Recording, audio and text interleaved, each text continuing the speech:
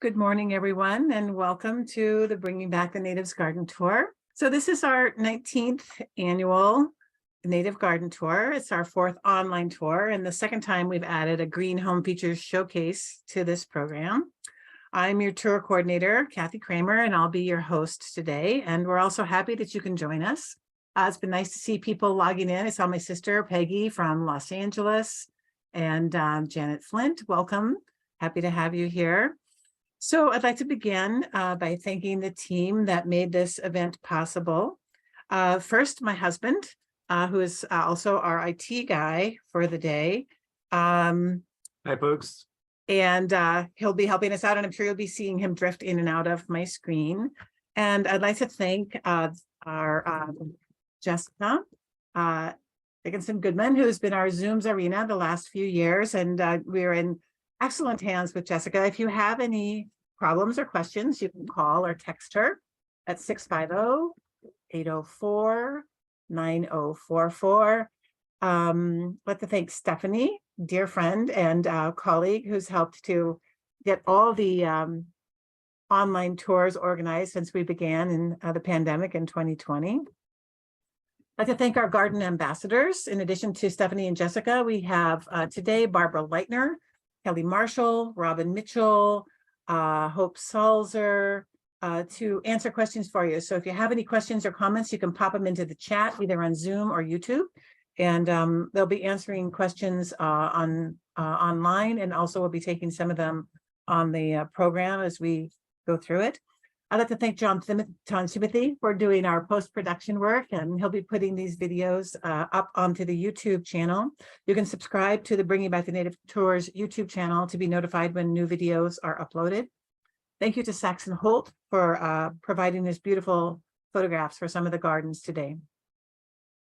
I'd like to thank map maker Stephanie McKenna for making our beautiful maps this year. For the first time, we have these interactive maps. So as you drive around in your car, you'll be able to click on a garden name or click on the map, and information will pop up about that garden. And then for those of you like me who like print, there's the printed map on the upper right. So that's a super nice addition to the tour this year. We're really grateful to Stephanie for working on those maps.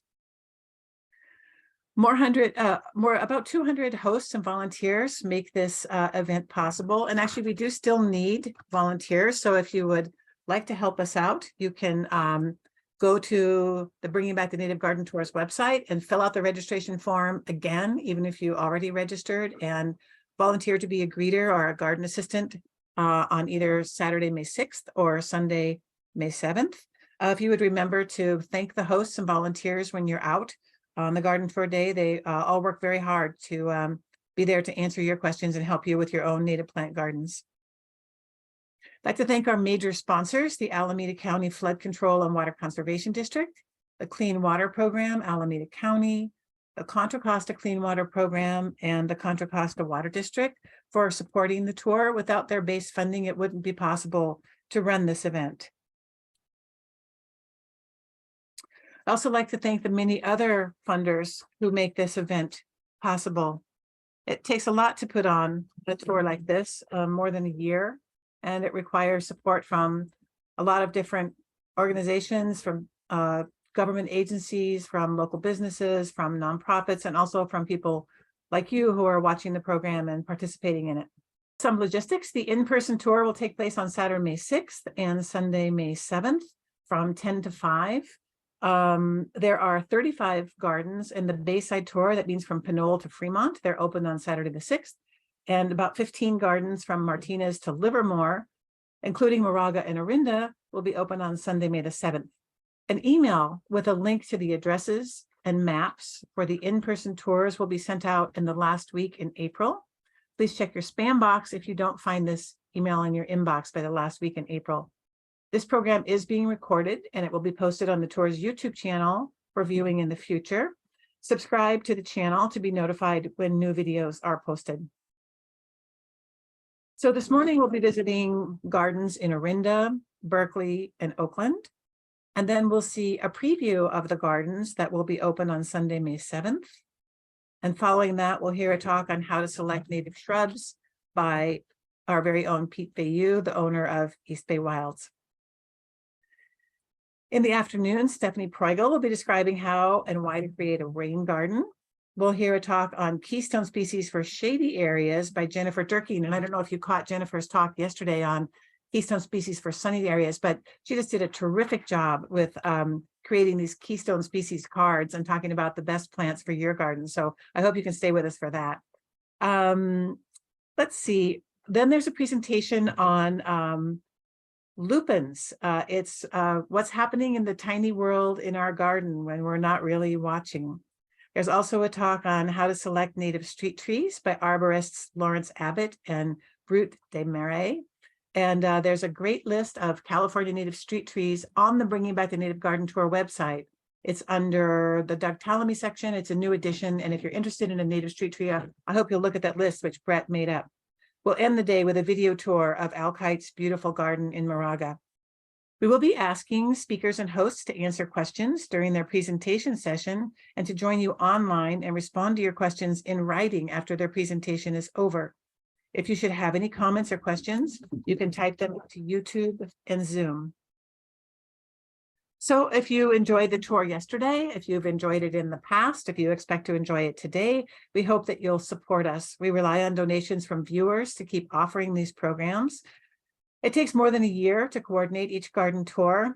And last year and this, when we had both the online and the in-person tour, have really been challenging. It's a lot of work. So we hope you'll find it worth supporting. In addition to this online tour, the in-person tour is a 2-day event this year with 55 gardens open. And finally, we've added a new Green Home Features component to both the online and the in-person tour. This year, 20 homes with native plant garden stops are also featuring their green home attributes, such as heat pump water heaters, heat pumps for heating and cooling the house, solar panels and batteries, induction ranges, and more.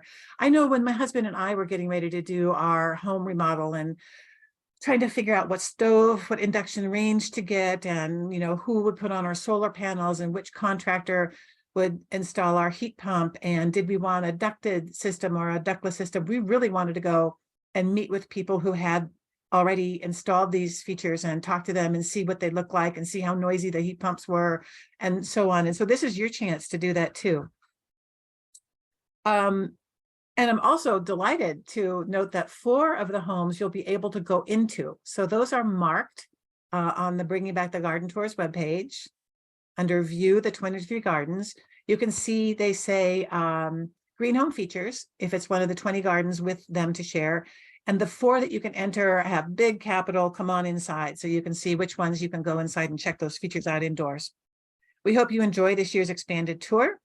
Garden Tour hosts Ann Chambers and Ed McAlpin have generously offered a $500 challenge grant if those funds can be matched with donations from viewers. If you haven't yet had the chance to contribute, please help us by making a donation now. You can do so via the donations button on the tour's homepage at bringingbackthenatives.net, through Venmo at Bringing Back the Natives, or you can mail us a check. The Orinda Bookstore, Orinda Books, has again made the tour a great offer. You can purchase any of the following books from Orinda Books, and a portion of the proceeds will be donated to the tour. You'll also be supporting Orinda Books, a local small business. In this case, the small business is owned by longtime garden tour host Pat Rudebush, whose lovely native plant garden in Orinda you may have visited in the past. You can call Orinda Books at 925-254-7606, or you can order online at Orinda Books. So the benefit books this year, the most exciting new book is a book by Doug Tallamy. It's Nature's Best Hope for middle school students or middle school children. So purchase this book and help the children in your life take positive action to help the wildlife in their own gardens. There's also his own most recent book for adult, The Nature of Oaks, which discusses one of the most important species of the plant kingdom, the oak tree. Tallamy suggests that if you can do only one thing in your garden, you should plant an oak, and this book tells you why. Then there's his bestsellers, Nature's Best Hope and Bringing Nature's Home. In addition to Doug's book, there are 4 other California-specific books that you might be interested in. Designing California Native Plant Gardens, The Plant Community Approach to Artful Ecological Designs by Al Ray Middlebrook and Glenn Keeter. Garden Allies, which is a really interesting book on the insects and other animals in our gardens by Frédéric Lavapuère. Native Plant Gardening for Birds, Bees, and Butterflies in Northern California by George Oxford Miller, or California Native Gardening, a month-by-month guide by Helen Popper. If you forget these titles, you can just call Arenda Books and ask them which books they have made available for us with the benefit to the tour. So we'd like to thank our sponsor, Native Here Nursery, which grows locally native plants in Alameda and Contra Costa counties, for supporting the tour. Native Here is an all-volunteer project of the California Native Plant Society's East Bay chapter. It's dedicated to growing plants from ethically collected seed and cuttings from Alameda and Contra Costa counties. And this is so interesting because it's the only place that you can go to buy plants that are locally native to Alameda and Contra Costa counties. You can go there and look by area and find a plant that really came from Berkeley or Walnut Creek or the Fremont area or El Sprante, and really to be restoring locally, genetically local species to our areas. You can visit Native Here online at nativeherenursery.org for information about gardening with local native plants, order plants for curbside pickup, or learn what hours you can shop in person. You can contact them through their website or call 510-549-0211 with questions or to volunteer. And I know that our upcoming host, Barbara, has been an active volunteer with Native Here Nursery for a long time. We'd like to thank professional videographer Rachel Steyer for volunteering to make the video of Barbara Leitner's garden that we're about to see. If you know how to make videos and can volunteer to make a video of a garden for next year's tour, I hope you'll email us. The time to start filming and taking still photos is now, when the gardens are looking their best. We'd love to introduce you to a native plant gardener near your home and feature your work in the 2024 tour. And we're so grateful to Rachel for helping us when we needed it. So move on now to visit Barbara and Phil Leitner's garden in Orinda. You can visit this garden yourself on Sunday, May the 7th during the in-person Bringing Back the Natives garden tour. The Leitners have a mature local native plant garden. This garden has a meadow in a sunny area. It's bordered by mature oaks and an oak woodland understory. They have seen 43 species of birds in or above their garden. On the green home front, the Leitners have a plug-in hybrid car, solar panels, and more recently they installed a heat pump for whole house heating and cooling. Barbara notes that one of their most cost-effective actions has been to ensure their house was adequately insulated. To that end, they added attic insulation. They recently replaced their windows with more energy-saving dual pane windows, and they had an energy audit to detect air leaks. You can ask them about any of their green home features. Barbara Leitner's very welcoming porch. This is a native grape arbor that's over the porch. In the video, you can see that it had lost its leaves, but this is what it looks like when it's in fully leafed out. And you can see her native grasses at the bottom and some ferns. And this is sitting on the porch. This was taken some years ago, but looking out at the street and her garden, which was new at that time. And now I'll back up. And so now we'll bring on Barbara. Welcome, Barbara, to the tour.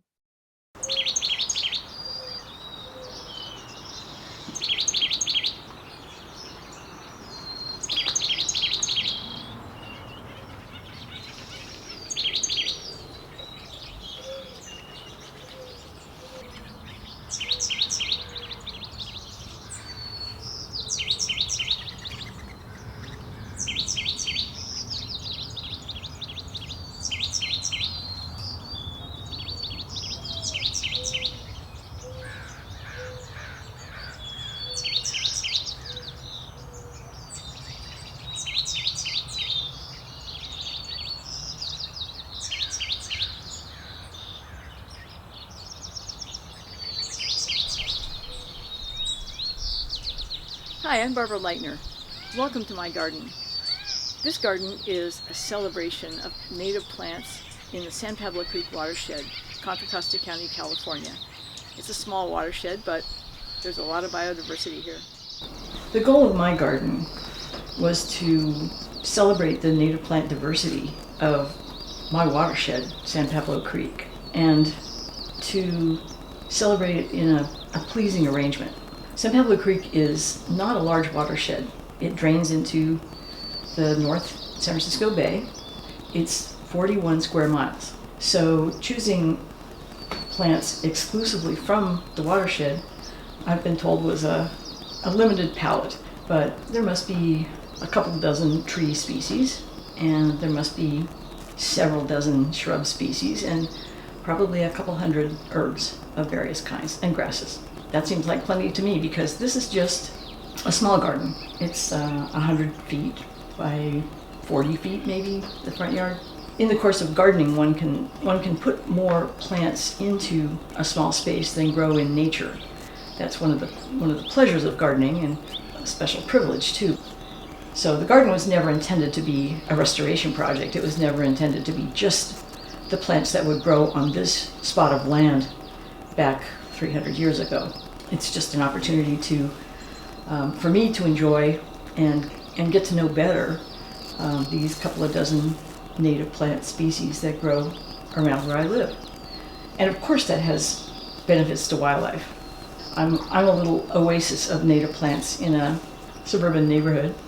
So we moved in '94. The first major redesign was quite a bit later. It was in 2007. So the whole lower level was lawn, and there were these tortured, box shrubs that were right up against the house, those lollipop-looking shrubs.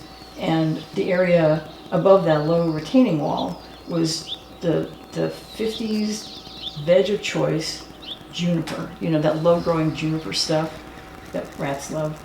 And within that was a deciduous kind of magnolia tree, which was quite pretty. Over close to the driveway, there was a beautiful, large blue spruce, which is, that's like a northern forest kind of species. So obviously it needed a great deal of care to live in this dry, sunny climate. The landscape architect I worked with is named David Bigham. He works in the East Bay, and he specializes in native plant gardens. It was a great pleasure and honor to work with him. Even though I might be more familiar than many with the native plants around here, arranging them in a pleasing and practical way is beyond my knowledge and skill. So I was very happy to work with a trained person. He designed this garden with an eye to viewpoints. That is, where would a typical observer stand and look at the sweep of vegetation, and how can that vegetation be arranged in a pleasing way? He also, just in general, had a sort of sweep of size and texture and so on from the house to the street. The largest vegetation is out by the street. Then there's a strip of moderate to fairly large shrubs that also follow a sort of a strip away from the house. And then bordering that was a medium-sized row of shrubs and then some tall grasses. And then coming in closer to the house was this herb and grass-dominated meadow. He also gave me this area that he called Big Bird, which we refer to as the triangle, but it's at one end of the meadow, and from most places where humans would see it, it's kind of like, oh, there's something else different down there. Let's go take a look. So we'll talk about some different zones in the garden that have different plantings. They were put together with the idea of plants that will do well in those conditions. But I'm going to start farthest from the house and come in closer to the house. So we'll start with the parking strip. The row of decorative rocks were put in quite some time ago, just created a little bit of a boundary, and they've been a lot of fun. We live just a couple of doors away and across the street from an elementary school. You just wouldn't believe how many kids found it irresistible to hop along those rocks on their way to school. They liked it. I don't see too much of that now, but we get more interest from passing dogs now because we seem to encourage so much wildlife that this is a place to stop and kind of see what's going on.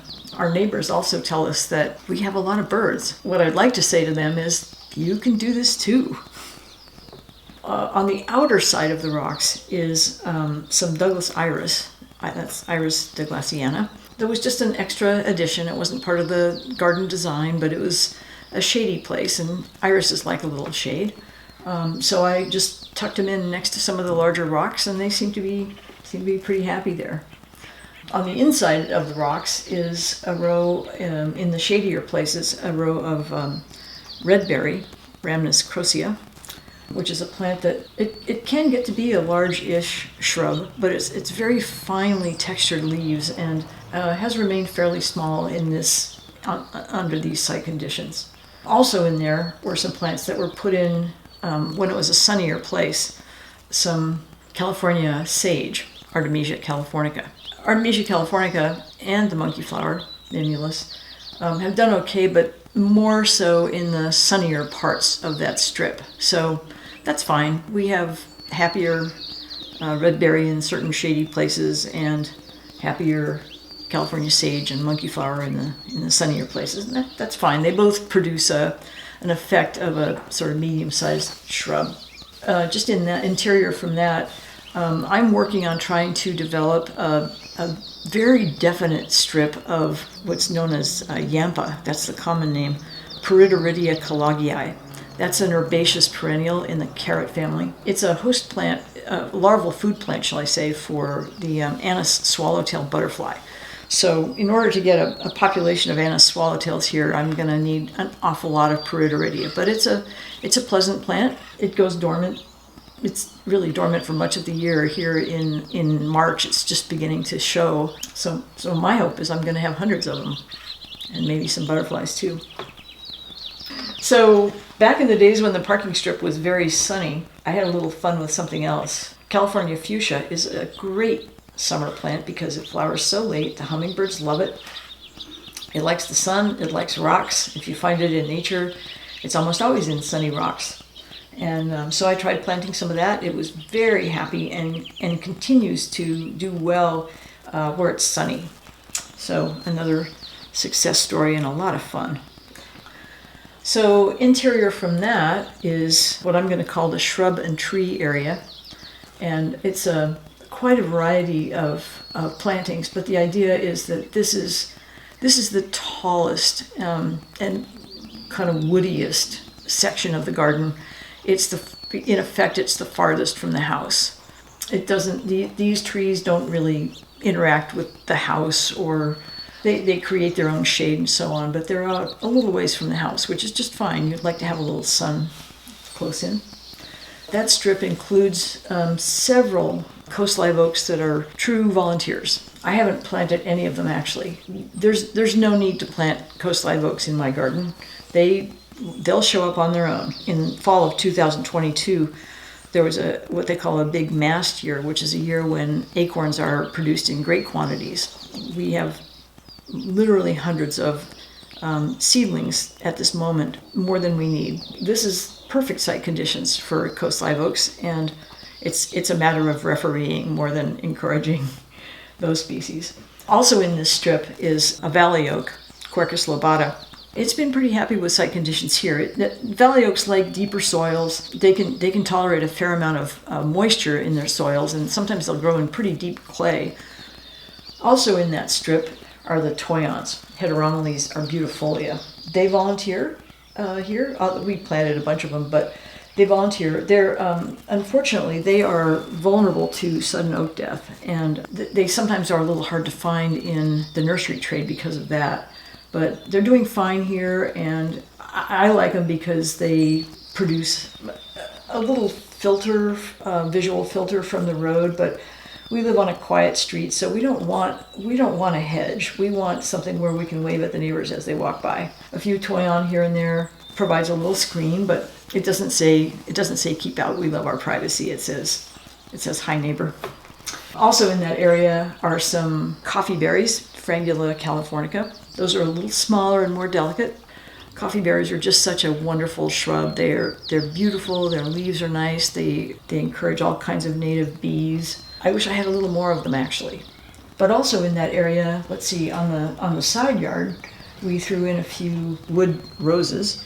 That'd be Rosa gymnocarpa over on the side yard. I intended to have California rose, Rosa californica, in this area. And I discovered that, unfortunately, I had a misidentified rose, which was not native. So I have spent the last few years assiduously digging up these roses, which are quite persistent. When I'm sure I've got them all, then I will reintroduce, or shall I say introduce, Rosa californica back to where it belongs in the garden. Okay, so there are a few other things that I have experimented with there with varying degrees of success. I had a silver bush lupin in the general vicinity that did very beautifully for maybe 10 years. It was just a stunning plant. And then it got old and it left us. Some of its offspring are now planted in that area. And they're not quite as happy because they're in a little bit shadier place than they'd really like, but it's a beautiful shrub, Lupinus albifrons. I'm also experimenting in certain shady places with fuchsia flowered gooseberry, a little bit of, Ribes menziesii, that's canyon gooseberry. Any kind of shrub that's about that same size and likes some filtered shade would be fair game for me. I get to experiment there with lots of things. I also experimented with something that seems to be doing quite well, Symphyotrichum chilense, which is California aster, which is it's an herbaceous perennial that kind of grows by runners. It seems to be doing fine. One of the things that I often look for, if I can, are plants that produce some summer flowering, some summer color, because native plant gardens can look quite stunningly floriferous in springtime and then become rather quiet and uneventful later on in the summer. California aster flowers late, so I was attracted to that. Douglas Iris douglassiana. It likes some dry shade, and everybody wants to know what to plant under coast live oaks. The answer is often Douglas Iris. It's just a great plant. Mine's been in there for a while, and if I wanted it to flower more, I should divide it, and that'll stimulate its growth. Very satisfying early spring flower. Check that. Coast live oaks you see in the front of the garden, those are actually seedlings that became evident to us when we removed all the juniper 16 years ago. So those trees are between 16 and 20 years old. They don't get any extra water to speak of. So they're just doing what oak trees do. Jays are famous for moving acorns around. There are native oak trees not far from here because there's a little stream, it's a tributary to San Pablo Creek that's within flying distance for a jay, a short hop, shall we say. So they certainly could have come from there. Coast live oaks are so well suited to this area. They pop up in people's yards, and without a great deal of argument, they persist. And some of them actually, there's some large old ones that probably were there when the house was built and somebody decided to leave them in place because, it's a nice big tree. I'm fully confident that those are local genetic stock, full volunteers in the sense that nothing was done to encourage them, facilitate them, plant them. They just arrived. So the next zone, I'm going to call it the tall grass strip. And this is something that's going to be shrubs and grasses that are not as tall as the tree and shrub strip. But because it's not as tall, it's also a little denser in terms of its sort of visual kind of effect. It's a lot of plants that are densely planted together and gives you this real kind of natural division between different zones where the ecological requirements are different and the species are completely different. In this strip, there's a row of snowberry, Symphorocarpus albus. I just prune it down to about 1.5 feet every year, and it grows up a little taller, but it's a dense little strip that just says, okay, we're getting into another zone of plants here. It'll grow another 1.5 feet during the season. Right next to that is a double row of California fescue, Festuca californica, which I have to say it's a great garden plant. It's big, it's well behaved, it's a nice definite clump.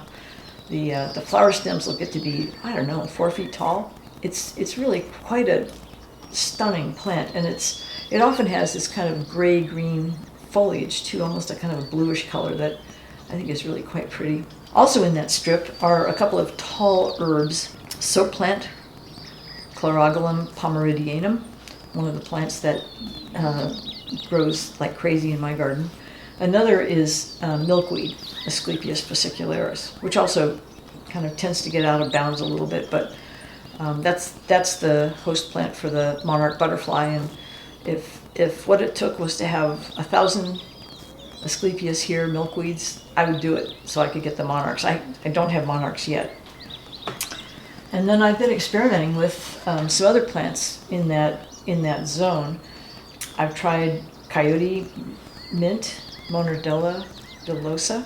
It's done okay. I think it likes it a little sunnier and probably a little kind of rockier and better drained than most of my garden. It's an enjoyable but not overpowering addition to the garden. And then something else that I've been experimenting with is gum plant, Grindelia camporum. That's something that does pretty well in these site conditions. And when it did well, I harvested a bunch of seed, gave it to the nursery. They grew a whole bunch more, and I planted a whole lot more out there, because why not go with success? This row is also has a little bit of a grassy section where I'm encouraging things like purple needlegrass, which is the taller of the two needlegrass species I've got here. That's Stipa pulchra. So then we move downslope slightly to the kind of topographically the lowest part of the garden, which is the meadow. This is a place that is just a profusion and a complexity that you might find in a native meadow. I'm experimenting with a lot of species that might or might not grow here in these exact site conditions, but it's still fun to give them a try. So the predominant species in the meadow is foothill needlegrass, Stipa lepida, and I have encouraged that over Stipa pulchra, the purple needlegrass, because it's a little finer textured and just is more in scale with my garden. I don't have a very large space. Keeping things in proportion is important to me. We also have in the meadow deerbed sedge, Carex praegracillus. Let's see some of the herbaceous perennials we have here. Blackroot sanicle, or Pacific sanicle, Sanicula crassicalis. That seems to do better in the shadier spots. Yarrow, Achillea millefolium. That seems to kind of grow in patches all over the garden. The meadow is a place where I do experiment with annuals as I can. I've had some sort of moderate success with some Clarkias. Let's see, with some tarweeds, both Media and Holocarpa. We have a bird bath in the meadow. That is a very popular with our birds. Come to visit the feeders and take a bath. Because it's a body of still water, we have to clean it out periodically. So we've created a little wet spot right under the bird bath that is too wet for most of our meadow species. So I planted a riparian herb under there, Verbena lasiostachys. Verbena is the common name. It seems to be doing just fine. It likes the soil just a little wet all the time. It's a great bee plant. It has little tiny purple flowers that flower for months. That's been a fun experiment. There's a little bit of Iris douglassiana in the meadow. More soap plant than I really need. Some milkweed, Asclepias, in the meadow. Really, as long as it's fairly well behaved, almost any kind of herb is fine with me. Oh, there's a little California poppy there too, a Schultzia californica. The meadow is also home for blue-eyed grass, which is just a delightful little perennial herb in the iris families, Sisyrinchium bellum. Another perennial that does okay in the meadow, sometimes to my surprise and gratification, is the California fuchsia, Epilobium canum. It's a little richer, less well-drained soil than it usually grows in, but it seems to do okay there, and I couldn't be happier. I'm also experimenting with something in a part of the meadow that is rather shady, tends to be a little moist, and that is something called self-heal, Prunella vulgaris. That's something that's rather uncommon in the East Bay. I only know of a couple of spots for it. It's a very well-behaved ground cover in the mint family and produces little deep purple spikes of flowers over a long period of time. My self-heal winked out during the drought, so I reintroduced it a little bit, but it's a lovely ground cover, and I think a little underappreciated. So let's see, the triangle. The triangle is just a patch, a tangle, if you will, of trees and shrubs and herbs kind of have created their own habitat. It's all just as sunny as the meadow, but we planted in some buckeye, Aesculus californica, which is a beautiful kind of architectural tree. It can be pruned as a tall shrub if you like. It's a multi-stemmed tree. And it goes dormant in the summertime, so for many months of the year you see it as just a light-colored, bare-stemmed, branching, multi-stemmed kind of small tree. A small tree is a good selection because it's fairly close to the house, and you don't want something real big there. So that's really what has created most of the structure, and also creates a little bit of the shade that some of these other species are going to benefit from. Another tall plant in that area is blue elderberry, Sambucus nigra. Most of what's in the triangle is not represented elsewhere in the garden, but it has, over time in particular, it's really established its own kind of habitat because of the presence of these buckeyes primarily, and also to some extent the blue elderberry, Sambucus nigra, variety Cerulea. And those are tall, deciduous, shrub-like or small tree species, and they seem to be doing just fine. They get a little shade from the house structure, which probably helps them a little bit, and then they in turn provide some shade for some of the other plants. The triangle is surrounded by California fescue, Festuca californica. Within the triangle, California hazelnut, Corylus cornuta, variety californica. That's getting to be a tall shrub, but it was slow growing at the beginning. It's a special interest to me. It's actually used traditionally as a basket weaving plant. It was managed, as so much of California was, by burning, so that the top stems might die back, and then new stems would grow from the base long and straight, which is a process called coppicing. The hazelnut stems, these long straight stems, are also quite flexible, and so they were used as rims on baskets.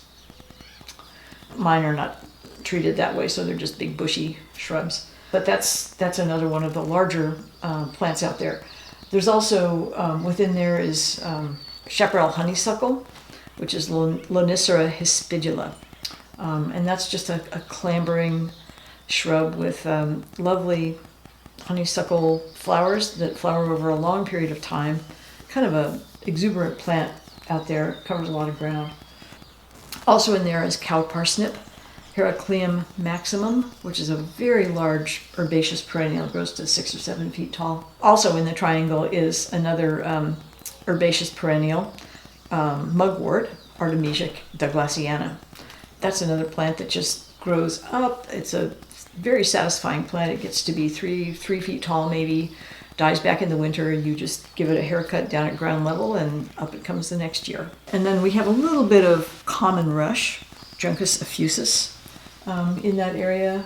I'm also experimenting with California pipevine, Aristolochia californica, which I would be delighted if that took over a much larger patch than where it is right now. It's a small shrub, and my hope is it's just spending the first couple of years post-planting getting its roots established. It's the larval food plant for the California pipevine swallowtail, which is a much beloved and stunning butterfly. So if we're able to get enough food plant here to support a little bit of pipevine swallowtail butterfly, that would be a great accomplishment for this garden.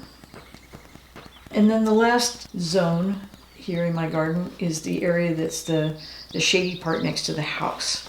And that includes several different beds and situations. It includes a lot of sword ferns, Polystichum munitum. Some of those actually are plants that have been there since before we moved here. So the sword ferns themselves are probably 40 or 50 years old. Some of them have been divided and moved around a little bit. It's a testament to how popular they are in a garden. They provide year-round green foliage. They're very well behaved. They get to be a certain size and no larger. They put on beautiful new growth about this time of year. There's everything to like about them. One thing I've been told is that they also are the only place where Swainson's thrushes will nest is in the old growth of sword ferns. I wish I had the old growth to supply for the Swainson's thrushes, but in my garden, I'm afraid I feel moved to keep everything tidied up enough that I probably will never have Swainson's thrushes nesting in my sword ferns. But they're a beautiful plant. Some other things that grow in this area, I'm experimenting with some ocean spray, Holodiscus discolor, which is a plant that loves shady canyons, so I'm figuring this might be a good spot. We have some wild ginger, Asarum caudatum, which is a beautiful, fragrant ground cover, very well behaved. Its native habitat is in redwood forest. It's a perennial, very low growing plant with kind of glossy, large, heart-shaped leaves. Quite beautiful. Also in the shady part of the garden is silk castle, Garrya elliptica, which is a very, very large shrub. I planted it in a place where if it's necessary to take out a coastline oak, which is way too close to the house, the Garrya will be of a size that it can just take over and cover a portion of the house that's not very interesting. Also in this area is Slim Solomon's seal, Meanthemum stellatum, which is a herbaceous perennial ground cover. It goes dormant in the summer, so to me it's not quite as attractive as the wild ginger, but it also grows in a much broader sort of ecological range, so it can do fine where there's sort of dry shade in the summer. And then last but not least, in this moister area, I also have a plant that's quite a pride and joy, which is the California grape, Vitis californica. So that's something that we do water that. It rewards us by clambering over our trellis in the front and providing some summer shade and some grapes in the summer, which are much appreciated by particularly the western bluebirds that come and visit quite a bit. I know what's not to like. Now we're going to talk about the birds that visit here in no particular order, but perhaps with a little commentary about them. We have regular Anna's hummingbird visitors, and that's without a feeder. They just visit our flowers. You hear them year-round. We know they're here. And I just learned that they breed year-round in the Bay Area. So in the small bird range, we have oak titmice, which are really one of my favorites because they're so perky and have a lovely song. Ruby-crowned kinglets pass through here. They don't, as far as I know, they don't breed here, but they're, as of March, they're passing through right now. We have lesser goldfinches all year round, lots and lots and lots of them. And I know for a fact that they nest in some of our trees. House finches, very popular, very common. Dark-eyed juncos, they're here year-round. Song sparrows occasionally visit. Buick's wrens nest in this area. We have a couple of pairs that are regular here. White-breasted nuthatches are probably nesting here this year because we have a pair that regularly visits our feeder. White-crowned sparrows and golden-crowned sparrows are here during the winter. They eat my vegetation, and yet I welcome them. They will be moving on to northern areas to breed in the next month or so, and then the plants will be at peace. We have black-headed grosbeak in the neighborhood, but I have not seen them here. I've only heard them. They have a lovely call. With woodpeckers, we have 3 species. Downy woodpeckers are frequent visitors. We know that they also are permanent residents around here. The commonest woodpecker is Nuttall's woodpecker, very common. They visit our feeders.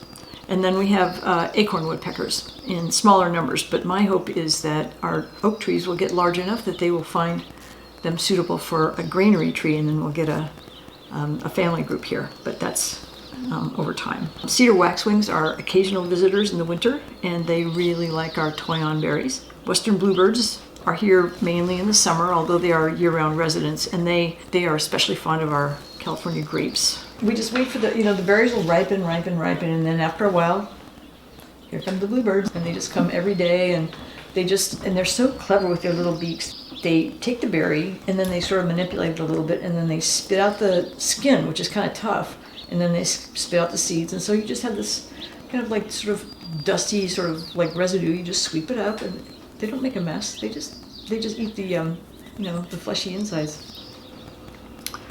Robins, year-round, very common right now. We see a lot of them. California quail, we have known them to nest under our California fescues. I was only aware of it once, but I'm just hoping they'll be back, and we do see them regularly. Northern flicker, they eat our ants. Yes, we have band-tailed pigeons, and they have become a little more common in the last couple of years, and we see large flocks of them flying overhead, and then they come and visit our site, both for the feeder, and then they kind of poke around in the vegetation as well. And then, of course, the smaller mourning doves are here all the time. Western scrub jay, very common. They're the bad boys of the bird feeders, and they're here. We see them every day. Just recently, for the first time, we had a sighting of a red-breasted sapsucker, and the reason those were so late for us to become aware of is that they don't visit the feeders. They do forage on our trees, but they don't vocalize very much. They're very quiet and rather shy. We have both California towhees and spotted towhees. In the distance, we haven't actually seen these birds on our property, but we hope they're hunting for some of our voles. We have barn owls nearby and great horned owls, several pairs of those in the neighborhood. We do have Cooper's hawks, and they do occasionally catch some of our songbirds, we think. Overhead, we do have a pair of red-tailed hawks that nest in the neighborhood. We have black phoebes. They forage for insects in our yard. Probably one of our commonest visitors, besides the lesser goldfinch. A very common visitor is the chestnut-backed chickadee. They're around all the time. We have yellow-rumped warblers passing through in the springtime. We occasionally have red-breasted nuthatches and also brown creepers. That's quite a few, isn't it?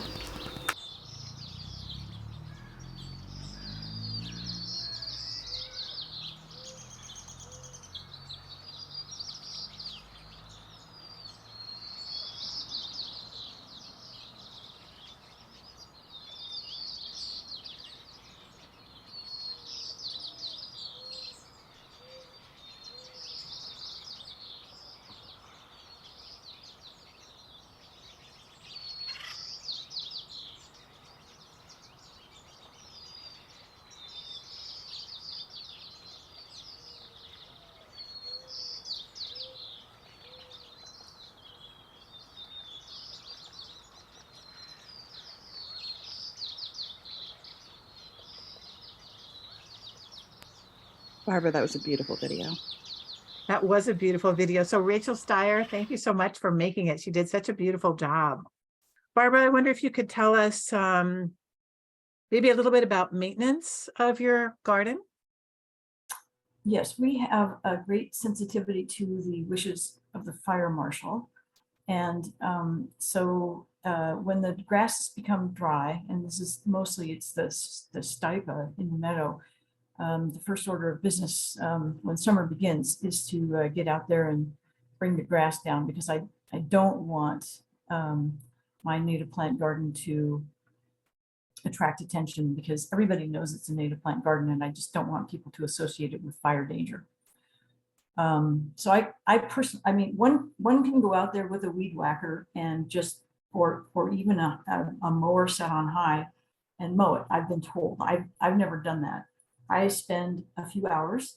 This is the one time of the year that I really get out there and do this, but I just get out there with a little Japanese knife, you know, it's like a little hand scythe, and cut the grass after it's shed its seed, and then I'm done for the year. So that's actually the most sort of sustained effort. I try to just bring dead material out for aesthetics, and that includes oaks, shrub residue, just for looks. I bring the soap plant, the snowberry down to a certain height, again, just for looks. And I do a lot of this with a little sort of regret, because I know that that wildlife, including insects, use all parts of plants, including the dead parts. But I feel a particular obligation to have the garden look.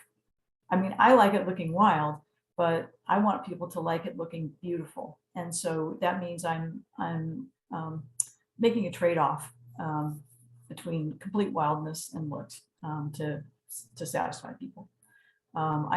Once the leaves are off the grape, I prune it back to that knobby coppice looking look that you saw there for the winter. I don't know.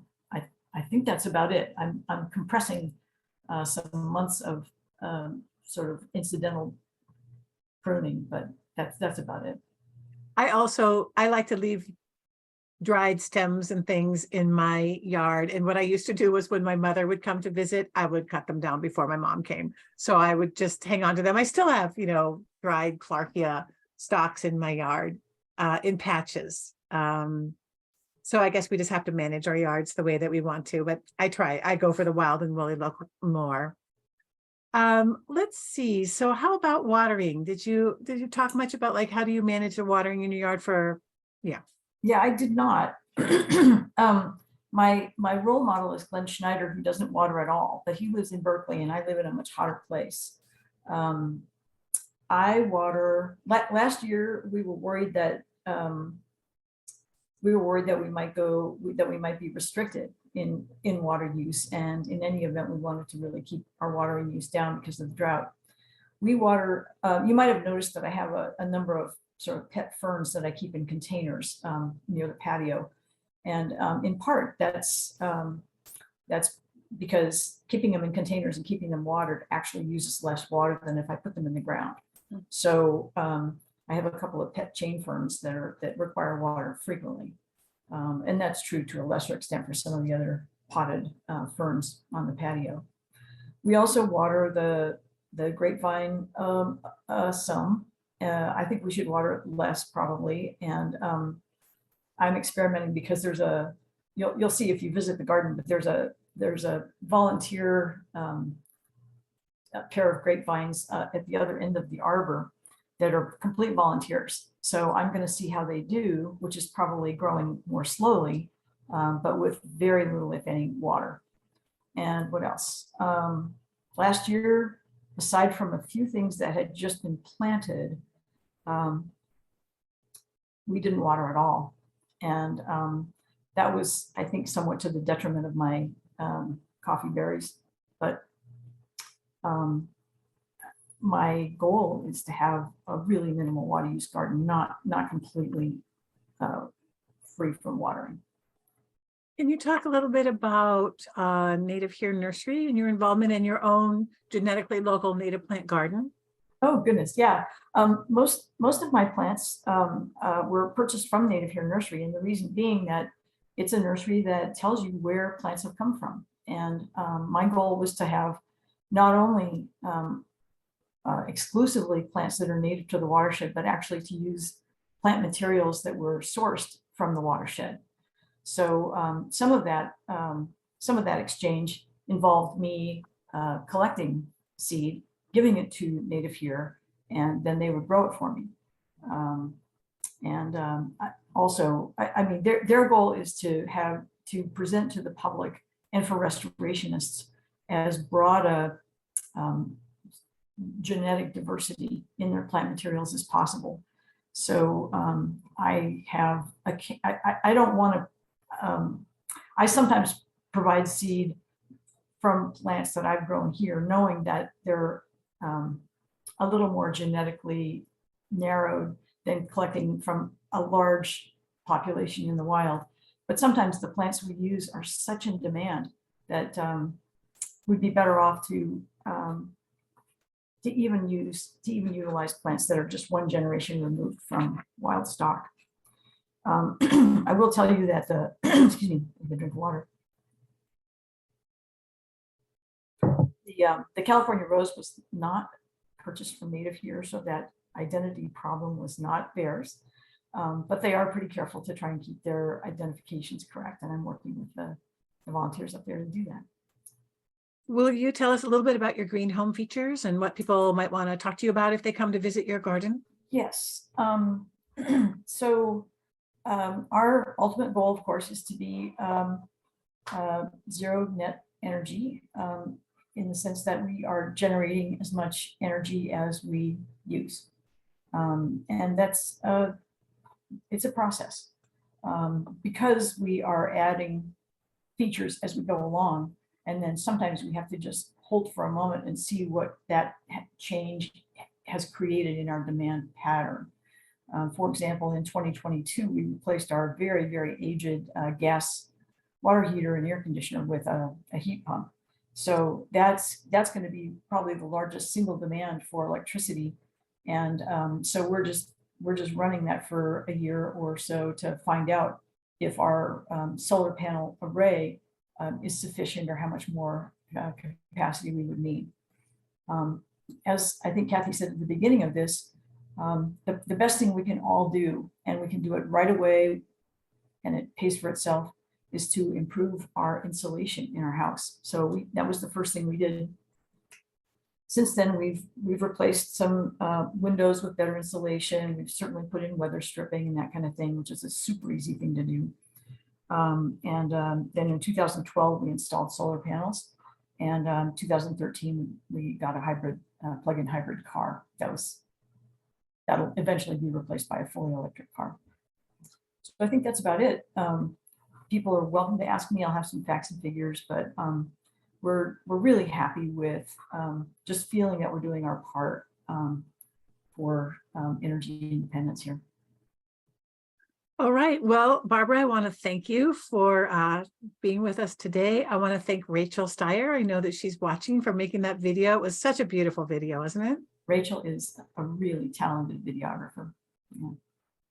So we just talked for a moment about green home features, and I wanted to remind people that the East Bay Green Home Tour, which is an online event, takes place on Saturday, May the 20th. I know they have one session that's specifically on rebates, because of the Inflation Reduction Act, there are a lot of rebates coming up now for people to electrify their homes, install solar panels, install heat pumps, replace water heaters, replace gas burning stoves. So that's eastbaygreenhome.com. And my friend Amy Kaiser runs that tour, and she does a terrific job with it. I wanted to say, before we go on to talk about rebates from East Bay Mud, I would ask people to please fill out the evaluation forms for yesterday and today. They are in the Zoom link email that you've received. It's really so helpful to us to hear your opinion about the presentations. Okay, so East Bay Mud, I don't know if you know, has doubled their rebate if you remove your lawn and plant a native plant garden. That's a brand new program. It's for a limited time. The super rebate is $2.50 a square foot, and that's double the regular rebate amount. To help you do this, East Bay Mud has also started a new landscape design assistance program. You can choose a designer from their list and receive a 2-hour visit and custom recommendations for your garden on things like plant choice, garden layout, design, and irrigation. Some of the plants you could consider: yarrow, clarkia, flannelbush. There's so many favorites to choose from. Especially look at the Keystone Species list. It's on the Bringing Back the Native Garden Tour website. It's a new section, and it's got like the best plants for your native plant garden. And EbMud also has mulch and compost coupons available at ebmud.com/mulch. As EbMud says, we may be out of the drought, but water-wise gardens are always in style. But this is a fantastic opportunity to receive, I think it's $2.50 a square foot to remove your lawn, and the free garden design from East Bay Mud if you put in a native plant garden. And then you could offer your garden for the tour, which is like totally the best thing to have happen. We're going to go now to Marianne Walsh and Richard Carter's garden in Oakland. And let me begin by saying that you can visit this garden on Saturday, May the 6th on the Bringing Back the Natives garden tour. This garden was designed by Lois Simons. It was installed by her company, Gardening with Nature's Design. And Lois's passions and expertise are in taking a permaculture approach to California hillside erosion, retaining rainwater on site, creating wetlands and dry creek beds, and in native plant selection. Marianne and Richard have attended the tour since its inception in 2005. And over the years, they found not only inspiration, but also Lois, who really worked her magic for them. This is a beautiful garden. I really love this garden. The dry creek bed is not only attractive, but it also captures rainwater and retains it in a small wetland. You can see that there on the left. Retaining rainwater on site is important because it keeps your garden green longer. And as water slowly trickles into the soil, it helps to replenish the groundwater and protects the local creek from scouring. This garden has a beautiful parking strip. I don't have a photo up, I'm sorry, but if you have a parking strip to convert, you should not miss this one. On the green home front, Marianne and Richard have 30 solar panels on their roof, which generate all the energy they use in their house, and it also powers their 2 electric cars. The Walshes have basically no PG&E bill, and of course, they pay nothing for gasoline or oil changes. So let us say hello now to Richard and Marianne and Lois. Good morning. Good morning. Morning. Well, welcome. Shall we just launch into the video and then maybe we'll stop after the first video and take some questions, and then we'll watch the second video and take some questions? Does that sound good to you? Sure, sounds good.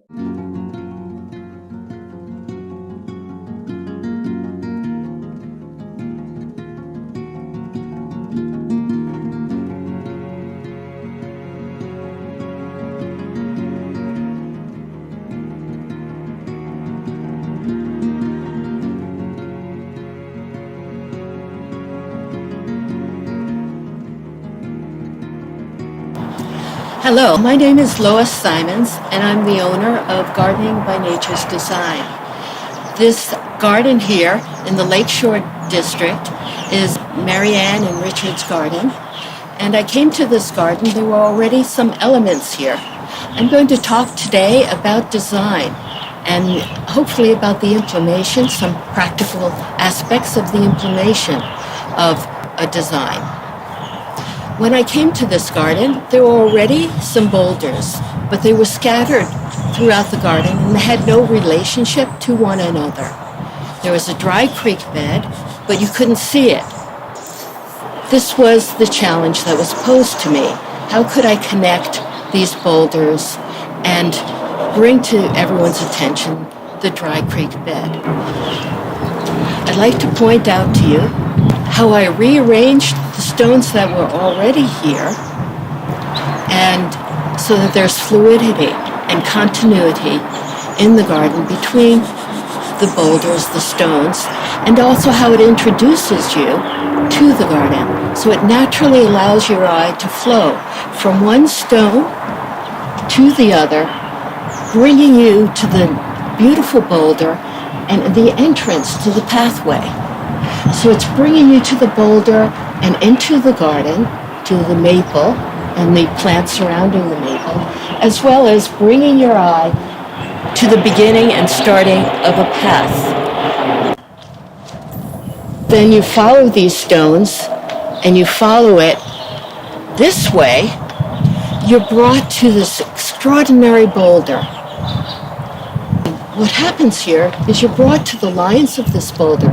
Before, when I saw this boulder, it was extraordinary, but it was static.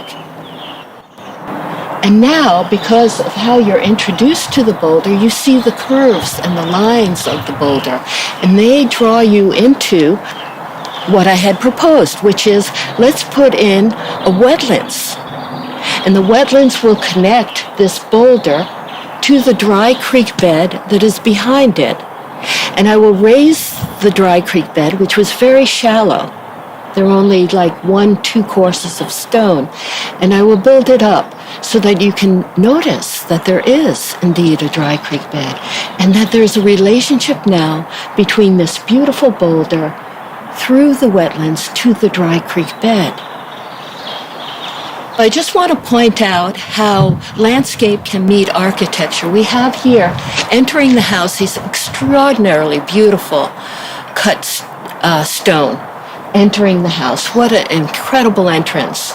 And then we have the stone in the garden. Do you see how it complements the steps going up into the house so that there's an ambience between the two?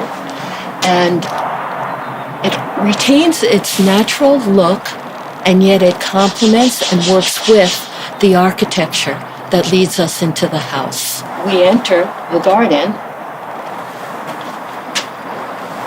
path.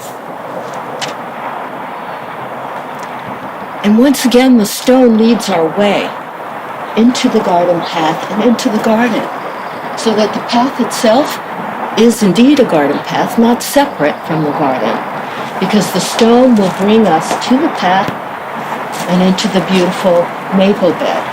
We wanted to keep the beautiful curve of the path, so we accentuated it with stones along the path, and we built up the entrance to the dry creek bed. So it has a presence, and it says, I'm here, I'm a dry creek bed, enter me. And you can see they have a sitting area here so that they can sit from here and enter the dry creek bed as they're resting, relaxing in their garden.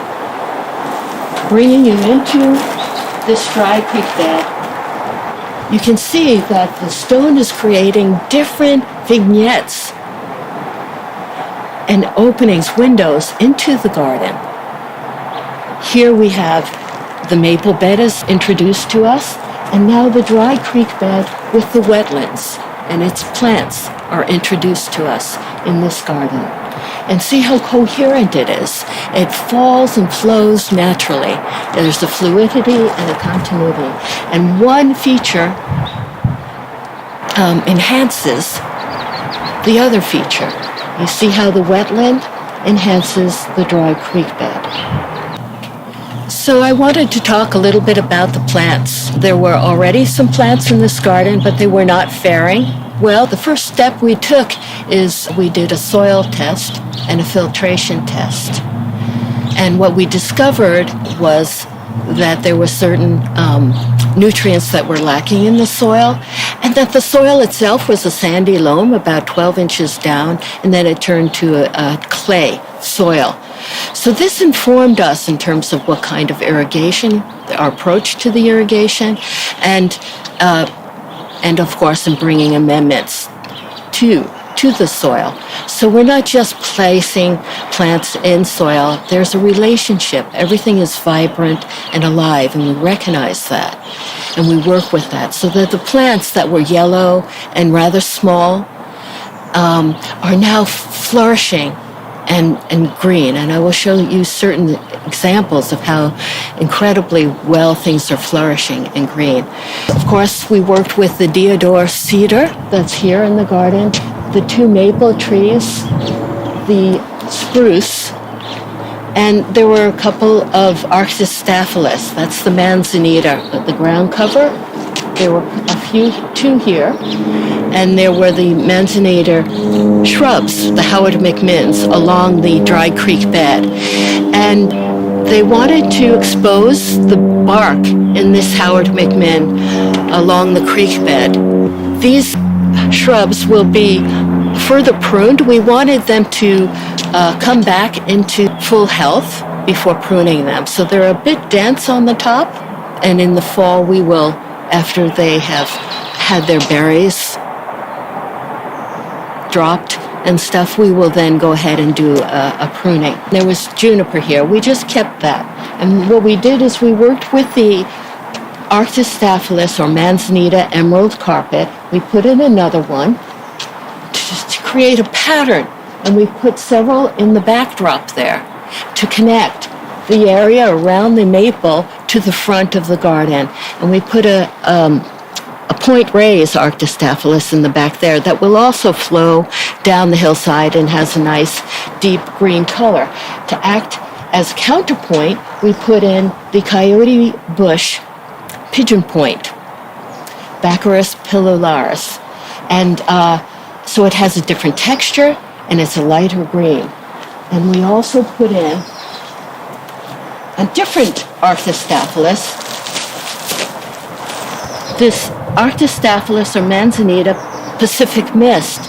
It's a wonderful manzanita to put by water features because as it grows, it will come down and it will arch.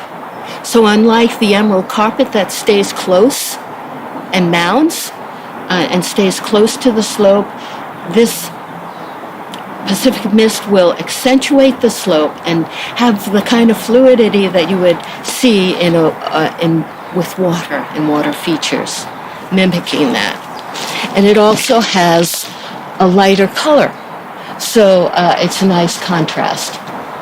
So what I want to say is that we don't simply plant a plant.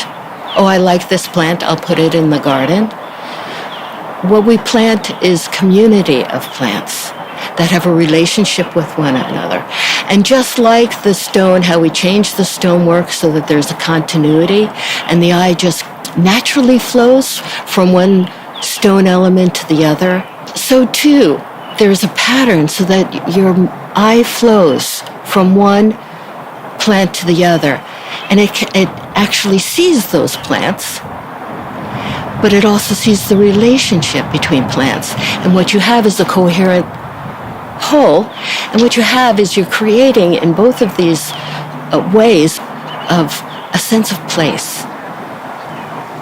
A place where you can be and rest, and it creates a sense of calm and peace.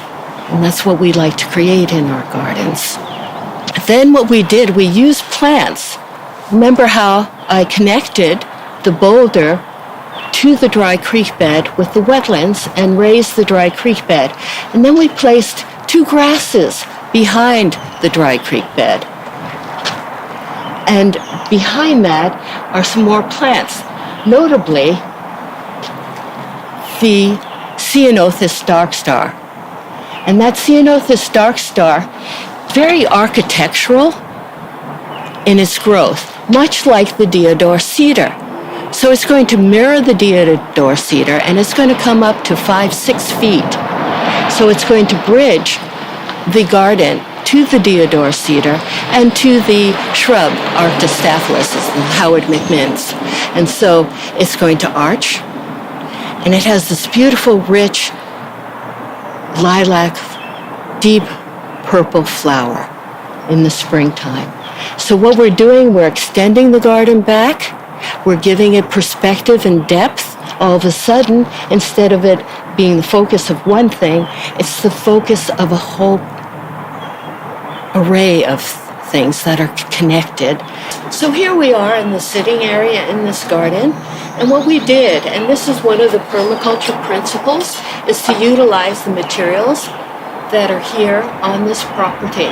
So when we dug out the wetlands, we used that soil to build a nice hill here. And what that does is it creates an intimate space here. It embraces the sitting area. It's no longer has the sense of being just flat and out in the open. Instead, it's a nice resting area that's protected and has a sense of privacy. It also is placed so that you can really appreciate the dry creek bed and its entry, as well as the rest of the garden. This hill that we created has a number of features. We have the Yerba Buena coursing through the garden, interspersed with heuchera, the coral bells. And in the center of the bed, we have a mountain mahogany.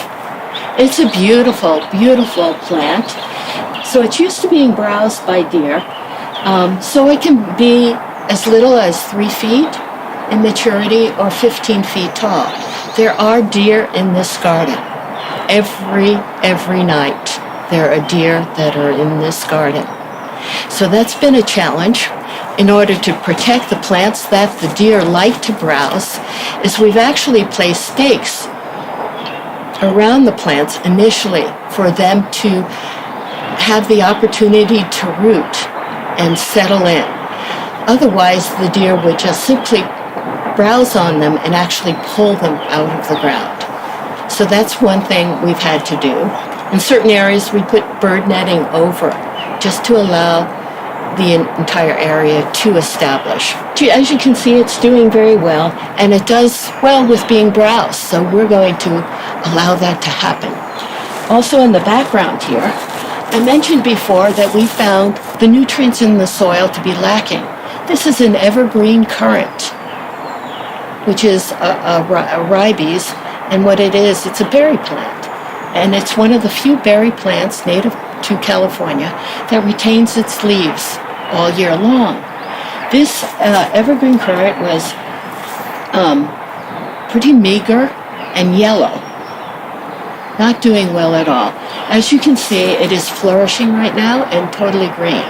So this is how we approach gardens. We approach it literally from the ground up.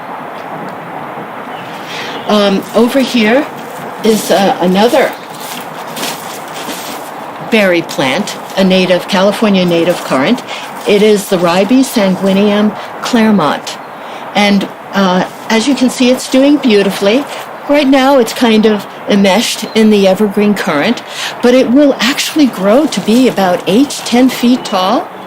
And we're going to exfoliate it so that it will go on the wall of this house and be a wonderful backdrop, a natural backdrop for the garden.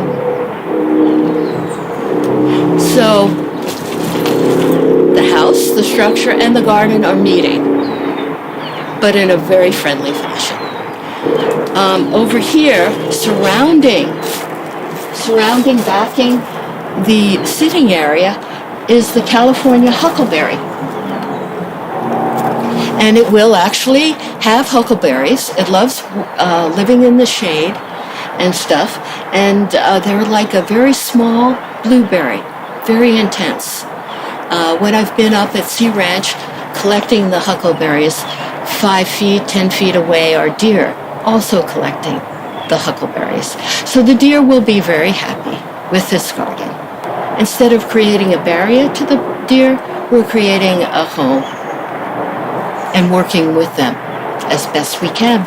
So in this area here, as I spoke about, we have the Ceanothus dark star, which will come architecturally up to 6 feet and spread out.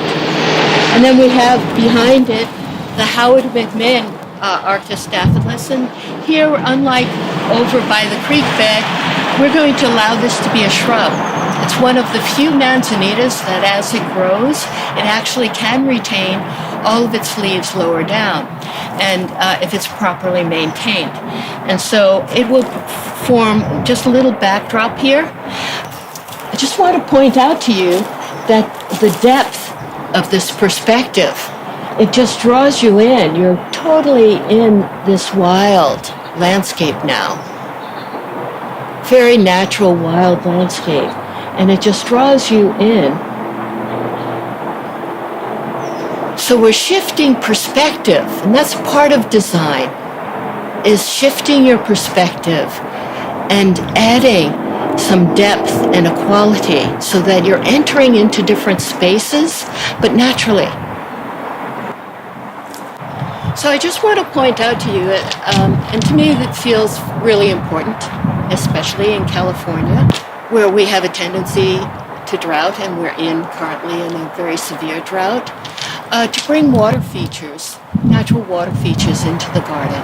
Oftentimes, when it's possible, I will actually take the water from the roof of the house and bring it into a wetlands in a dry creek bed. But even so, if I'm simply even capturing water in these dry creek beds and the wetlands, what it does, if the soil is viable, it actually raises the water table. And what that does is that it allows the plants, once they've established, to draw from that table for a longer period of time so that we are less dependent on irrigation to keep these plants alive and flourishing.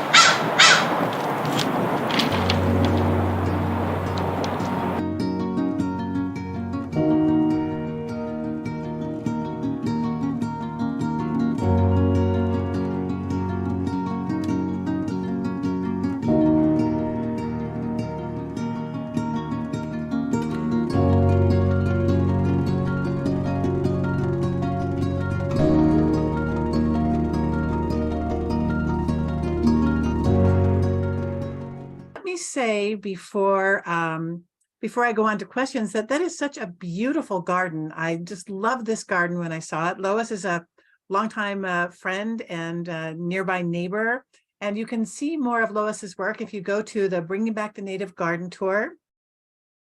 Find a designer and look under Lois Simons, Gardening by Nature's Design. You'll see a portfolio of the gardens that she has designed, and you can look at other gardens that she has put rainwater retention in and beautiful stonework. And something that just struck me about your presentation, Lois, was your emphasis on thoughtful design. It's such a beautiful garden, but it's obviously so clearly well thought out in a way that I don't normally think about as someone who admires gardens, but I don't think about the thought that went in to creating them that way. Could you talk a little bit about that? Wait, we have to unmute you, Lois. Can you find your mute? Yes, sure. And I appreciate your introduction. That's really beautiful. So yeah, it's an organic process. So this design evolves as I'm on site, and it evolves in discussion with my clients. And Richard and Marianne have been just really rich components of the development of this garden. And they had the bare bones, they had the makings of it, and it was just meant for me to bring it together. And so it's really interesting that you can have the elements, and yet it does not create the continuity and coherence that you want in a garden, so that you're basically, a lot of design is about training where the eye goes, and through your eye you enter the garden. And so you have to create continuity and a sense of connection, both in the plants in terms of color and texture, and also in the stones. So that's what I look for. And if you come to the garden, you'll see that there are many rooms, so to speak, or vantage points in which to enter into the garden and experience it in a slightly different way. And so the other thing that wasn't somehow missed in this video was to the right side of the entryway, we built a stone wall, and we continued the continuity with the other side of the garden, so it would have the same architectural weight. And we used the river rock, and because it was river rock, we made it very fluid and flowing instead of architectural and just straight and linear. And we also used these stones, which had this shape to them, almost like dolphins leaping.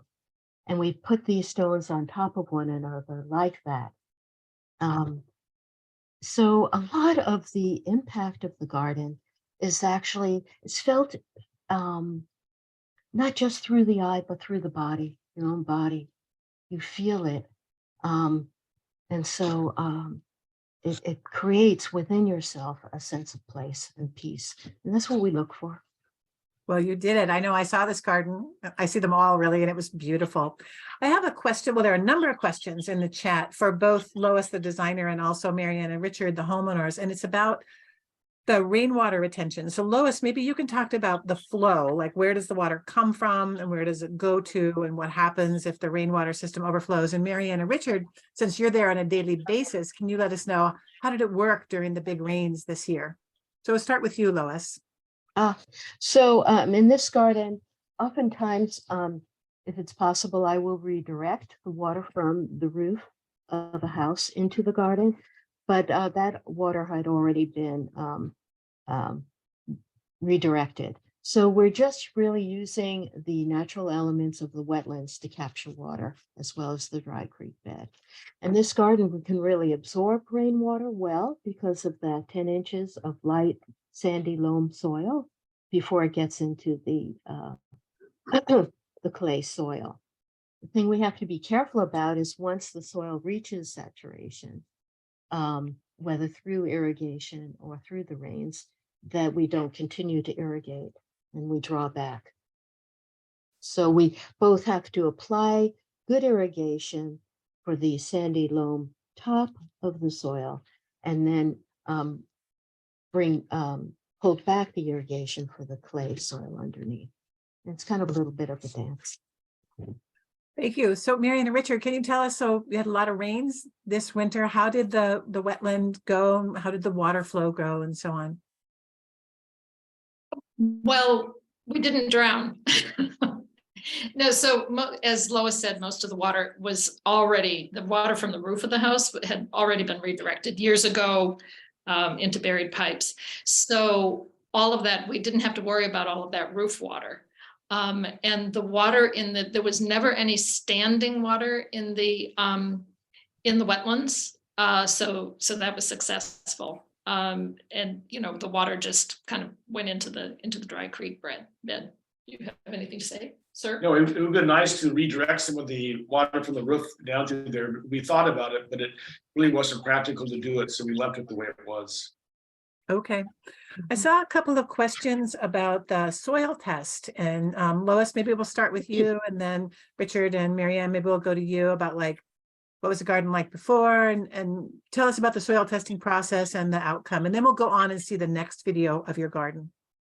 Okie dokie. So I always, at this point, get a soil test of the garden. It's not 100% proof because the soil's not the same throughout every garden in every place. But I have found that it will show inadequacies in the soil that I can then bring in amendments. And I always use organic amendments and stuff. And I bring them to a soil lab in Watsonville called Perry Labs. It's expensive, but it's really worth it. I showed the evergreen ribes, but there's also the coffee berries were just so small and stunted, basically, and yellow. And then they are. I hope you come to see the garden in person because they are just absolutely flourishing, dense, green, and big. And so it's been really, it's really been well worth it. Okay. Yeah, it's a whole Wait. different. Okay. Oh, Okay. Go I was ahead. gonna add, it's a very different garden now than what you see in the video, and partly because of the soil testing and the amendments, things that were just struggling for years now have really come to life and are really flourishing. So it's a very different look than what you saw in the video. I think this video was made last fall, wasn't it, Lois? Like about October or so? Right, right. So the garden had only been in for less than a year. I saw it before that, but I saw it in more spring, but it was just more full. And I'm sure it's much more full now than in the video. Oh, it is flourishing right now. Yes. The poppies are out, the buttercups are out, the blue-eyed grass is blooming, and the tidy tips are about to come, and the sage is budding up really beautifully, and what else? And the poppies. Yes, the poppies. And the yarrow's budding up, and is the buckwheat budding up right now? I'm not sure. No, Not yet. That'll be later. Mhm. Well, let me ask you three if you would take some photos of your garden, because I'd love to have some photos of your like more full and spring full garden up on the Garden Tour website. But what we have is Lois cleverly split this presentation into two, so we could show you part of the garden and have a chance for discussion. We're going to go now and see a video on the second part of the garden.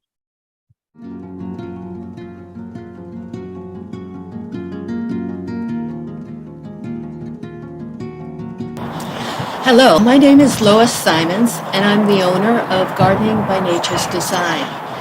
This garden here in the Lakeshore District is Marianne and Richard's garden. When I first came to this garden, there was no stone on this side of the garden other than the couple of stones that were bordering the entryway. And to create a balance and a connection between one side of the garden to the other, we put in a wall. Also because there was a height differential. There was quite a slope here, and we wanted to mitigate that slope and create more moderate slope and more level land.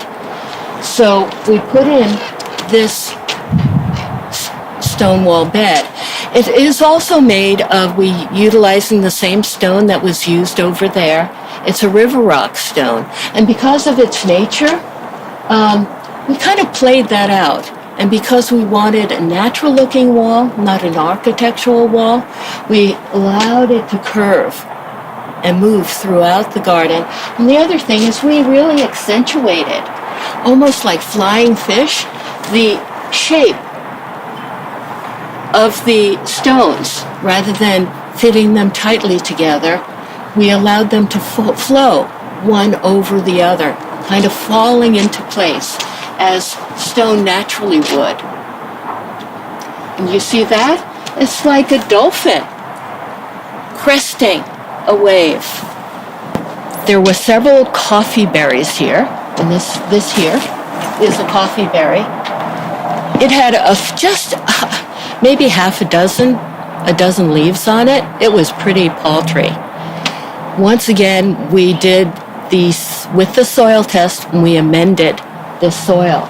And as you can see, it has recovered and is flourishing. The same is true of the other coffee berries. This was really sparse and meager, and they were yellow. So I just want to point out, and you can see there's lots of bees and wasps in this garden. Marianne has noticed how much more life there is in this garden, how many more birds are visiting this garden, insects, and I will show you later, we've had butterflies, and so it's not static, it's a dynamic ecosystem here that we're beginning to create. Perhaps just the beginnings, the basics of it, but it does have enough coherence to bring in wildlife, raccoons, deer, squirrels, and the things, the pollinators. This is, I mentioned the sunset manzanita or Arctostaphylos before. This is it at a further stage. We have flowering plants in front of the wall. This is the penstemon, Heterophilus margarita BOP, and it borders both sides of the walkway. You'll notice here are the stakes that we used to protect initially plants from the deer. And we kept these here because we are also protecting this particular one from dogs. This is a buckwheat, and here is a monkey flower. I use the Mimulus or Diplochus aurantiacus varieties. This is the changeling, one of my favorites.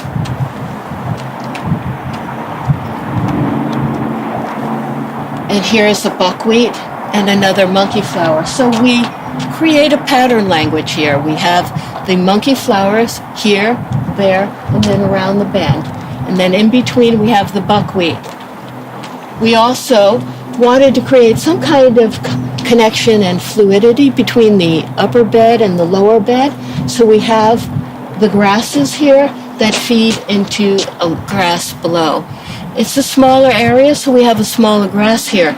This is the eyelash grass, Butylea, and I'm just going to point out an eyelash. This will be covered in eyelashes. It is fantastic and just so playful and fun. So you can see how the grasses flow from the upper bed down and will flow to the lower bed. This buckwheat has come along a lot. It's much bigger, and you can see it's budding out. We broke this up with a fuchsia, California fuchsia. And we have here the yarrow, Achillea millefolium, and this is the red flame. I find it to be a particularly strong yarrow, and we have it here in the upper bed and lower bed, once again creating the connection. This Starr's Choice salvia will fill the upper part of the bed, the backdrop here, and makes a nice counterpoint to the emerald carpet in front. We have a new one here, so it's going to fill this entire bed. A back bed, I should say. This is another salvia. It's a whirly blue, and it has beautiful purple flowers that come in swirls, as you can begin to see. And we're hoping it will fill, it's intended to fill this entire area here. Behind it is an Arctostaphylos, and you can see from just the few Arctostaphylos that I have pointed out, these manzanitors are very diverse. Some are flat ground covers, some are curving, sweeping ground covers, some get high, some remain low, and some are shrubs and trees. Some lose their lower leaves, some retain them. This is a Louis Edmond, and it's a tree, shrub, and it comes to about 6 feet. So it will come up to above the bottom of this window, and we're going to lightly espalier it, and so it will define this breakfast nook space. It is also mirrored by this Arctostaphylos Louis Edmond, and which is also positioned to mirror the other one, and it will also spread in similar fashion this way, so that there will be a correlation and mirroring between the two, and a connection between the two beds. In this bed, we used grasses, and primarily grasses, some manzanitas as well, to create a pattern. And once we had that pattern set, this spring we planted the annual pollinating plants to extend the pollinating season. See grasses. Remember the continuity between the upper and lower levels in the main bed, but we're going from grass over to grass, and we're continuing following the grasses throughout this street side garden. It was wonderful to have such a wide bed street side that we could develop like this. We're utilizing the grasses to set up a pattern throughout the bed, as well as the manzanitas. And then within that pattern are the pollinators. The goldbud, Solidago californica,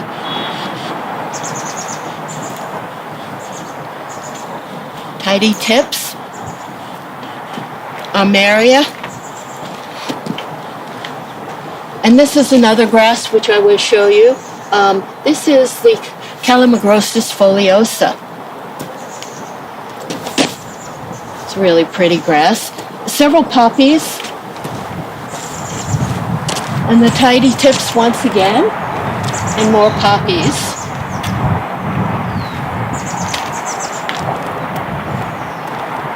And here we come upon the California fescue that is in the main bed, along with the carrots that are in the main bed. And right before this grass on either side of it is the milkweed. And that attracts the caterpillar for the monarch butterfly. So I planted the milkweed closely together. There are 3 of them. And so I have discovered with the milkweed, in terms of drawing the caterpillars and the butterflies, that it's best to plant them together, close together, rather than one here and one very far apart. And that it has been much more successful in drawing in the caterpillars. And it was wonderful watching them crawl throughout the garden. But what it made me realize is that while they feed on the milkweed, they don't cocoon on the milkweed. And it's just as important, not simply to provide milkweed for the caterpillars, but to provide plants for the cocoon, for the caterpillar to cocoon.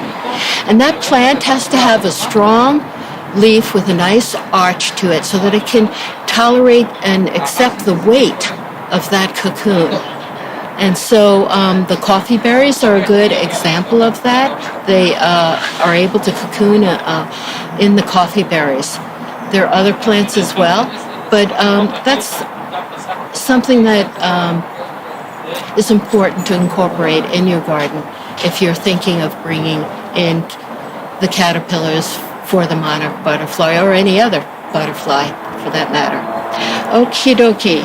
We also have here buttercups, California ranuncula, and throughout the garden are the blue-eyed grass. You see it in the backdrop here and stuff, and we're allowing it to be slightly wild, and then we will thin it out. And as we've done before, we've potted a great deal of them and give them to people for restoration or for their own gardens. We have the coyote bush pigeon point here, and we continue it in the street side, once again uniting the beds. And here we have the Calamagrostis foliosa, a little more mature and stuff with this seedling to give you a sense of its form. So it was really important, this second stage of planting, to extend the pollinator plants for pollinators to be able to come and make use of this garden. So we're extending the season, and it's been a joy to do so.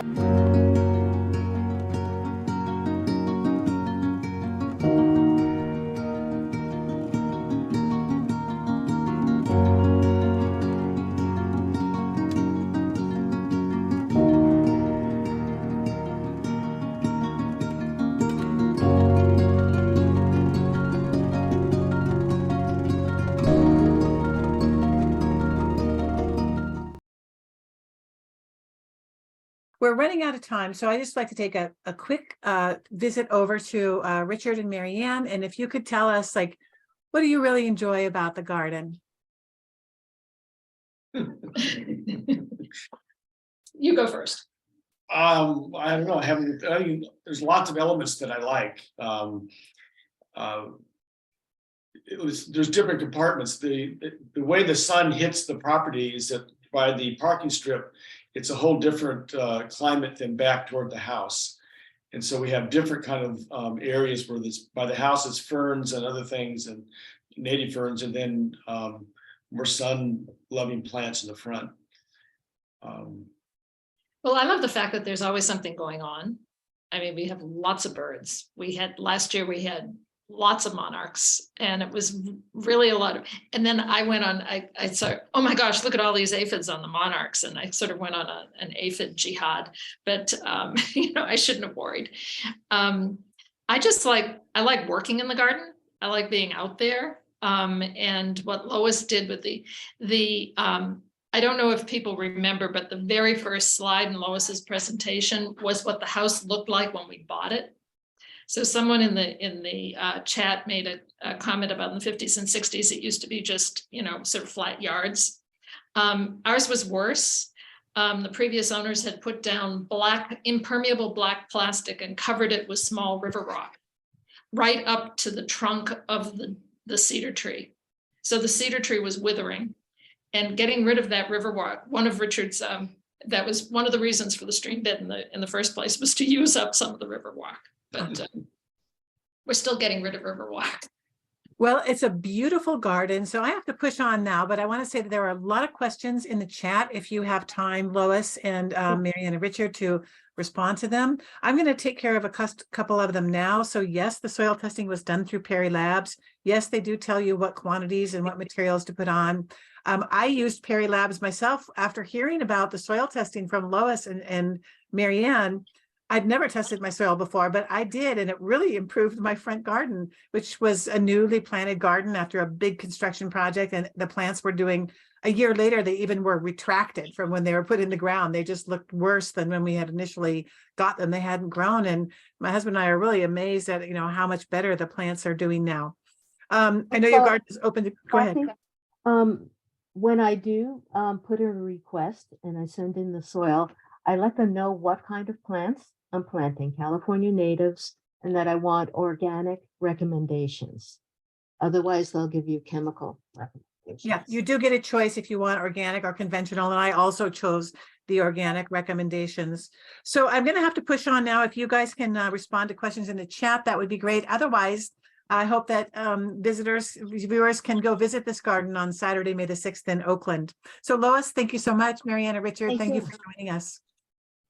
So Lois, thank you so much. Marianne and Richard, thank you for joining us. Thank you. Okay, Tam Starita, thank you for making that video. It was beautiful. I've seen her work before. So the Contra Costa Water District is a longtime sponsor of the Bringing Back the Natives Garden Tour. And I have really enjoyed collaborating with their dedicated and hardworking staff over the years. You'll be pleased to know that you can receive a lawn removal rebate of $1 per square foot, up to $2,000 total.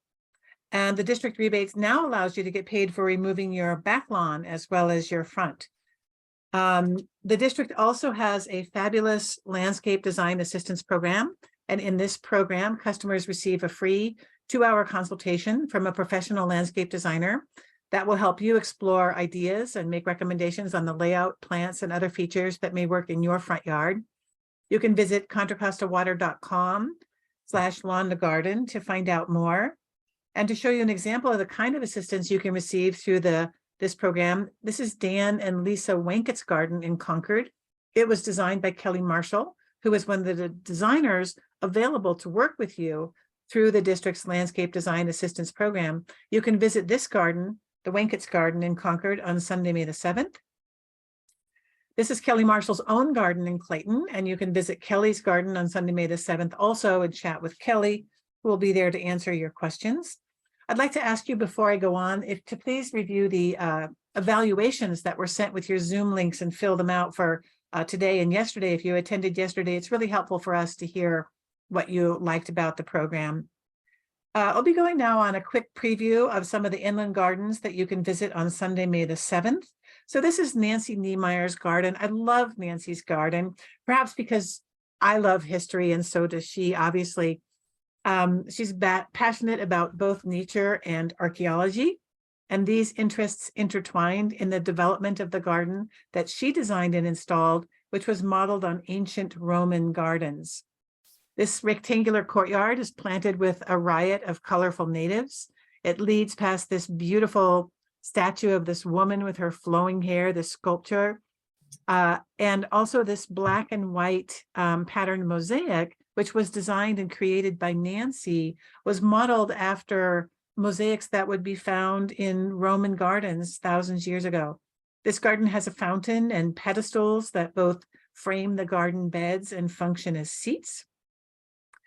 Nancy's native plant garden, I expect, is one of the most colorful gardens you will ever see. It has changed over the years as she experiments with plants and design. Here's another view of her side garden. And this is a lilac verbena de la mina. Butterflies and moths and bees, native ladybugs, finches and quail have been seen in the garden. Rock piles provide homes for fence and alligator lizards. And this is a bush tit nest in Nancy's garden. And Nancy notes that if you see summer birds in your garden, it means they are nesting nearby. And now that she has a native plant garden, she sees almost 3 times the number of summer bird species than she did when she had a large lawn. The birds that are breeding near Nancy's garden include western bluebirds, bush tits, chickadees, hummingbirds, nuthatches, black phoebes, quail, oak titmice, and Bewick's wrens. And this is the last photo from Nancy's beautiful garden in Clayton. This is the home of Kelly Marshall and her husband, Mike Widener. Kelly is owner of Kelly Marshall Garden Design, a longtime friend and colleague of mine. When the lawns were removed, Kelly's goal was to design a mostly native garden that would be attractive and interesting each season, and that would also be acceptable to the neighbors. This is the backyard. It had the typical large lawn. This after photo was taken on last year's tour. As natives, they also have a productive vegetable garden in raised beds. Kelly, in place of the lawn, put in this beautiful native plant meadow. And if you're interested in meadows, Kelly made a video, which is on the Bringing Back the Native Garden Tours YouTube channel, about how to make a native plant meadow. She has this beautiful, restful seating area in the back garden. Doesn't that look luscious? Don't you wish you were there right now? I certainly do. And Kelly has this beautiful shallow pond, or bog, really. 40 species of birds and a plethora of butterflies and bees have been drawn to this garden by the sound of splashing water, the bog, and the diversity of native seed, berry, and pollen-bearing plants. And bluebirds nested in the garden after the lawn was removed and natives were planted. This was their bluebird box with their viewing cam. And these photos were taken in Kelly's garden. So on the left are variable checker spot caterpillars on the California bee plant, and on the right is the newly hatched checker spot butterfly. I scout my patches of bee plant regularly these days, searching for these caterpillars, and I'm sad that I haven't seen them in my own garden. Like my desire is to be able to see caterpillars chewing on my bee plant leaves. I will feel like I have really succeeded if that happens for me. This is a monarch caterpillar on the narrow-leaf milkweed in Kelly's garden. This is the only plant milkweed is the only plant the monarch can lay its eggs on. If you don't yet have narrow-leaf milkweed in your garden and you have a sunny spot, you can help this endangered butterfly out by getting some and not using pesticides. This is Dan and Lisa Wenkett's garden in Concord, open on Sunday, May the 7th. This garden was designed by Kelly Marshall. Both the front and back gardens contain a waterfall, stream, and shallow pond, which birds love to bathe in, and Dan and Lisa love to relax by. This front garden was a typical, like, huge front lawn before it was converted. It's on a corner lot. This Douglas Iris photo was featured on some magazine. I can't remember which magazine it was recently, but this is Saxon Holt's photo, and this Douglas Iris were on the cover of that magazine. Dan and Lisa's garden, which contains numerous keystone species, such as 3 types of manzanita, 3 kinds of buckwheats, 3 kinds of sages, and California lilac, lupins, currants, and penstemon. In this photo on the left are seaside daisy in the foreground, the lavender one. The orange is aquatic monkey flower blooming in the pond, penstemon. On the right is a native bee on lupin. I'm pushing on quickly because I want to make up a little more time now. So this is Maria Sargent's garden in Danville, which has also been on the tour in the past. It's open Sunday, May 7th. This garden was designed and installed by Pete Vayu of East Bay Wilds. It was also a lawn and juniper before it was converted. This is just a beautiful garden. Okay, so the Maria Sargent's garden has this beautiful hummingbird sage, which flourishes in shady areas. This tumbled stone path and alum root on the right. Pete is really good at pathways. This mourning dove, Maria has seen nearly 20 species of birds in her garden, including oak titmice. So Richard, you might want to mute yourself there, or Pete. Black-headed grosbeaks, nettles and acorn woodpeckers, northern flickers and hooded orioles. But Maria reports that the party starts at night when fox visit the garden. During the tour, you can check out the photos of nighttime visitors that Maria will have on display. We'll go on now to Stephanie Jones and John Kundert's Livermore Garden. This was designed by Kat Weiss of Kat Weiss Garden Design. And Stephanie and John installed this garden, and they had this great poster board describing how they did it by collecting cardboard, getting free wood chips from an arborist, and then they sheet mulched, graded, laid the flagstone, built these sinuous dry stacked Utah Sunrise retaining walls, installed drip irrigation, and planted. So if you're interested in knowing like how to do these things yourself, you should come to this Livermore Garden and ask the owners. The result is a show-stopping, elegant, spare, and modern garden. Their water use has been reduced by 60 to 70% since the lawn was removed. And this is comparing 2016 and 2013, but Stephanie said she's going to update her water use before the tour. The decomposed granite is gives the garden this spare, elegant look, which is very different from the cottage garden style that so many native gardens have, including my own. And I love the cottage style, but I love all this one too. It's very elegant and beautiful. There are varying shades of greens, 5 types of manzanitas, 2 kinds of California lilac, and the softer gray greens of the sages and fuchsias. And on the left is rosy buckwheat. On the right is Verbena de la Mina. I missed a photo here. Yeah, here it is. So this semicircular fire pit was incorporated into the front garden to make it easier for them to interact with their neighbors. And Stephanie and John report that they have shared homemade wine at impromptu gatherings because they have this nice gathering spot in their front garden. 2 great backbone plants for your garden, California lilac, and on the right is manzanita. And I love this garden bed with the California native fuchsia that blooms in summer or early fall. On the green home front, Stephanie and John have a 7 kilowatt solar panel system. They also have a Tesla, which Stephanie reports we love. Their total PG&E bill last year, and this included the cost of charging their car, was $290. This is Ann Chambers and Ed McAlpin's garden in Moraga.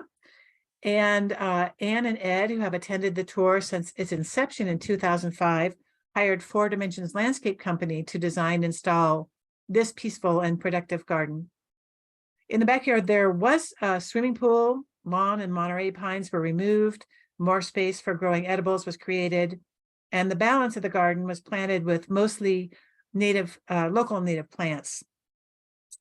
So let me say that I love this story about Ann and Ed. When they were listening to the Doug Tallamy talk a couple of years ago and heard about how non-native plants don't have any ecological value, Ed asked Ann, "What's agapanthus?" And she looked it up and said, "It's from South Africa." And Ed got up in the middle of Doug Tallamy's talk and he ripped the agapanthus out of their front yard. So here's a picture of their front yard now. In a cooler moment, they have, taken out more non-natives. Here's their back garden. It has a pond and a waterfall and beautiful stonework. And Ann and Ed have a beautiful array of native plants, but they also have 30 varieties of fruit trees, including Violette de Bordeaux fig, Lamb, Abbey, Pearmain, and Spitzenberg apples, and Seckel and Comus pears, among others. So if you're interested in fruit tree gardening, you might want to make a visit here. They have beautiful seating areas, and it's really a place to enjoy this garden. And on the green home front, Ann and Ed have Tesla roof solar tiles, 2 lithium Tesla Powerwall batteries, and an induction range. You're welcome to go into the house and check out the range. And they have been investigating getting a heat pump. I'm not sure when that will be installed, but I know it's on their list of things to do, a heat pump for heating and cooling the house. We're delighted that a locally produced climate-friendly cookbook has recently been published, and you can purchase it at Ann and Ed's Garden. You'll be welcome to come into the kitchen and see how the induction range works and enjoy a taste of some of the delicious recipes from this cookbook. And I think that a couple of induction cooking, what do you call them? I don't know, examples, they'll be showing how the induction range works a couple of times just during the day. This is Nancy Wenninger's garden in Walnut Creek. This was from a poster that she made some time ago. And I see I don't have any photos, but Nancy has seen about 90 species of birds in her beautiful Walnut Creek garden. We're very lucky to have Nancy's garden back on the tour again this coming year, and I hope that you can visit it. We'll go now and hear for a moment from the Watershed Nursery, which is owned by Laura Hansen and Diana Benner. They and their team grow hundreds of species of California native plants. The Watershed Nursery is open Tuesday through Sunday from 10 to 4. You can shop in person in their large outdoor nursery, or you can place an order for curbside pickup. If you're looking for a practical gift for a friend, consider purchasing a gift certificate. You can reach them at thewatershednursery.com. And let's hear more from the Watershed Nursery now. Greetings from the Watershed Nursery, a native plant nursery in Richmond, California. We have been providing healthy native plant material for local habitat restoration projects and private gardens for over 20 years. We specialize in source-identified plants grown 100% in-house using the top best management practices. With new species hitting our shelves every week, we have an abundance of plants to choose from. We hope you come visit us soon. It's my pleasure now to introduce my friend and colleague, Pete Bayou from East Bay Wilds. And Pete, let me just turn it over to you to talk about how to choose shrubs for your native plant garden. Okay, thank you. Thank you very much. Okay, I'm covering mostly, I tried to do mostly local native plants for this presentation. And next, here's a list of most of the ones I'm doing, but next. Okay, and I wanted to show a few that these are things that I'm not really going to be covering. And the reason is, this is one of my favorite plants to use in the garden. It's the cobweb thistle. And it does look like a large shrub. It grows quickly into that, but it is a biennial. So it's not, doesn't provide structure for the garden. Next, I'm focused, and ferns are another one that I'm just not covering them in this, even though they do provide, sometimes they can provide the same as shrubbery. Same with grasses. Next. And then these here, this is the plumage purple aster. They die to the ground each year, so that's not permanent structure to the garden. So I wouldn't be covering these type of things. So next. Yarrow, same thing, dies to the ground. It doesn't provide any structure. So next.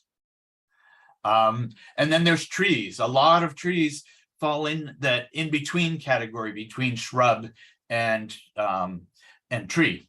A good garden for me has it has trees, shrubs, ground covers, perennials, grasses, and annuals. I like to use all of those in all the gardens that we do, and a garden doesn't feel finished until it has a little bit of each of those. This is a buckeye, by the way, in the wintertime at the Oakland Museum. Okay, next.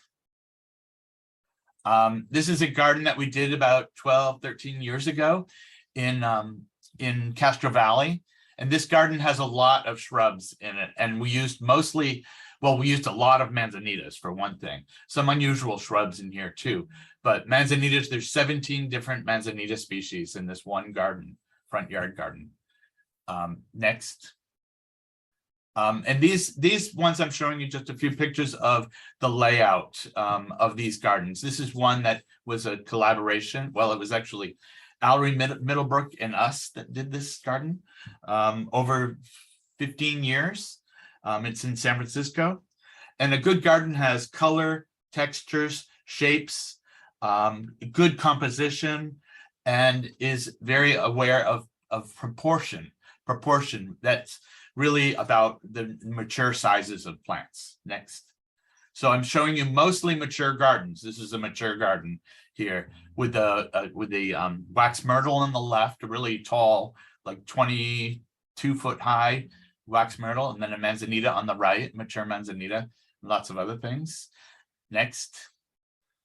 So these are just about composition. So this is about composition too. Some of these things would be covered, like the buckwheat on the left there would be considered a shrub. The other things die to the ground, pretty much. Next.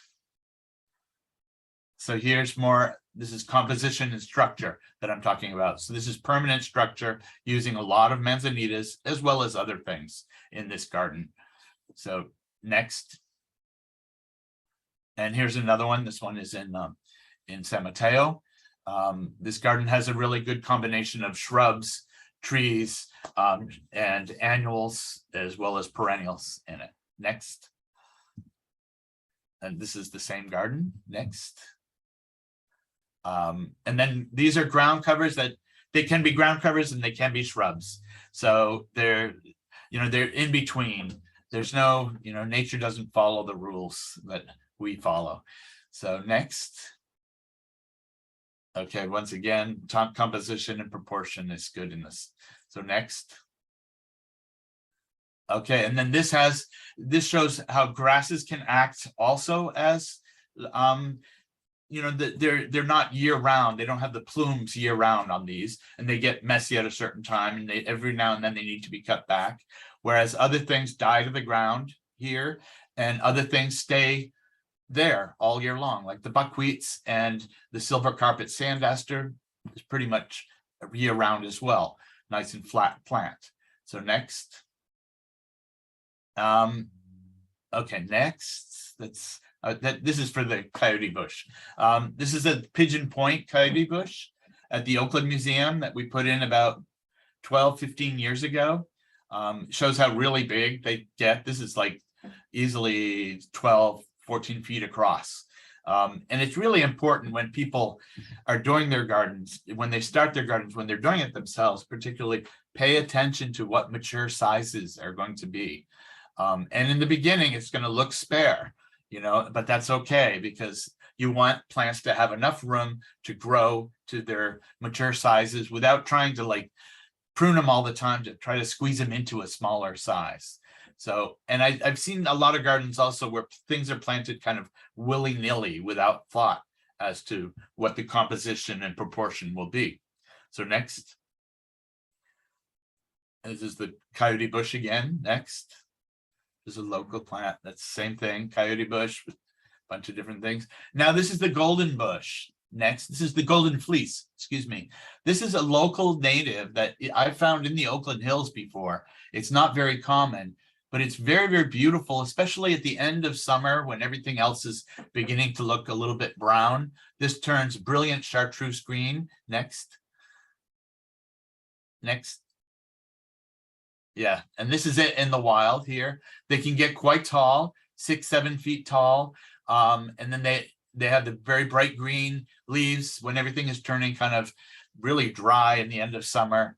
And then they have the yellow flowers all over them around August, September. So next.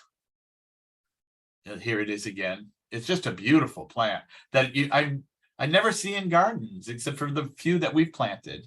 And I realize this is one in a garden that we planted, a little baby one. Next. Here it is again. It's a great butterfly attractor. But really where golden fleece lives, and I've found that they really come alive at night. California has very extreme conditions, and the full sun conditions are very, very different than full shade conditions here. The temperature is just wildly variable here. And at night is when a lot of our pollinators come out. This area where I took this photo, we've actually had to use goggles at night because there's so many bugs flying around. It's just the insect apocalypse, or the insect heaven. Next. Here it is again. See how large it gets on the side of the road. Next. It's a very tough plant. Now we're going to go into buckwheats. Buckwheats are really a very important shrub. They're all shrubs. They all stay at least partially evergreen above the ground.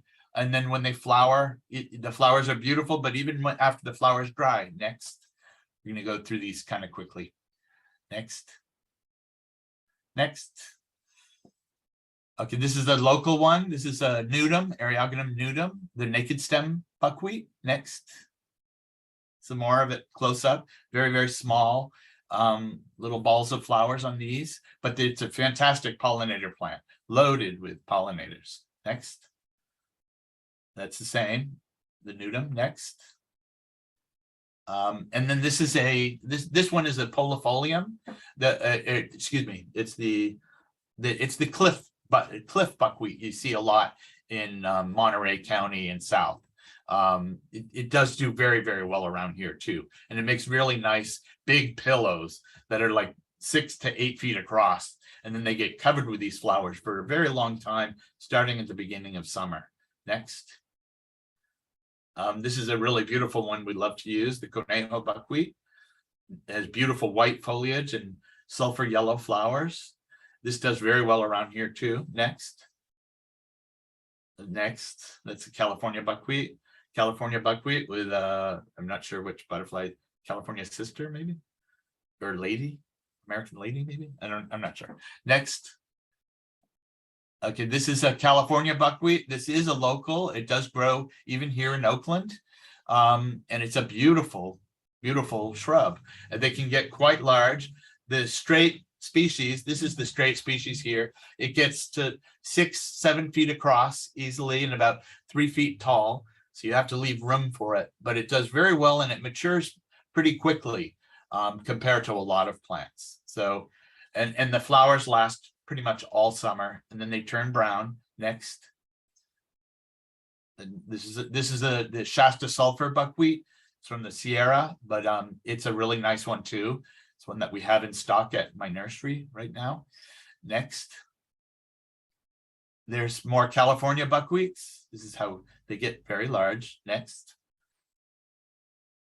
And this is St. Catherine's lace. It's not a local native, but it's a beautiful, beautiful shrub for the garden that changes. I really like shrubs which change throughout the year. So they look different at different times of the year. They look very different and have a very different look. So next.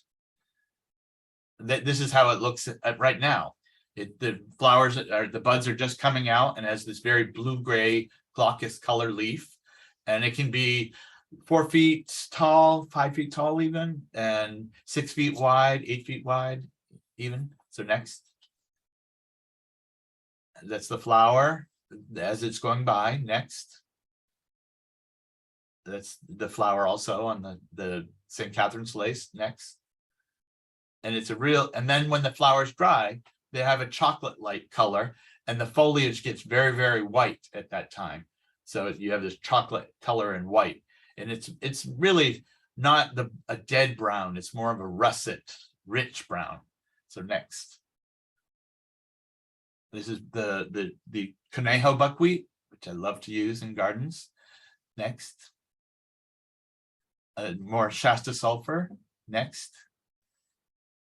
And this is the Conejo buckwheat when it's not in flower and it's growing with winter glow manzanita. This is a ground cover manzanita that turns this beautiful bronzy red color.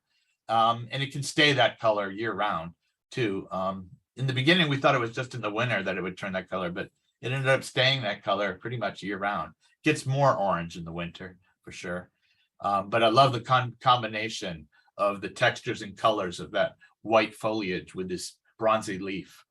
And that bronzy leaf, the winter glow, is very flat. It's only like 3 inches tall, 4 inches tall. So next. Okay, more Shasta sulfur. Next. And there are many, many, many other buckwheats. Buckwheats and penstemons are the most proliferous genera in California plants. And there's so many of them that have not been tried yet. And we're always experimenting with them. Some of them have leaves that turn beautiful orange-red in the wintertime. So they make a really nice orange-red carpet in the winter. And then the flowers come out. And some of them, the flowers are close to the leaves, and other ones, they can stand 2 feet tall with all these little pom-poms on top. Next. This is the California buckwheat in the wild here. Next. More California buckwheat. Next. This is the Conejo buckwheat in a pot that I've had for about 10 years in a pot. Next. And then this is a good, you can go to the next one. This is one that we've been trying to propagate as much as possible. It's a really low, the flowers are really low on it and they tend to cascade. It's a red buckwheat. It's Eriogonum rubescens, but it's one that just happens to have very short stems and they tend to cascade. Next. And then these are a bunch of different buckwheats. I like to use many different buckwheats together in a garden.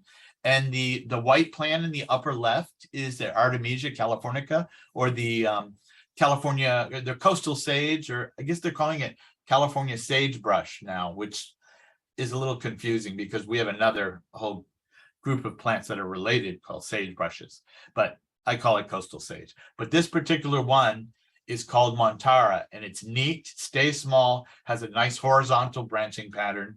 Whereas the straight species is just great if you have a really big garden. And it's great if you can coppice it now and then, cut it down. I'll get into that a little bit more in a bit. But these are a bunch of different buckwheats and sages and the coastal sage growing together. Next. More red buckwheat. And then up in the upper right, that's the latifolium. That's another local one. That's the coast buckwheat. Next. Has nice white leaves on that one and rosy colored flowers. This is the Ella Nelson's yellow, which is a type of Eriogonum nudum, I believe. Next. And then here's more of the local, the coast buckwheat, the latifolium. Next.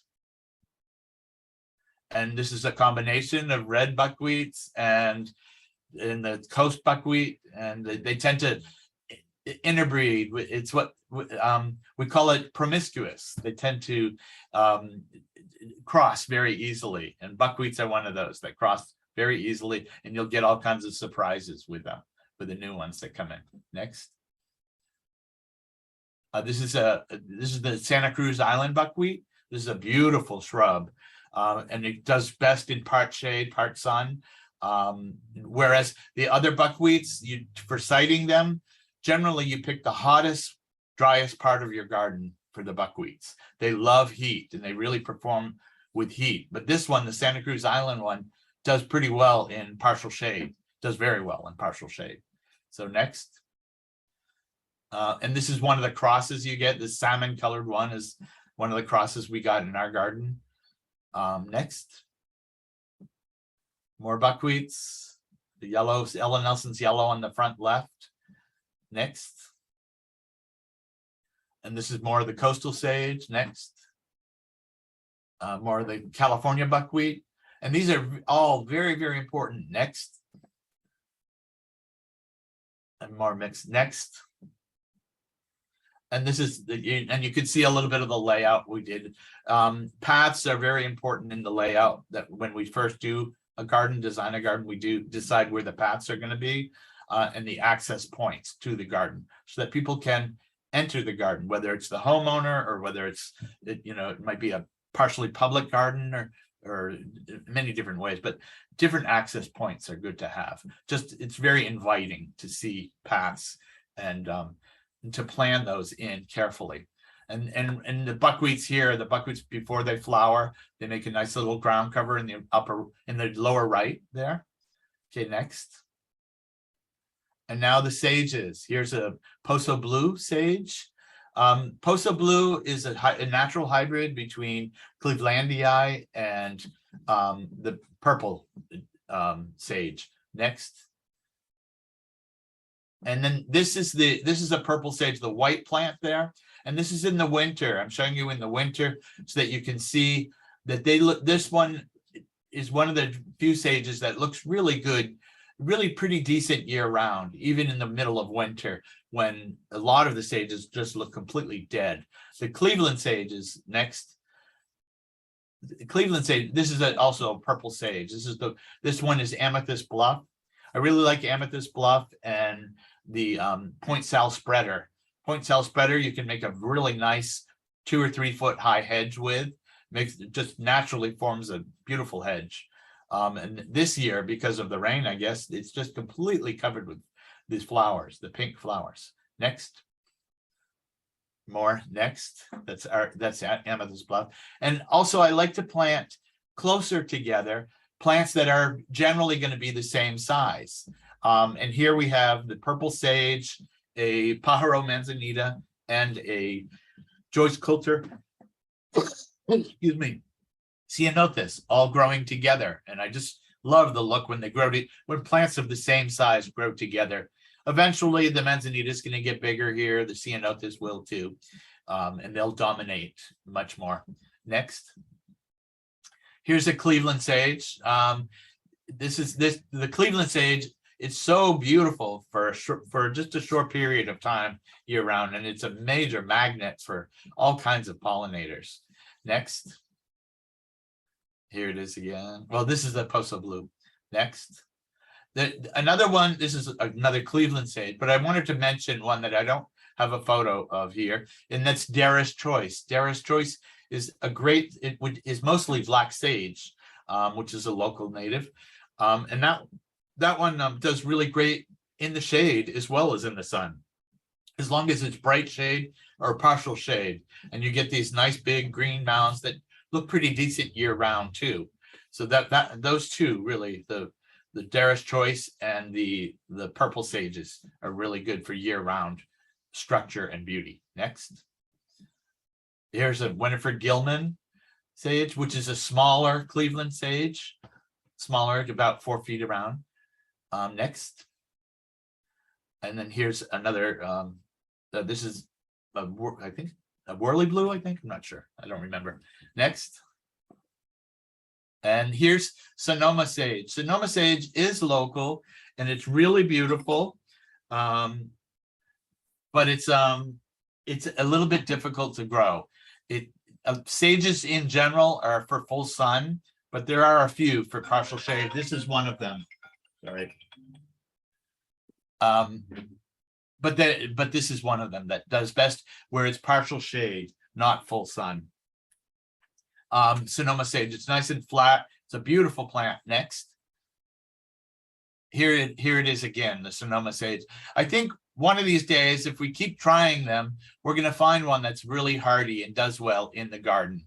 And that's something to think about also, that a lot of the non-natives that we use in gardens were developed in Europe and Asia, where they've been exploring and using their native plants for thousands of years. And so they have all these selections that do really great in the garden and are really vigorous in the garden. But in California, we don't have that.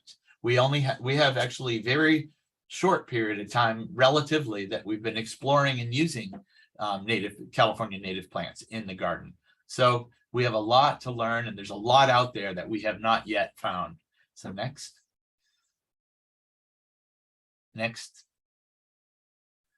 Here's another sage. This is at the Oakland Museum. This is a hummingbird sage overflowing, and hummingbird sage has the most wonderfully fragrant leaves on them. When you first plant them, they grow kind of upright and they look like they just want to get really tall and big, and they can be up to 3 feet tall in the beginning. And then, believe it or not, they get shorter after that as they spread horizontally. And they do make a nice, really fragrant ground cover for partial shade also. Next. It's more of the hummingbird sage. Next. More. Next. The flowers are really beautiful, and hummingbirds do love them. Next. And I do like, this is another Sonoma sage. Next. Yeah, here's an important one. I've only got a couple pictures of this. A lot of people, there's certain questions people always ask me.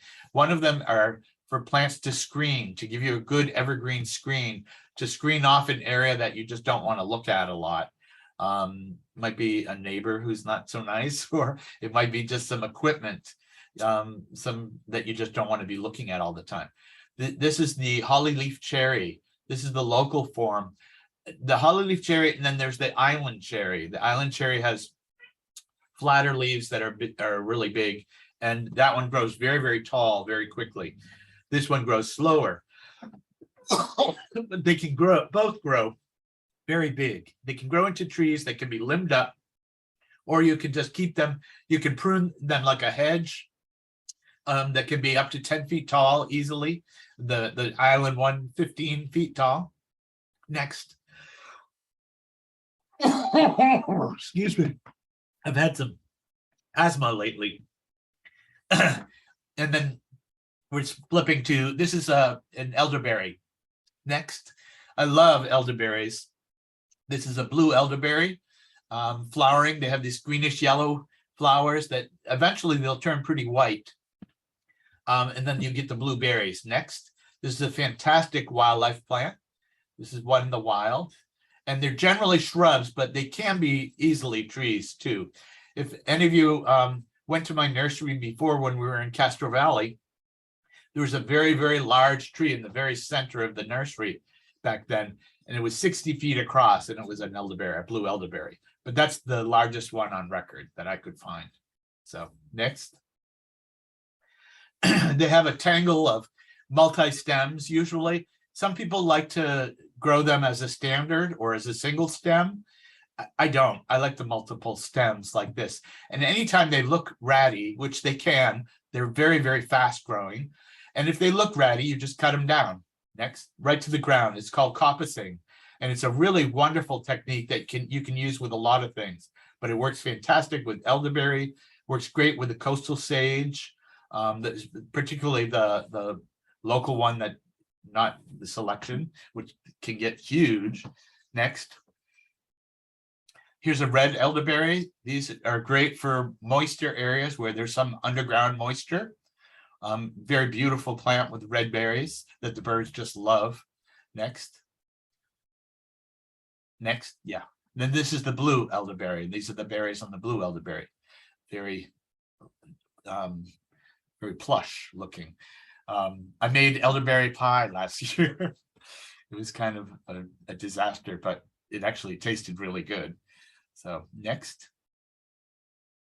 Next. Yeah, next. This is the elderberry. You can see the structure of an elderberry. When it's deciduous, so it has no leaves in the wintertime. But you can see the structure and those sweeping branches, the way the sweeping branches, that you can really recognize them year round by that sweeping branches. So next. I guess arching branches would be better. Here's a wild one. Next. Another one. Next. Another blue elderberry. Next. And now I'm going to cover the honeysuckles. The honeysuckles, sometimes they're a vine, sometimes they're, but I really think they're more of a sprawling shrub that likes to hang on other things and fences, and you can trellis them really nicely. They do like to get into some direct sun, but not more than like an hour or two a day of direct sun. And then you'll get good flowers like this, especially if you give them a little extra water. Next. This is the chaparral honeysuckle. This one actually does create a vine, and it does climb trellises really, really well. And anywhere you want a vine, this is a pretty good vine to use. So it gets covered with these little whitish flowers that the hummingbirds and many, many birds and insects love. Next. This is the California honeysuckle. Next. It's native to the hills here, same. And I love they have different shaped leaves, and the leaves closest to the flowers are these huge, they're not even auriculate, they just wrap around the stem. They're really interesting leaves. Next, they're cup shaped too. This is the twinberry honeysuckle. This forms it can be quite a large shrub. Next. Another chaparral honeysuckle. Next. This is a twinberry honeysuckle that has been espaliered on a house. This is by Andrea, another gardener. But this is espaliered against house. This is twinberry honeysuckle. Next. This is the orange honeysuckle, which is found in far northern California.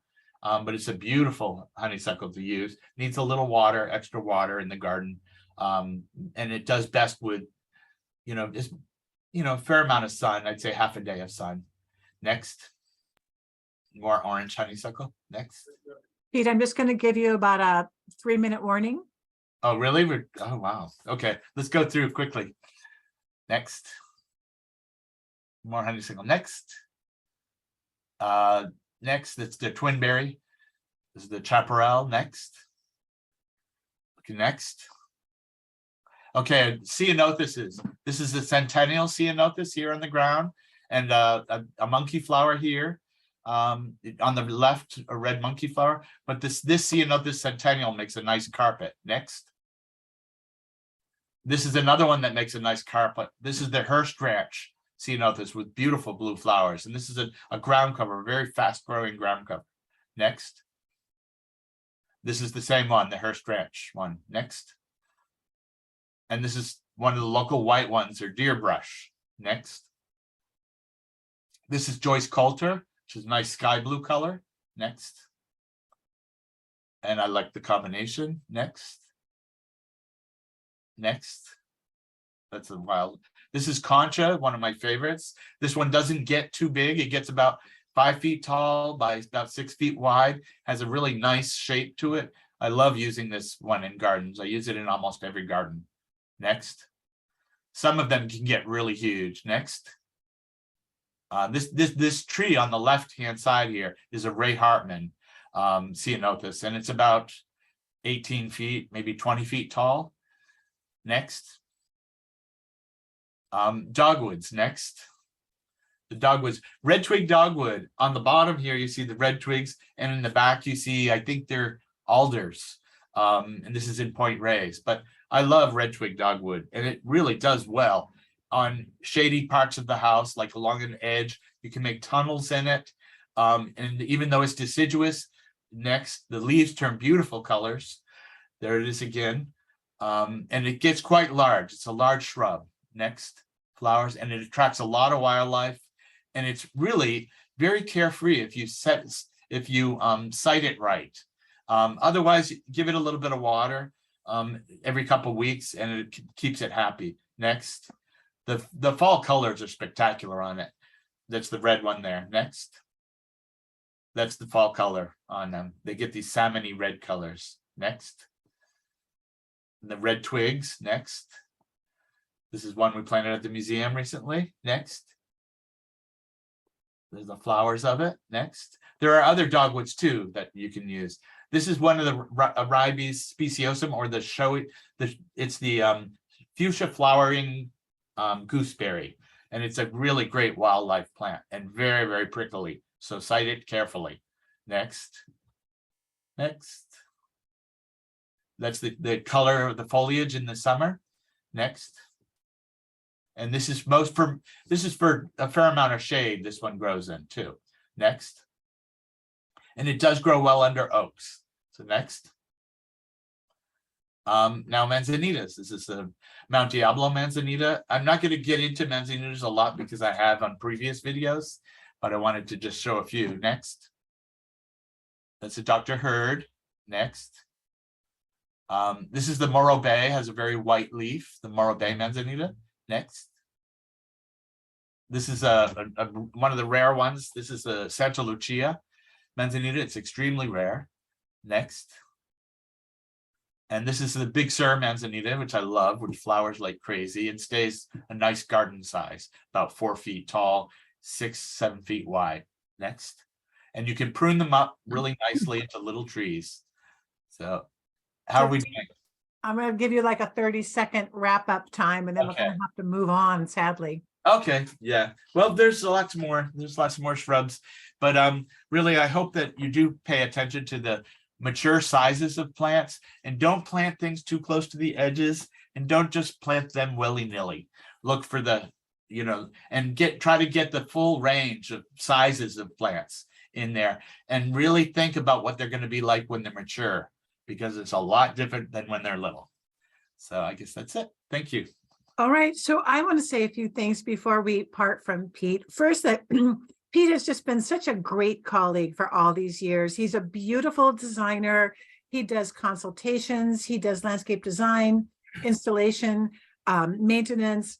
He owns East Bay Wilds in Oakland. And if you haven't been there, it's a terrific nursery to go to. It's open on Fridays from, I think, 9:30 to 4. Pete is an expert on gardening with natives in containers, if you have an interest or questions about that.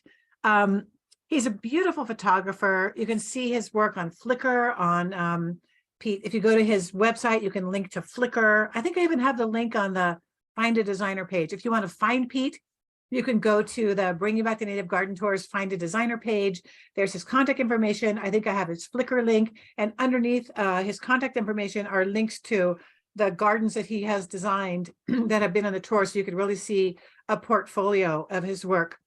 Pete has also done a really great presentation on manzanitas, and you can see that presentation on the Garden Tours YouTube channel by searching.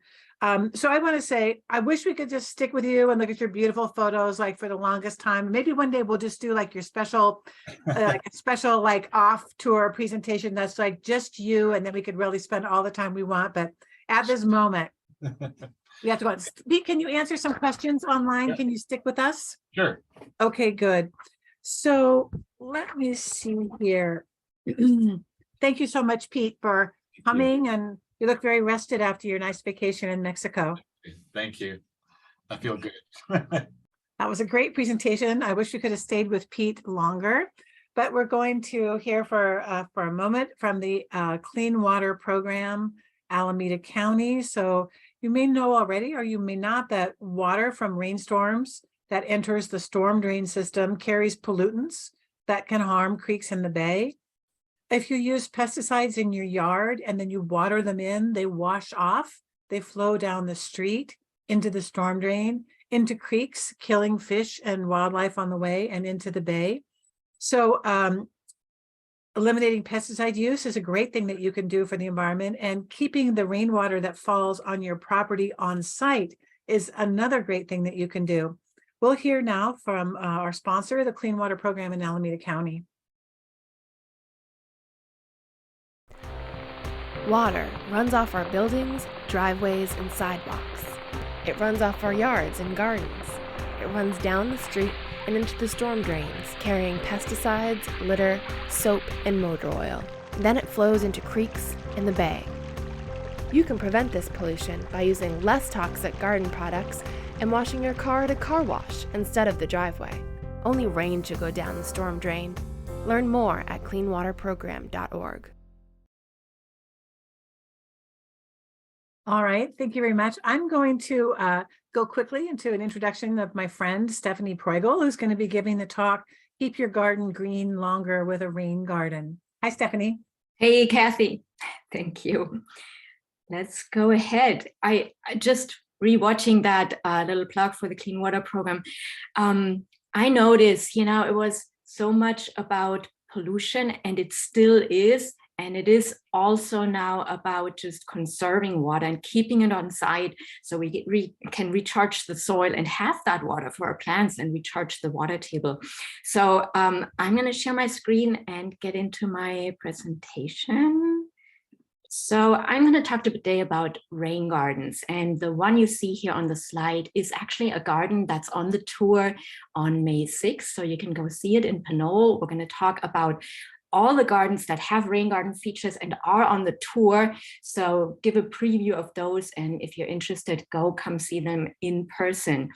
But before we get into the actual rain gardens, I want to take us back just for a moment to that crazy winter we had with all the terrible flooding and damage that happened in urban areas, agricultural areas, traffic mayhem, and just kind of foreshadowing what is probably not going to be very isolated or just a once in a century, but kind of more of a standard thing, and where the kind of infrastructure we've had to deal with rainwater and what we call stormwater or runoff doesn't work anymore. You see here a storm drain. You can't even see the storm drain because it's so flooded. Sandbags are kind of washing up against it, and mud and pollutants. So the system is overwhelmed.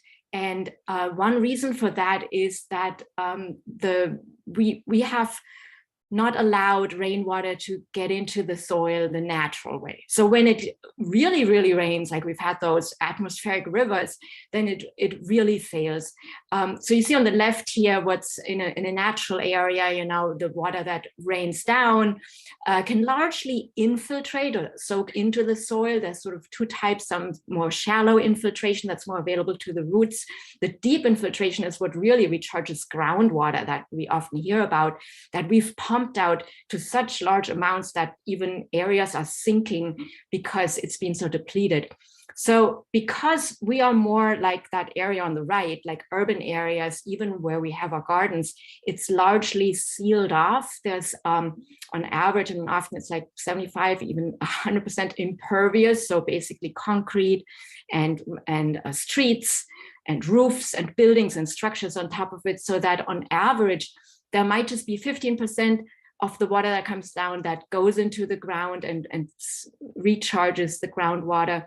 Or feeds our plants, the rest runs off, some of it evaporates. So 55% runoff typically in the city.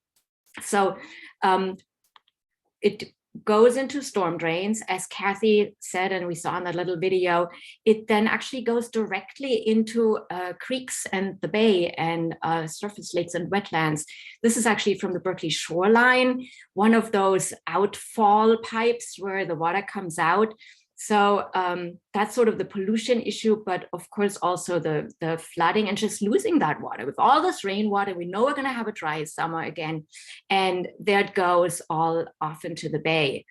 It's also often an issue with our properties. I hope all of you guys watching have not had major damage with the storms. I have friends who have had the property like flooding, water coming in, erosion. When it comes down in a large amount close to your foundation, that's a problem. So the solutions here are to really try as much to keep rainwater on site. And this sort of little graphic here is actually Clean Water Program Alameda County. They put out a brochure, it's also on their website, and just pointing out what are the ways to keep rainwater on site. There's trees, they soak up water from saturated soil more than if you just have lawn or very small plants. So that's something I sometimes forget. Rain gardens we're going to talk about today. The number 3 here goes to disconnected downspouts. So many properties can't even get to the downspouts. They go directly into the storm drain system. You'd have to disconnect, sometimes unbury them to capture that rainwater that falls on your roof. There's rain barrels, maybe one of the more known ways to keep water on site. And one very little known one is pervious surfaces, where instead of paving your driveway, you have permeable pavers where in between the cracks or through the whole paver, water can penetrate into the ground. We are going to talk about rain gardens today. But here's a picture of my tanks and cisterns, the rainwater tanks. I want to say great way to keep rainwater on site, but as you can see, it takes a lot you have to have space, you have a stable ground surface or create one for these heavy tanks to sit on. They're not cheap. And I want to say, if you have tanks, which is a great thing, you still may want to consider a rain garden for the overflow. I'll talk a little more about that. So rain gardens are essentially landscaped areas that are designed to receive water that runs off typically your roof through the gutter or comes off of paved surfaces, especially if your property is on a slope. You may have seen that. And those areas then capture that water. They're often lined with rocks to prevent erosion where that water enters the area and then allows it to sit there and slowly get into the soil. So it's a pretty straightforward concept. And you might have heard the slogan, slow it, spread it, sink it. So slowing it with those rocks as it comes gushing out, you sort of break the velocity. You kind of put rocks in its way, so it has to slow down. It can't erode as much. It kind of stays more on site. And you give it more space to sit there, not rush down to the storm drain and then sink in. That's what you want. You want to use your garden soil as a sponge, essentially. It's sort of your underground tank equivalent, if you will. They come in very different shapes and forms. So the one you see in the picture is more sort of, often in the middle, there's the rocky or gravelly area surrounded by plants. I'll show you before I go into more shapes where that water typically comes from. So this is my house, and I would love to have a rain garden. I don't have one yet, which is also part of why I wanted to do this presentation. But you see the gutter coming down there right now, it just drains into my landscape, kind of concentrated in one area. It doesn't flow off the property, but it would be nice to spread it out more. And then on the right, the photo is of my overflow from my rainwater tanks. And I have 3,000 gallons, which is a lot, but with those very heavy rains we've had, they way overflowed. So the overflow, that white pipe coming down, is currently connected to kind of a drain pipe, flex pipe, goes into the garden, but I have to sort of move it around to not concentrate it too much in one spot. So rain garden here is my next step. Here's, you may or may not be able to see this, a very sloped property. This is before the homeowner put in a rain garden and just, remove the lawn in general. But you can see how it slopes downhill. If you have heavy rain, it'll just be on the sidewalk and in the curb running off. So the sort of general anatomy of a rain garden, that sort of this cross section here, is again fairly straightforward. It's basically a depression in the landscape. Often there's amended soil at the bottom, especially if you have a slow draining clay soil. You may want to have an amended layer with compost mixed in before you start planting.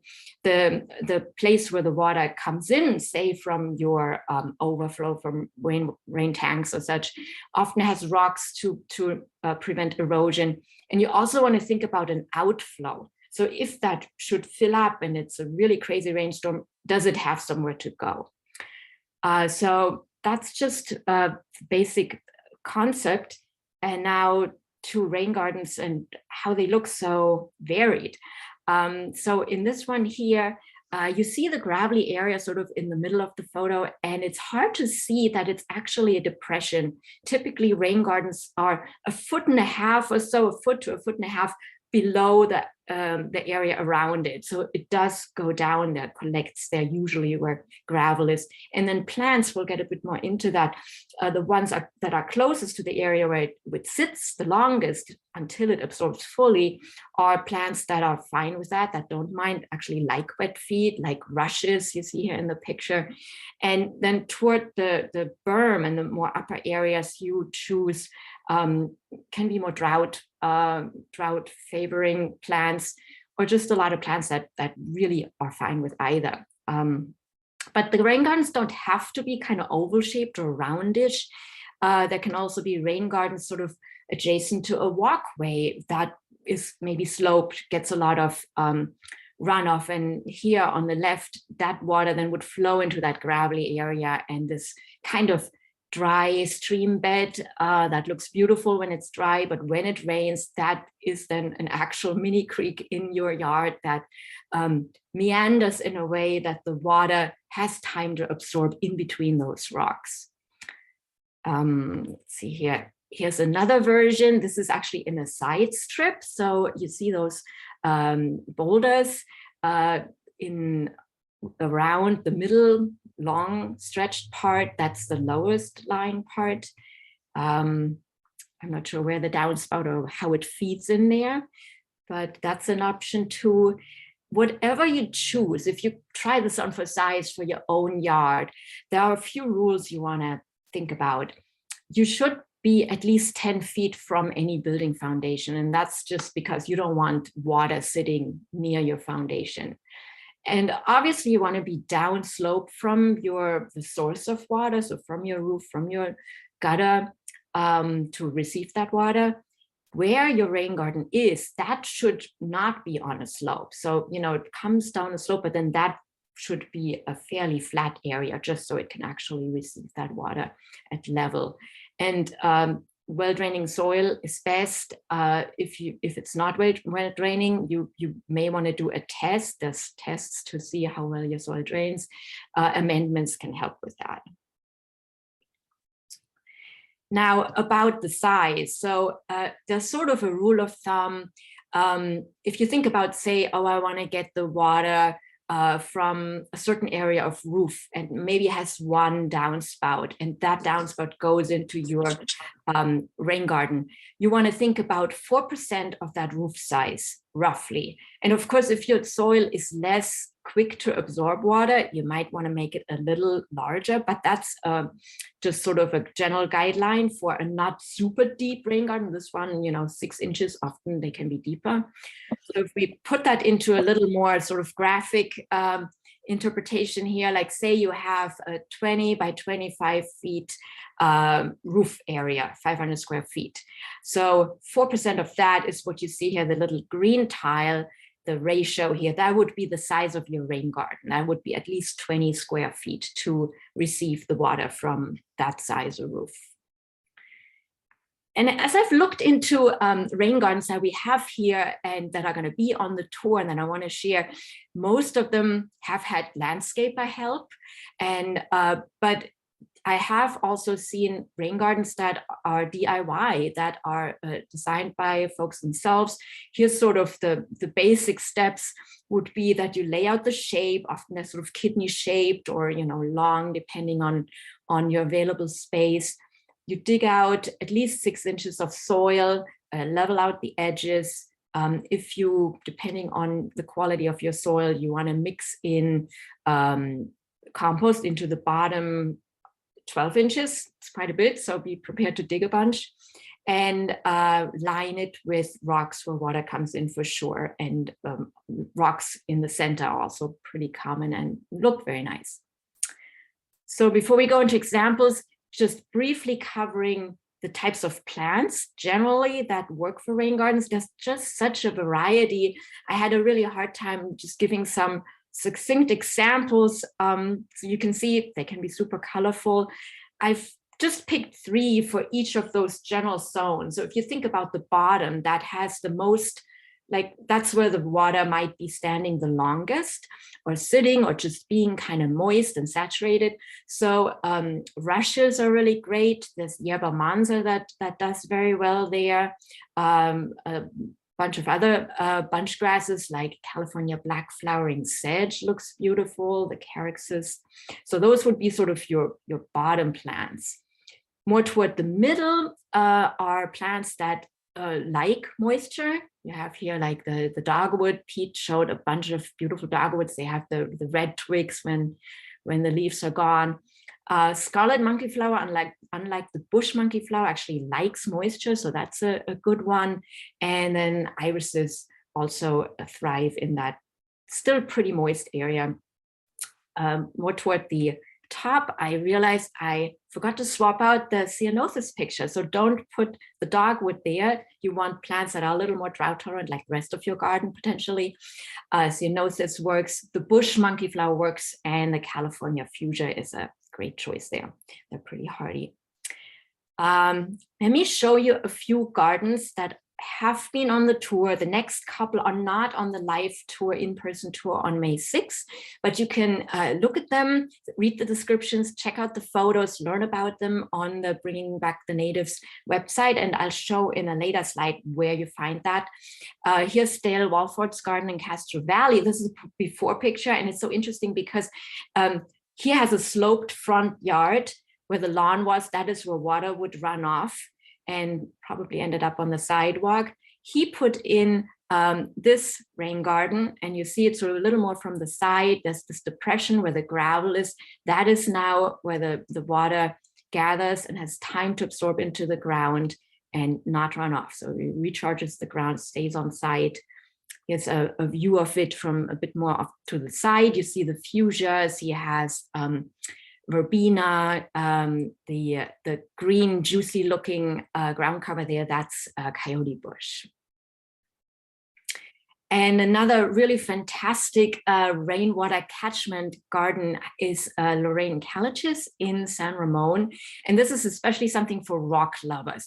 She really made sort of the issue of runoff into a design element and just went all out on rocks and their beauty. I even looked up the kind of rocks she used. It's smooth Noya cobblestones, Lodi pebbles, and yellow moss rock, and Calistoga boulders.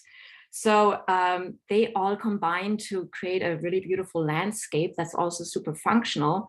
So I'll show you just a few pictures and then show you where the water runs. So this is going off next to the walkway. You don't see how much the depression actually is there in these pictures, but I'm going to point it out. Where the circle is, this is the first picture, there's the downspout. So then just like a meandering creek, that water comes along the pebbles and in that sort of at least a foot deep creek bed, dry creek bed here, and just travels along, absorbs along the way, feeds the plants. Here's the other picture where it kind of comes a bit around the corner and slopes down with the landscape, sort of blocked by more boulders, so it really slows down and has time to absorb. Her walkway also is sloped, and here's an example of where it just runs right off the walkway and into this rain garden area to the right. So highly recommended to check out those pictures online. There's a few more, and she has a beautiful video that really shows you well how this could be designed. So a real win here for design, even if you thought you needed to deal with runoff. I'm now going to go to the gardens that are actually on the tour this year. There's 4 of them. I hope you can check at least one of them out on May 6th. That's Saturday. I'll come back to the slide if you want to write it down, but we're going to look at Jen and Roland Mather's garden in Pinole. You saw that at for the cover. They have a 1/4 of an acre property. It's fairly sloped, sort of drains toward the street. And here is the about 10 by 15 feet large rain garden in the front. And I learned from Jen that this is where pretty much all of the runoff from their property goes. They have a few rainwater tanks, so the overflow also comes into here, but this is sort of a workhorse of a rain garden. It really takes a lot of water over the rainy season. This is what it looked like before. You can see the sloping and of course the much less attractive lawn. So here the arrows show you where the water comes in. So from the left, it runs off from the sloped walkway directly into that lower lying area. You see from the right here, barely visible, there's actually a pipe. So they have hidden drain pipes. So this is fairly engineered. And I want to say Jen is a landscape architect and she specializes in this kind of work, green infrastructure, as it's also called, basically engineering these rain gardens and rain garden features. So they have French drains around the house that also send water here. They have, what else? Another gutter that goes direct here. And that brown part you see here comes from probably the most amount from the French drains and from behind the house, from the patio.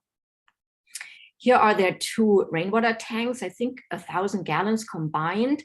And those overflows also lead to the rain garden, very nicely hidden. I had to talk to her to see how it all gets channeled there.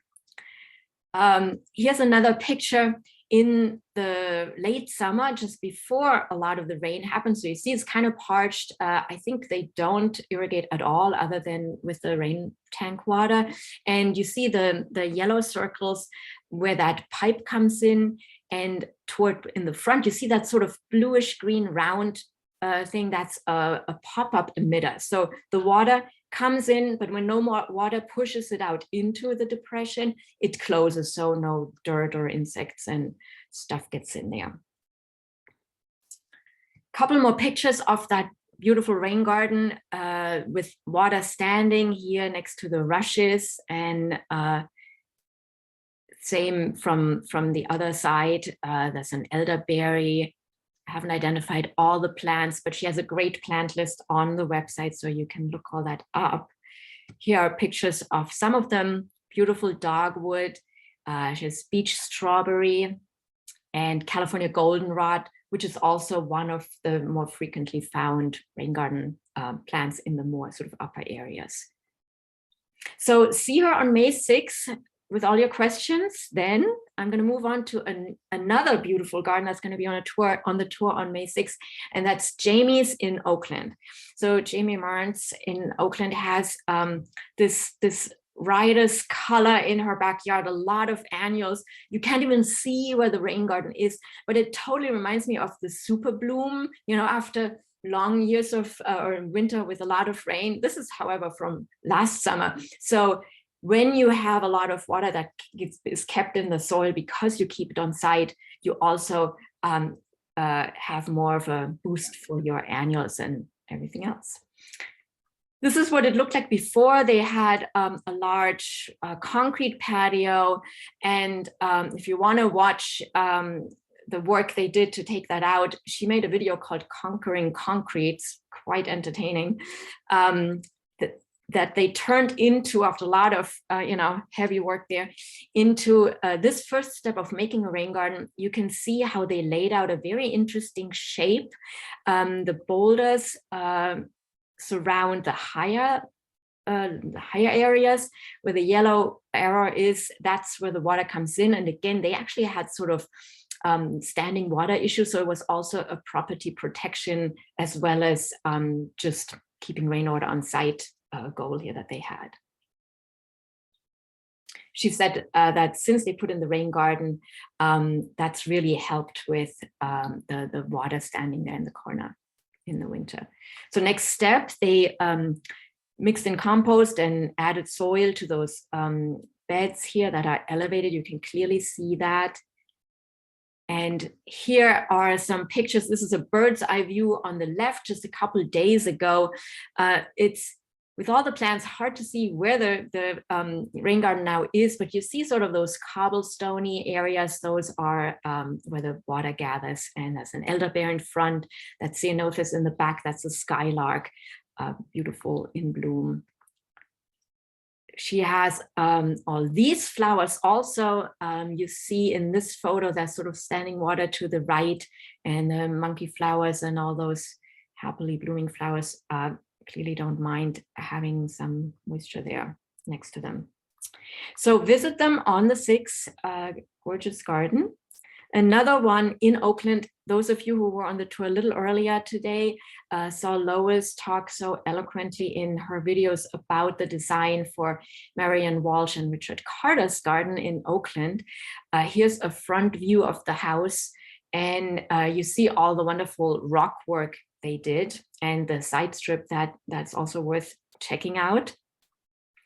What I'm going to look at primarily is the back. We saw in the video the dry creek bed and the wetland area that feeds into. So I think they shared that actually their downspouts, they couldn't disconnect. They are buried, but all the rain that falls on the sloping property in this area in the backyard does get channeled into this dry creek bed and over to that little wetland area. And here it is again from the other side, a little closer. You see right in the middle, there's one of those rushes that we often see in rain gardens. I believe it's a seed monkey flower that's also right there in the middle, likes wet feet, at least part of the year. More toward the back where it's drier, there's the evergreen currant against the wall. There's bush monkey flower. That's one that wouldn't want to have wet feet. And there's also a ribes. I wanted to show this photo of this amazing rock that Lois incorporated into the design, but also from a rain garden and rainwater capture perspective, because you can see how there's almost like this little terrace of gravel above this stunning rock. And so water coming off the property gets gathered there and held back. So another place where it can absorb. And yeah, note the side strip when you go visit to check it out. Briefly, the last one I want to show you is in Fremont at Ellerbach's garden. I'm going to go to this before picture that I grabbed from his video. He made some really cool videos. If you want to really see more of his rain garden, I recommend watching those. So this is what it looked like before. Here is the same view. You see in the yellow circle, the curb cut. So there used to be a sump pump that just funneled all the water from the back area to the street. And Ed basically interrupted that flow with this creek bed that then leads us into his rain garden. And I'm starting in the back. So here's the rain garden. You see the meadow. There's the water running through the meadow. Getting absorbed, trickling into the soil. coming here through the pebbly area, this dry creek bed. There's buckeyes, there's sages, there's buckwheats, a lot of How to show your PowerPoint presentation. Oops, I hear somebody talking. Fixed. And we're back at the front. So very rarely, Ed shared with me, there's a little bit of overflow into the street, but that's just in those really crazy rainstorms. So here, the front again. For you, as a reminder, again, those gardens that are on the tour on the 6th. And if you can't make it, or you want to look at all these other gardens that have been on the tour and where we have information on the website, I made a screenshot of the website. You see here on the homepage where it's circled on the left, find a garden. Just put in rain gardens into the search bar here. And there's 47 gardens that have some sort of rain garden feature. So check them out. And there's also new resources. So you go to gardening info on the homepage, and we posted a number of guides, how-to fact sheet that really talks you through how to measure how large yours should be, how deep, more plant recommendations, also information on other ways to keep rainwater on site, like rainwater catchment and such. And I know this was a lot of information, but thanks so much for listening, and I'm going to stop sharing the slides and see if there's questions. So we just put up a new section on the Bringing Back the Natives Garden Tour website under garden information on rain gardens, and there are about half a dozen links there that would be useful to people.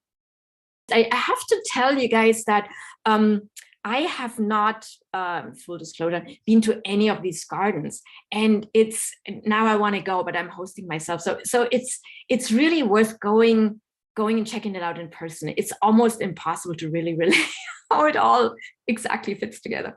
That was a great presentation. Thank you very much. Thank you, Kathy. So let me ask you if you're viewing, to please fill out the evaluation that was in the links.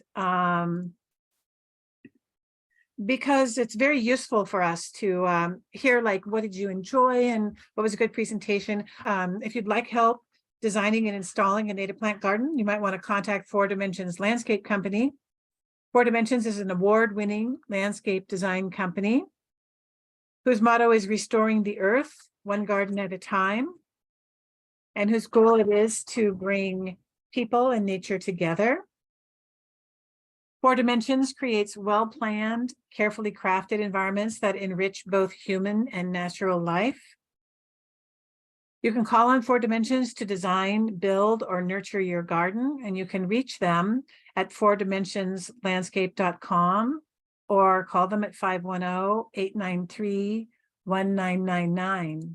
Let me pause for just a moment and introduce Jane Melia, who'll tell us about Harvest Thermal.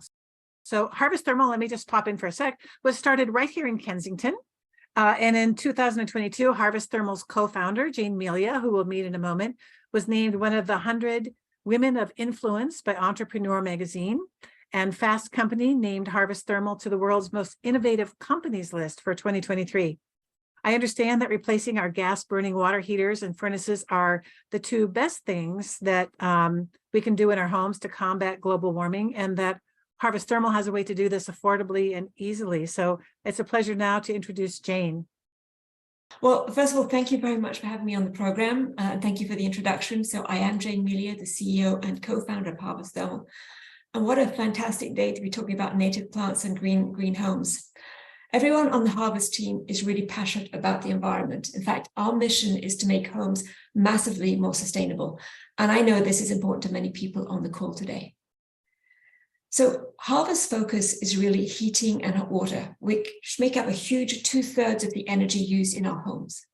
Most of that is from burning gas in our furnaces and water heaters. And so switching out your gas furnace and hot water heater is the most impactful thing you can do inside the home to fight climate change. That's really important. Now, heat pumps, as many of you may be familiar with, these are the workhorses of home electrification. But to decarbonize affordably and scalably, we need to make them better. And that's what we're really focused on. So Harvest Thermal, what do? We've developed a thermal battery system, which is governed by our smart controller, the Harvest pod shown here. And the pod is going to operate a high-performance heat pump, mostly in the middle of the day, when electricity is clean, cheap, and abundant. We store that energy in a tank and then use it to deliver heat and hot water to your home whenever needed. The genius of the system is called load shifting. Here you can see how much carbon emissions come from the electric grid at different times of the day. Regular heat pump systems use electricity mostly in the morning and the evening when we turn on the heat. But that's when electricity has the highest emissions and cost of generation, and it's usually powered by gas-fired power plants. Harvest shifts the electric load to the middle of the day, using mostly renewable electricity from the grid or from your roof to minimize cost and emissions, and allows the grid to get even cleaner. The results are really strong. We're very proud of them. Our system reduces emissions by about 90% compared to gas and by about 50% compared to regular heat pump systems. And we do that while reducing bills by up to 45% compared to gas, giving a positive payback and allowing for equitable decarbonization. The system is very comfortable. I've had one in my home since 2018, so that matters. It gives you stable warmth to your home and meets all your hot water needs. Don't take my word for it. Here are some comments from some of our customers who can really confirm about the comfort and savings of a Harvest experience. So I'm just going to close by saying, you know, as we like to say, Harvest is best for your home, best for your wallet, and best for our planet. And I look forward to taking any questions either online or via text, whatever works best.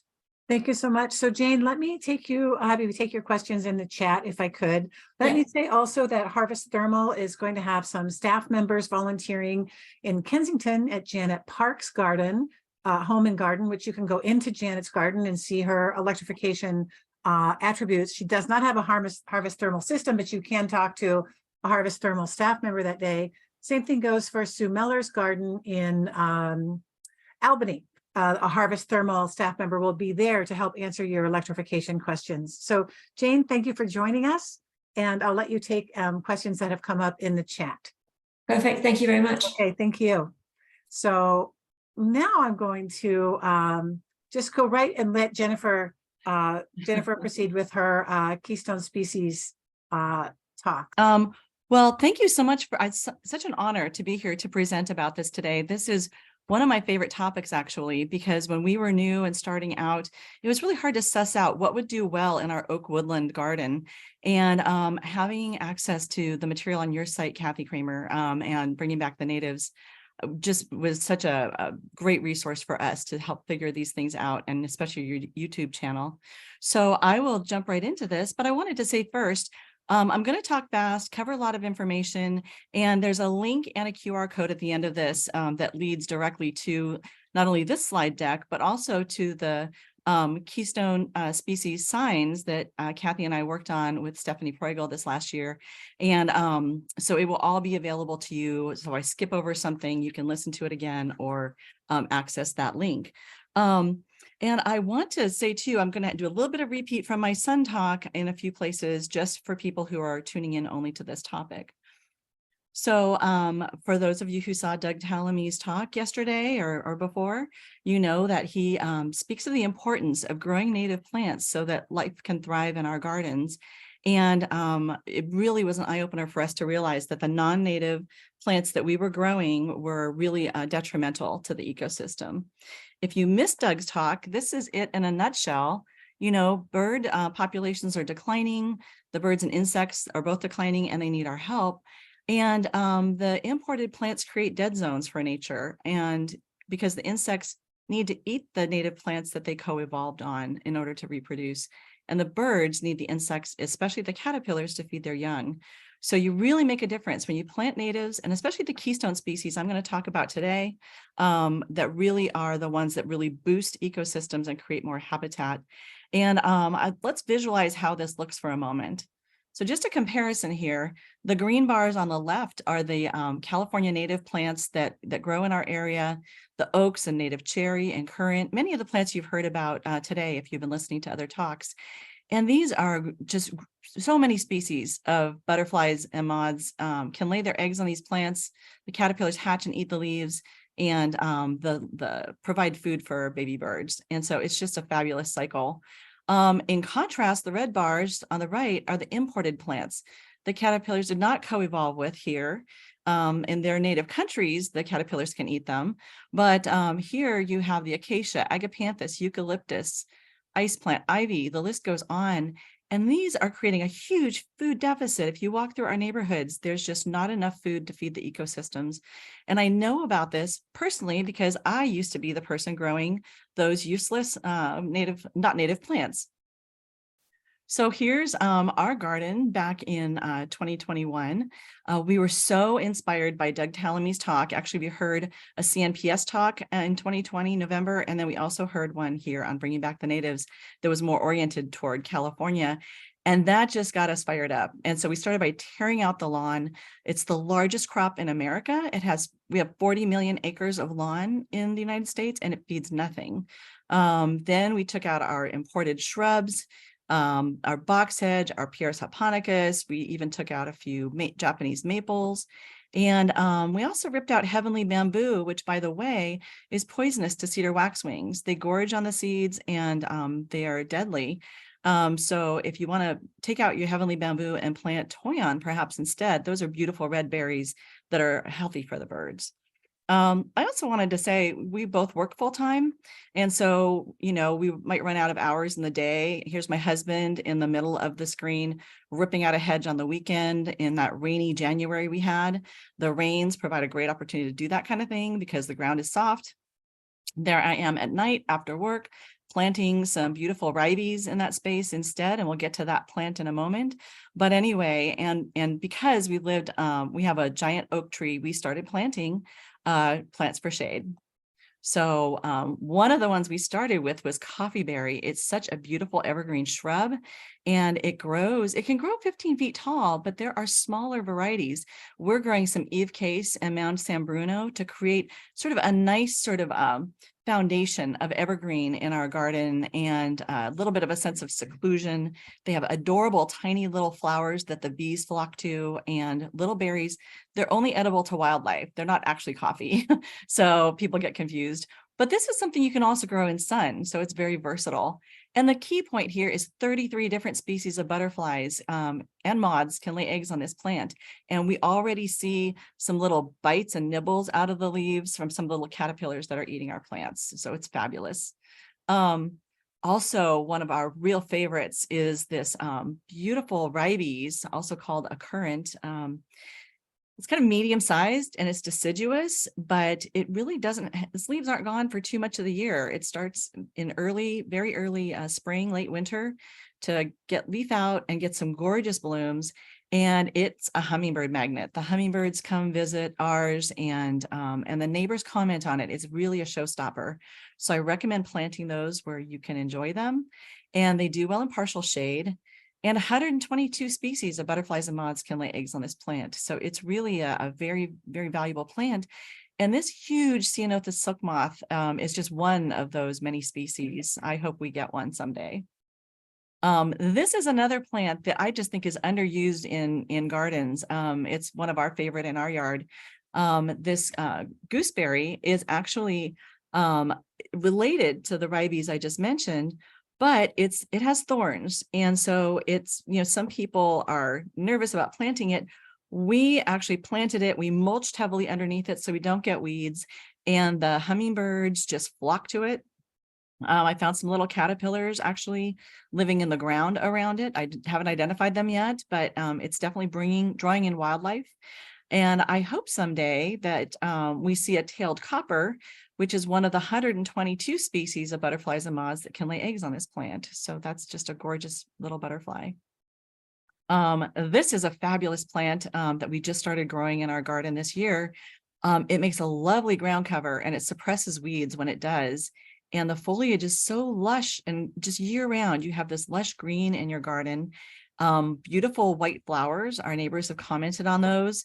And then little tiny strawberries that we just leave for the wildlife because, that's really what we're trying to build here. And, but all parts of this plant are edible. And it's very versatile because it grows in sun and shade. So you can have those around your garden. And 58 different species of butterflies and moths can lay eggs on this plant, including this two-banded checkered skipper, which is mud puddling right here. It's getting some nutrients from the mud. And there's its caterpillar form. This is a thimbleberry. We haven't grown this yet, but we're going to do this in our backyard in the coming year. It's kind of related to the blackberry and raspberry, but it doesn't have thorns. And so its fruit ripens in summer. It's edible, very popular with, like I said, the birds, and it does like shade. And 94 different species of butterflies and moths can lay eggs on this plant, including this amazing white-lined sphinx moth, which is, people call it a hummingbird moth because it's about the size of your hand. It looks like a little hummingbird flying around. Equally beautiful, I think, is that caterpillar on the left. And I hope to see them munching through my yard as well. Here's another one. This is goldenrod, and it has such beautiful, attractive spires of yellow flowers, and it blooms through late summer into fall. That's a time when most other flowers have stopped blooming. And so it really fills a nice gap in the garden. Very showy and beautiful. And it's also versatile. Will grow in full sun or part shade. And 55 different species of butterflies and moths can lay eggs on this plant, including the northern checker spot that you'll see in your gardens in April and May. So I want to note here that as a chrysalis, a lot of butterflies and moths rest in the leaf litter underneath your plants. So leave that so that they can thrive. We just ripped out some Chilean jasmine right next to our front door, and we've put up this pink honeysuckle instead. We've actually planted several plants to go up a big trellis. It's perfect for a spot where you need to go vertical. Maybe you have a small garden, or you want to do something beautiful next to your front door. The hummingbirds love this plant and will come visit it, as will the bees and the butterflies. It's just a great pollinator plant. So we have 30 different species of butterflies and moths can lay eggs on this plant. And again, this is another good one for the white-lined sphinx moth. Here is ocean spray, and it's got a beautiful flower. We haven't grown this yet, but we're planting in our backyard. It thrives in shade and part shade. And 38 species of butterflies and moths can lay eggs on this plant, including this beautiful pale swallowtail butterfly. As was mentioned in an earlier talk, we have a native rose, and it's just a gorgeous, luminous flower that, because it's single petaled like that, is easily accessible to the bees and the butterflies for nectar, and also is not an invasive, it's a native. And so 95 different species of caterpillars and moths can lay eggs on this plant, including this variable checker spot. I don't know which is more beautiful, the butterfly or the caterpillar, but I hope to see those munching along in my garden soon. We are growing a lot of these asters in our front yard, and our neighbors stop and ask what they are. They're really beautiful, and the bees flock to them. They're really a really nice complement to other plants, maybe some of your other shrubs and things like that. It's a nice perennial. And these do also live in full sun, and 53 species of butterflies and moths can lay eggs on this plant. And here's the northern checker spot, just beautifully luminous butterfly that I hope you see in your garden. Here's hummingbird sage. Someone had asked earlier, is there a sage for shade? And I'm excited to say yes. It produces a beautiful green mat, like pictured below, and also is host to 65 different species of butterflies and moths, including this wavy lined emerald moth that, as a caterpillar, disguises itself with pieces of the plant. So we're very excited to have a lot of that growing in our yard. And the hummingbird actually makes a circuit between all of our plants now, and this is one of her favorites that she visits. As mentioned in an earlier talk, the hollyleaf cherry is a fabulous tree. We plan to grow it as a hedge across our back, where we want to have a little bit more privacy. And I've seen this growing at the Woodside Library near us as both a tree and a shrub. And it is really, you see a lot of insects attracted to this. And we do see these Western tiger swallowtails flying around in our area, because they feast on this plant and some of the other trees that are listed here. And then finally, I'd be remiss if I didn't mention the oak, the powerhouse of the ecosystem, which hosts 270 species of butterflies and moths. I want to say about the Coast Live oak. This is a good oak, along with the scrub oak for gardens, even though this particular specimen, this picture taken by Kathy's husband, Mike, even though it looks very large, there's one in our neighborhood that is mature. It's probably about 30 feet high, but the trunk really fits nicely into a small space in a corner of a garden. And we were amazed to see how well it works as a street tree.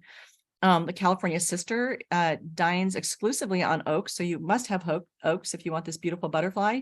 And I think the most beautiful caterpillar I've ever seen, that is the California sister caterpillar. So you may say, you know, oh, well, this is all great about these native plants, but I have lots of butterflies coming into my garden. And what's wrong with all of these cosmos and marigolds and Shasta daisies that they visit? And I like to point out, this is like a bar. They're drinking nectar, and they can drink nectar from a wide variety of different flowers. But there's no restaurant, there's no food for the next generation. There's no place for them to lay their eggs. The native plants are the restaurant. And that also has nectar, but has the bonus of having the food to grow the caterpillars that feed the birds and the entire ecosystem. So we really, really need to help them by growing our natives. Here's our garden now. We've taken out all the lawn and hedge. It's still a young garden, but already we have manzanita blooming. We have a beautiful golden flowered ribes in the middle picture there. To the right of it is the red flowered currant that we mentioned earlier. Below on the bottom row, we have the coffee berry, and we have the asters, and we have the strawberries, and we have so many more. We're actually growing every single plant I mentioned today, with a few exceptions that I called out. And we are leaving the leaves. This is the most important thing that we did besides growing natives. We allowed the acorns and the leaves to nourish the ground, to create cover for the pollinators that nest in the ground, insulation for the plants. And, you know, some butterflies and moths, like this morning cloak, actually overwinter in those leaves. And so when we sweep away the leaves and the acorns, we're destroying all those chrysalises and all of those insects that would provide life. And the acorns themselves, I just saw a squirrel dig up an acorn yesterday that it buried in December. So we really, really need to leave everything on the ground where it lands. And nature is exploding in our yard. I can't emphasize this enough. We are seeing so much more life now that we ripped out our lawn and hedge. We are seeing all sorts of butterflies. We're seeing more bees, not pictured here, hummingbirds, salamanders have moved in. It's just a whole ecosystem, and we've done the whole front yard. We're looking forward to doing the back. And I just want to take a quick moment to say we're saving money on water. This bottom line here, this blue line, is California, it's precipitation, the natural precipitation pattern. And above it is the green line, that's the native plant natural pattern for consuming precipitation for their water needs. But above that, the yellow line are the, quote, drought-tolerant natives from the Mediterranean and from places like Australia that get, like Sydney, gets occasional monsoons and certain downpours that don't map to California weather. So we really need to grow the things that really map to our natural precipitation. Of course, as I mentioned earlier, that red line up there is lawn, and it's the most thirsty crop of all. And as I said, it's 40 million acres of the United States and growing. More people are planting lawns every day. It feeds nothing. And the chemicals that a lot of people use on it are actually very detrimental to not only the environment, but to their own health. So don't use pesticides or herbicides. And if you can, remove or reduce your lawn. And we felt like we were doing our part, but what could we do beyond our own garden? Well, we could take some action. So one thing that I did recently, as Kathy Kramer mentioned, we designed some Keystone plant signs, and these slides are based on those. So if you love these beautiful pictures of the plants and the butterflies, then download them and put them up in your own garden to inspire your neighbors, or use them if you work in a public pollinator garden. They're great signs for that. School gardens, classrooms, it's a great learning tool for kids. You can put them up in nurseries. And you can also use them at different events. So you can download these. I have a link again on my very last slide. And you can also take action by going on the actual Bringing Back the Natives garden tour.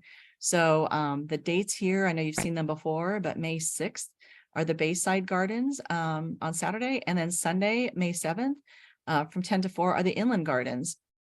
So start growing these Keystone plants today and revel in all the life they bring to your garden and balcony. I had one more quick thing, Kathy, about taking action.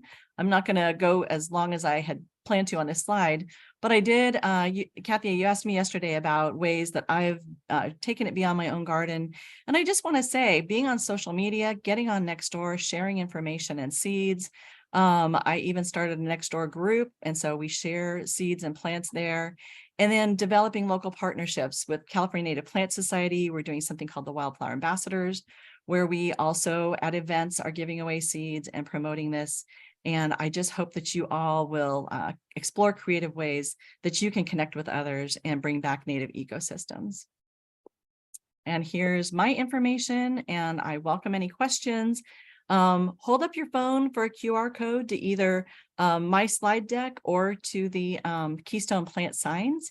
And I know I went kind of quickly past those, but I really hope you'll explore each and every one. I think we have over 40 now there. So they go way beyond this talk, and they're just a great resource. And that's it for me. All right. Well, thank you, Jennifer. So Jennifer did make the Keystone Species signs that are on the Bringing Back the Native Garden Tour website under Keystone Species. So if you're wondering what are the best plants for wildlife, there they are, and they're just beautiful. And you'll see some of them in the gardens on May 6th and 7th. I see that Jennifer's husband has put a link to the to the signs in the chat, if it's easier for you to download from there. Let's see, question from YouTube. Jennifer, does the fire department give you any grief for leaving the leaf litter in your yard? Well, you know, that is a consideration. I see that come up a lot. What is interesting to me is the leaves fell in mostly November and December. Then we had torrential rainfall, which started to break the leaves down, and they grew a lot of interesting molds and things that the soil actually needs to make it more robust. And then they got kind of moved around by the creatures, and the acorns got eaten. And so in our garden right now, it's not really a fire hazard. They've really been kind of absorbed into nature. And then we've also added in some places, we put a little bit of dirt over areas where we wanted to plant something new or whatever. So no grief so far, and not the kind of fire hazard we have with some of the plants like eucalyptus that are very flammable. So I want to say it was just a pleasure working with Jennifer. She was the brain and brawn behind the development of those signs, and she did a beautiful job. Jennifer, can people get hold of your Nextdoor group? Oh, there it is, the ND. Yeah, Nextdoor. So I didn't spell that out, but yeah, the Nextdoor group is here. And so I really welcome you to join it. Even though it's Nextdoor, they allow you to join groups from anywhere. So really, it's a great place to have a conversation, ask questions. I know we were running short on time. So, you know, if people want to ask questions there, and also I will monitor the chat as your next talk comes up, Kathy. Okay, can you talk for just a moment about your the wildflower seeds, and then we'll pop off and let you take the rest of your questions in the chat. Yeah. So, you know, I realized that with our own garden, it was great impact, but it wasn't enough. We were so fired up that we started giving seeds to our neighbors. We had a big bag of wildflower seeds. We just started packaging them up in little packets. And then we thought, wow, what about the bigger neighborhood? So we started giving them away on Nextdoor, got invited to go to some libraries. And so as an individual, and I work full time, so I was doing this at night and weekends, you know, just giving away seeds so that people and information, that's the most important thing, is we give a handout that would have all sorts of resources, like Bringing Back the Natives or some of these talks. People could access the information and the resources and learn about the different websites like yours, Kathy. And then we realized, you know, as we were doing all of that, we gave out just on our own about 3,000 packets.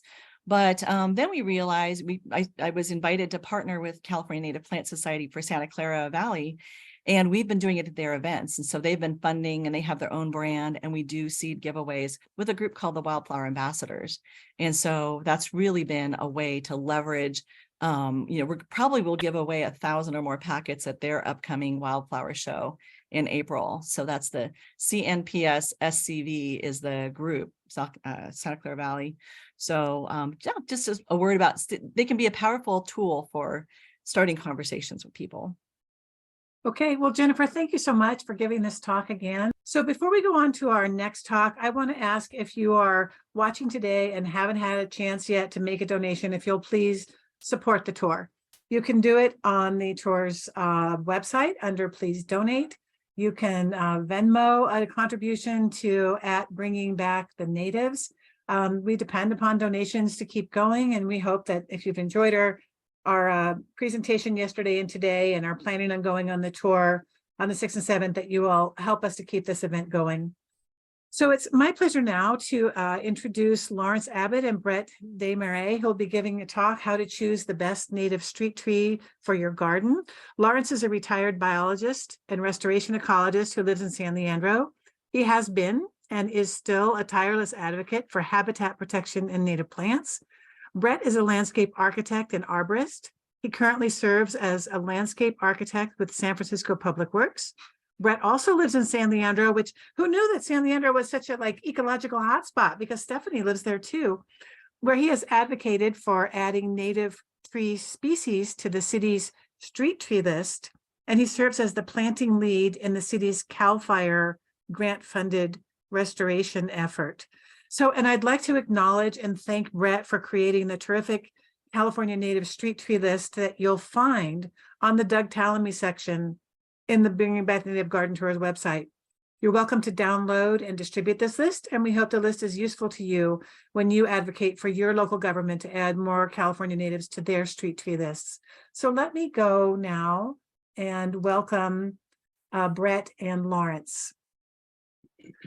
So why native trees? We don't have much time, so I don't need to talk about this. The way that Kathy set this all up, I mean, I've been following along. You've been learning everything.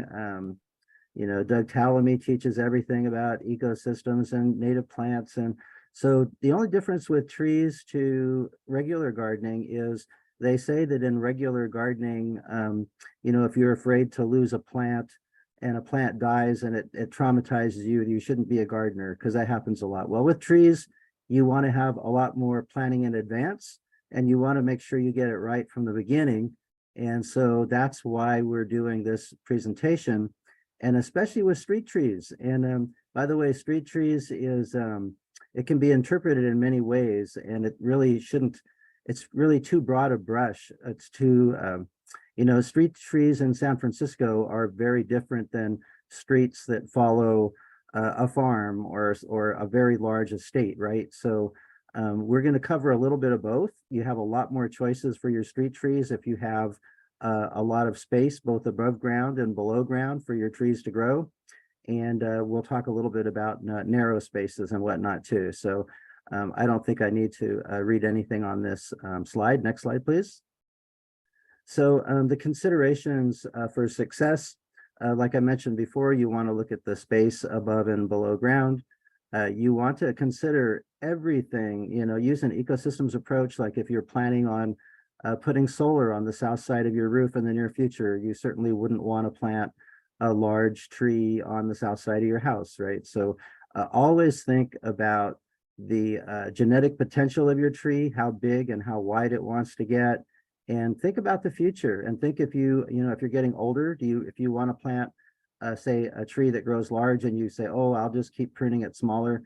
Think about, do you really want to be out there fighting a tree that wants to grow to be 100 feet tall and you want it to be 20 feet tall? Same thing with shrubs, by the way, for landscape design. Just always, and that's what we'll focus on during this talk, is, putting the right plant in the right spot. And so at the bottom, I talk about pruning and special tricks. So if you don't have space for a large tree, but you want a small tree, no problem at all. The easiest way to do that is put it in a pot, a small pot, and you have a little bonsai sitting on your patio table, a larger pot, and maybe you have a 6-foot tall valley oak, and you won't believe all the insects and birds that brings, especially with my favorite tree, which you might notice coming up over and over again, the California valley oak. Next. Maybe I should say, okay, so narrowing your choices. And what I like to do is, first of all, take all those considerations. Then for myself, well, you're lucky, first of all, I should say, if you can afford a landscape designer, because they can really help you a lot. But even if you have a landscape designer or planner, you probably have your own ideas just walking through East Bay Regional Parks or wherever you go, botanical gardens. And of course, we always steal ideas from nature and try to, for myself anyway, copy nature to not only bring the diversity to your home, but also bring, the animal diversity. So you can decide if you want one big specimen tree or if you want to plant a whole bunch of little trees close together, or, you know, even if you put a lot of larger trees closer together, they won't grow high and wide. They'll grow sort of crowded. And this is, of course, assuming you have a very large front yard. The reality of your street could be pretty brutal for plants. You know, maybe the backyard is better. Depends on the size of your yard. Small yards, or if you're in the middle of town, can be pretty brutal. The heat that comes off the sidewalk and roads, and just the environment in general. Maybe you don't get a lot of maybe you don't have a lot of soil area even to create a bioswale and, you know, get water to go down in the soil. Again, fighting genetics. I don't want to do it anymore. I'm getting too old for that. And yeah, and think about your tree that you're choosing. Make sure that if it is a tree that tends to have invasive roots, maybe that doesn't belong in the front yard. If you have an old style sewer system where the roots can get in there, or what kind of utilities you have underground. Brett will talk about that. So right tree in the right place. Next slide, please. And I think, Brett, is this where you're starting? Yeah. Thank you, Brett. Sure. So so planting the right tree in the right place. There are some considerations when choosing a tree to really make sure that it's appropriate for the place where you want to put it. So you know, your own yard is really the easiest place to start, and it's also a really great place for small to medium trees because you do control that space, and there are very few conflicts as far as things like utilities in a residential backyard. That's not to say that a large tree couldn't work. I think we saw some examples of that in other presentations of large oaks. But something to consider is that California tree law does allow your neighbor to start pruning your tree if it begins to grow over their yard, and that you do have to commit to that maintenance and potential issue. So that's a factor to consider. City parks are also a usually very easy place to provide trees for a similar reason to yards, in that there are often few utility conflicts and lots of space. So it's a great place for really large trees, are really large native oaks in city parks. And so we'll talk about kind of the advocacy and working with your city to see if you can get more native trees planted in your park system. And then the third one here is street tree situations, which are the most challenging. And there really are a lot of factors that go into that, and why native trees and street tree situations can be difficult to navigate. Next. So for street tree considerations, what I like to say here is that this is where our goals of environmental sustainability have to also meet and reconcile with operational sustainability.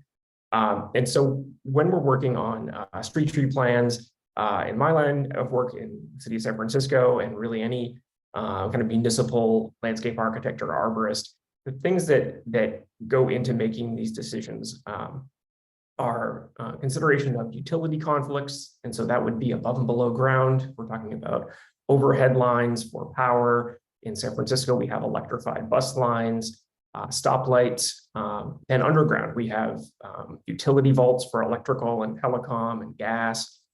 We have this storm sewer system underground.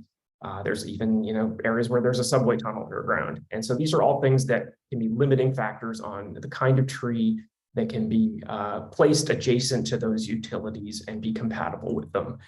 Other factors would be lines of sight. And so that would be maintaining traffic safety regulations for vehicle line of sight, making sure that trees aren't blocking the view of a crosswalk, so that pedestrian safety is taken into account. And so these are all things that go into city code. There are clearance requirements. We like to have trees really ideally about a 10-foot canopy height above the street when they're directly adjacent to the street, so that they don't get hit by buses and trucks.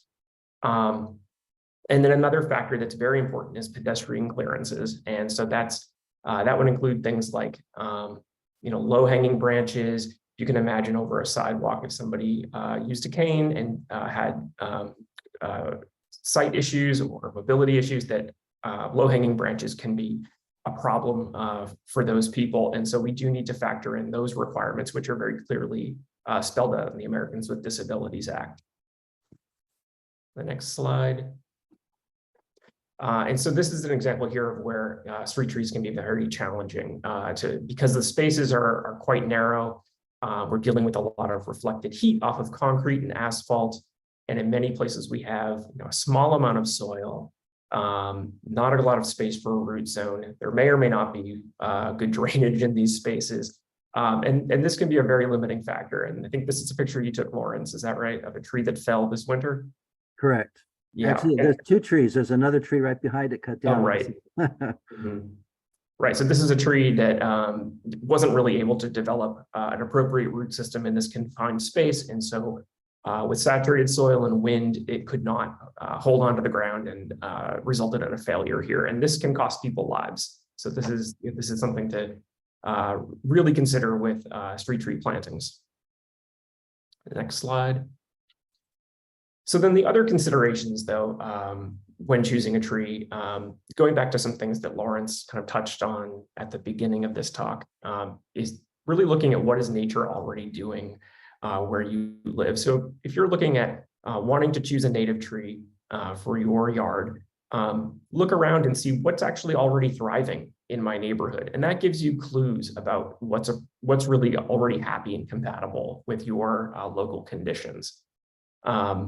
And those factors that usually kind of come into play are things like exposure, so how much sun, wind, things like fog if you're right on the coast, that are either can be necessary for the tree to develop in a kind of healthy way that reaches its full potential, or they can be very limiting too.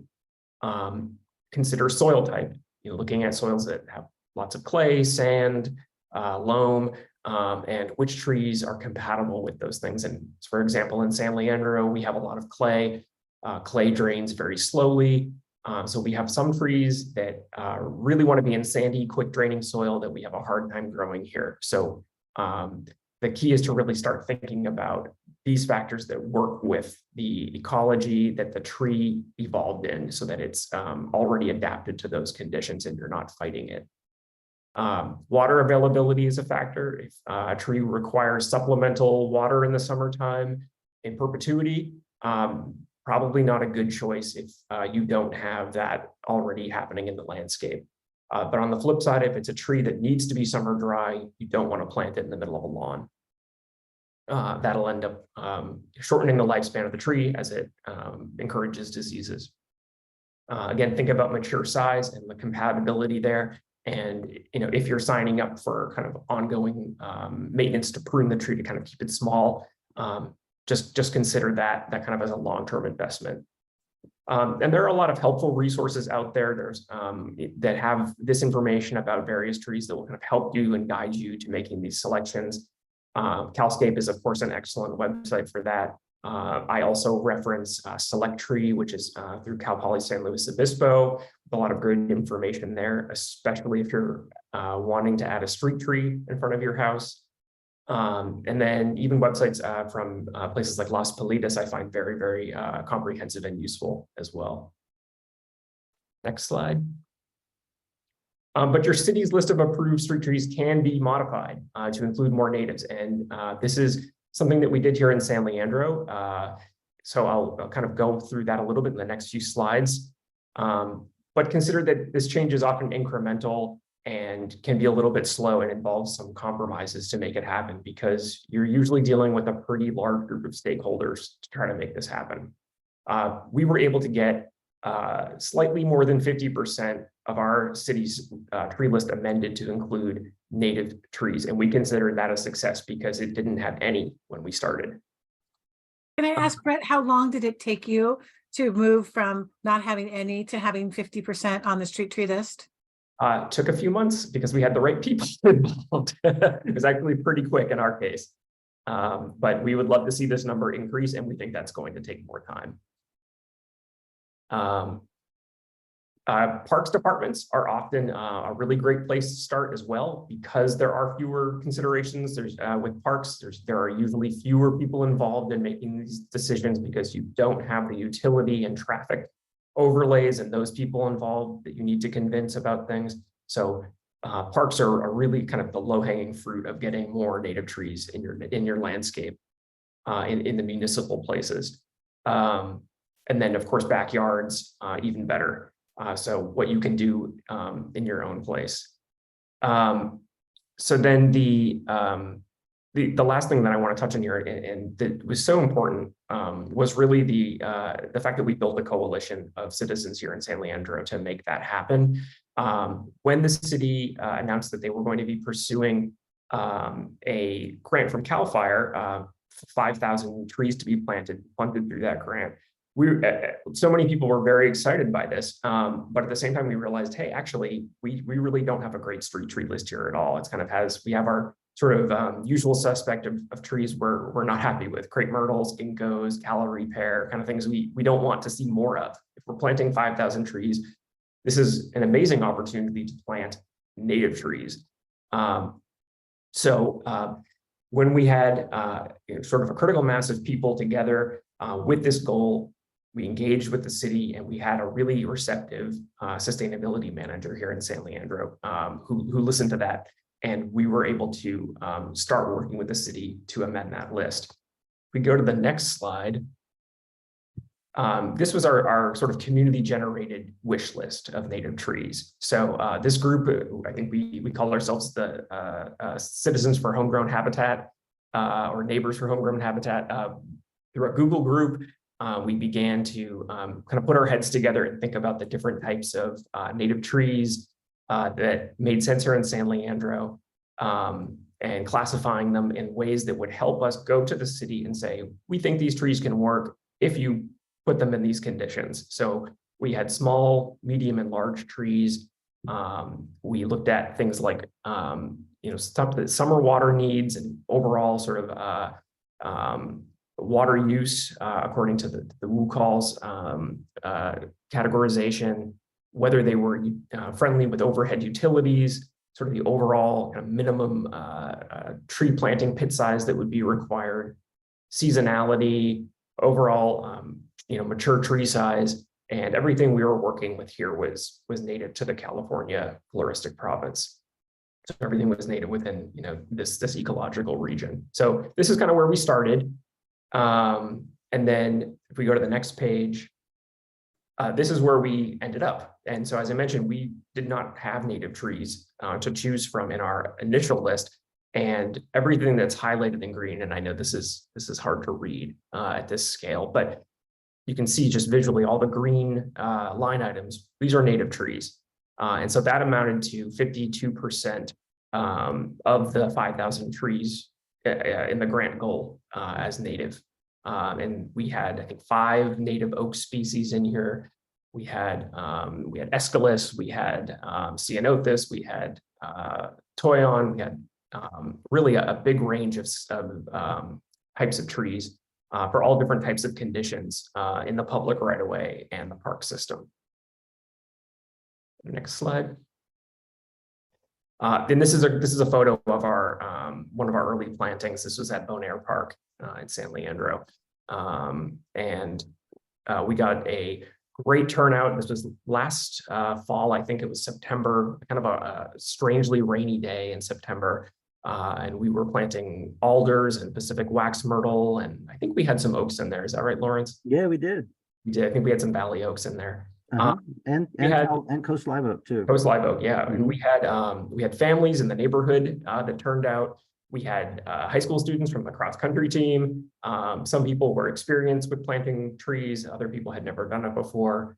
But it was really a lot of kind of synergy here happening between the city's kind of guiding us along with a nonprofit partner and people in the city who were very, very excited about making this happen.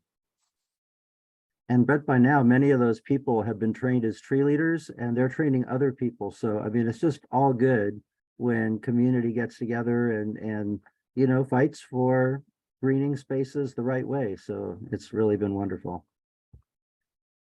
And next slide, please. So there's no time. Oh, how much time do we have anyway? We're probably already a little bit over, Kathy. We started late. I'm sorry about the delay. So your presentation must end by 2:20. So you Oh, have excellent. 10 more minutes. Excellent. No, we're perfect. And we still have time for question and answer. Maybe we can get caught up a little bit too. So I'm not going to talk about the next couple slides.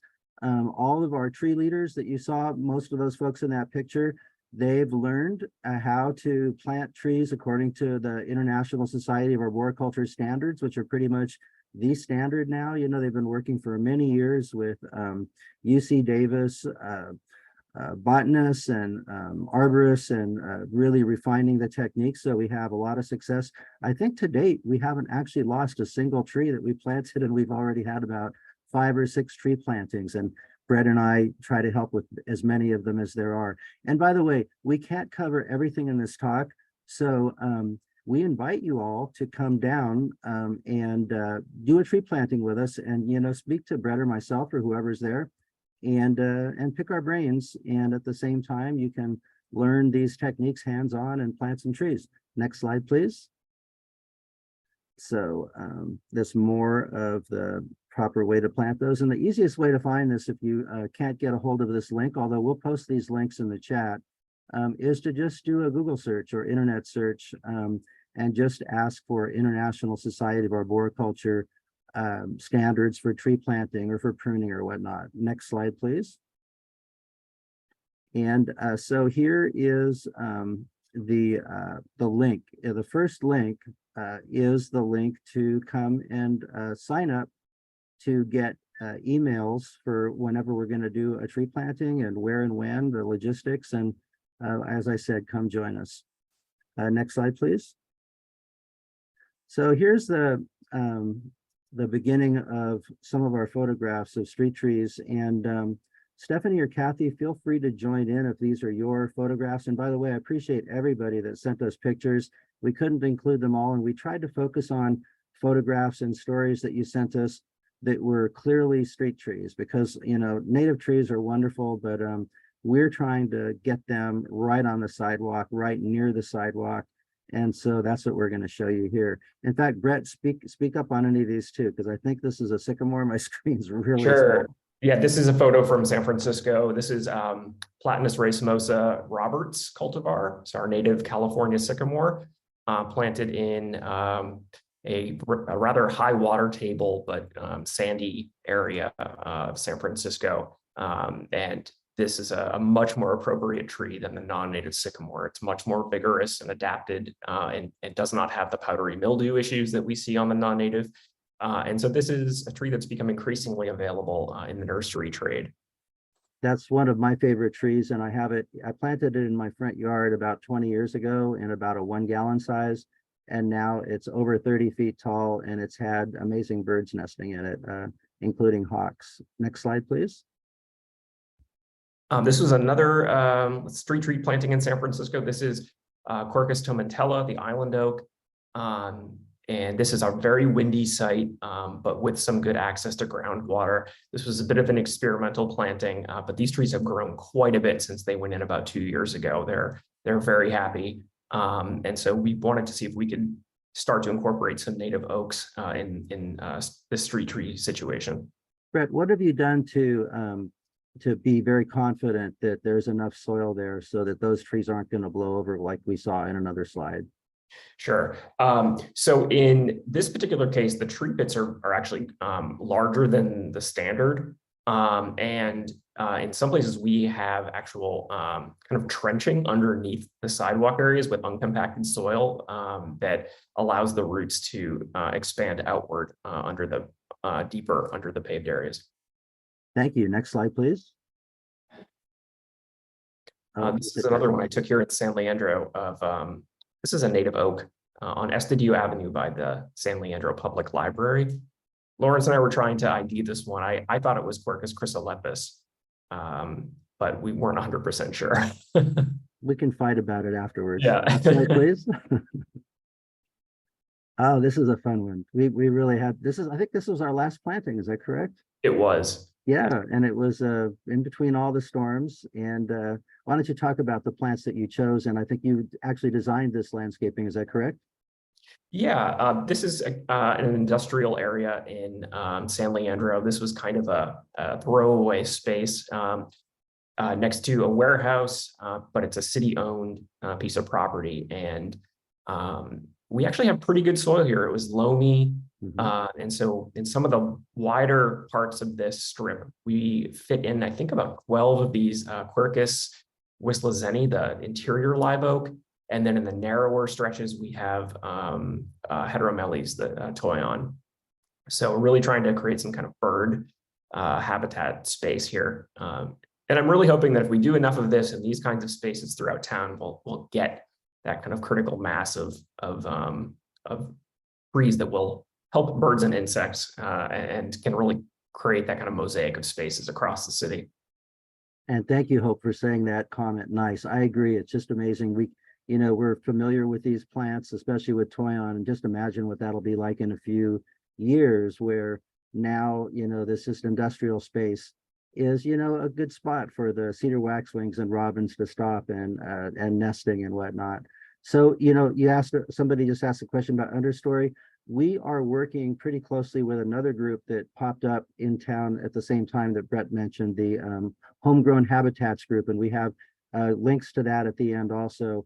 Where we're hoping to come back later. But in the meantime, we have a lot of mulch there, which will help improve the soil further and, help with water absorption and prevent water loss during the summer. So next slide, please. So this is a slide that, Kathy, did you send me this one? It's just a coast live oak, I think, in a roundabout in Berkeley, if I'm correct. I did. This was the start of the neighborhood pollinator pathway in Berkeley that's open on Saturday, May 6th. This oak is a coast live oak. It was planted in 2005 in the traffic circle. What a great place for a big oak. And I just can't wait, 100 years from now to just imagine what that'll be like. Next slide, please.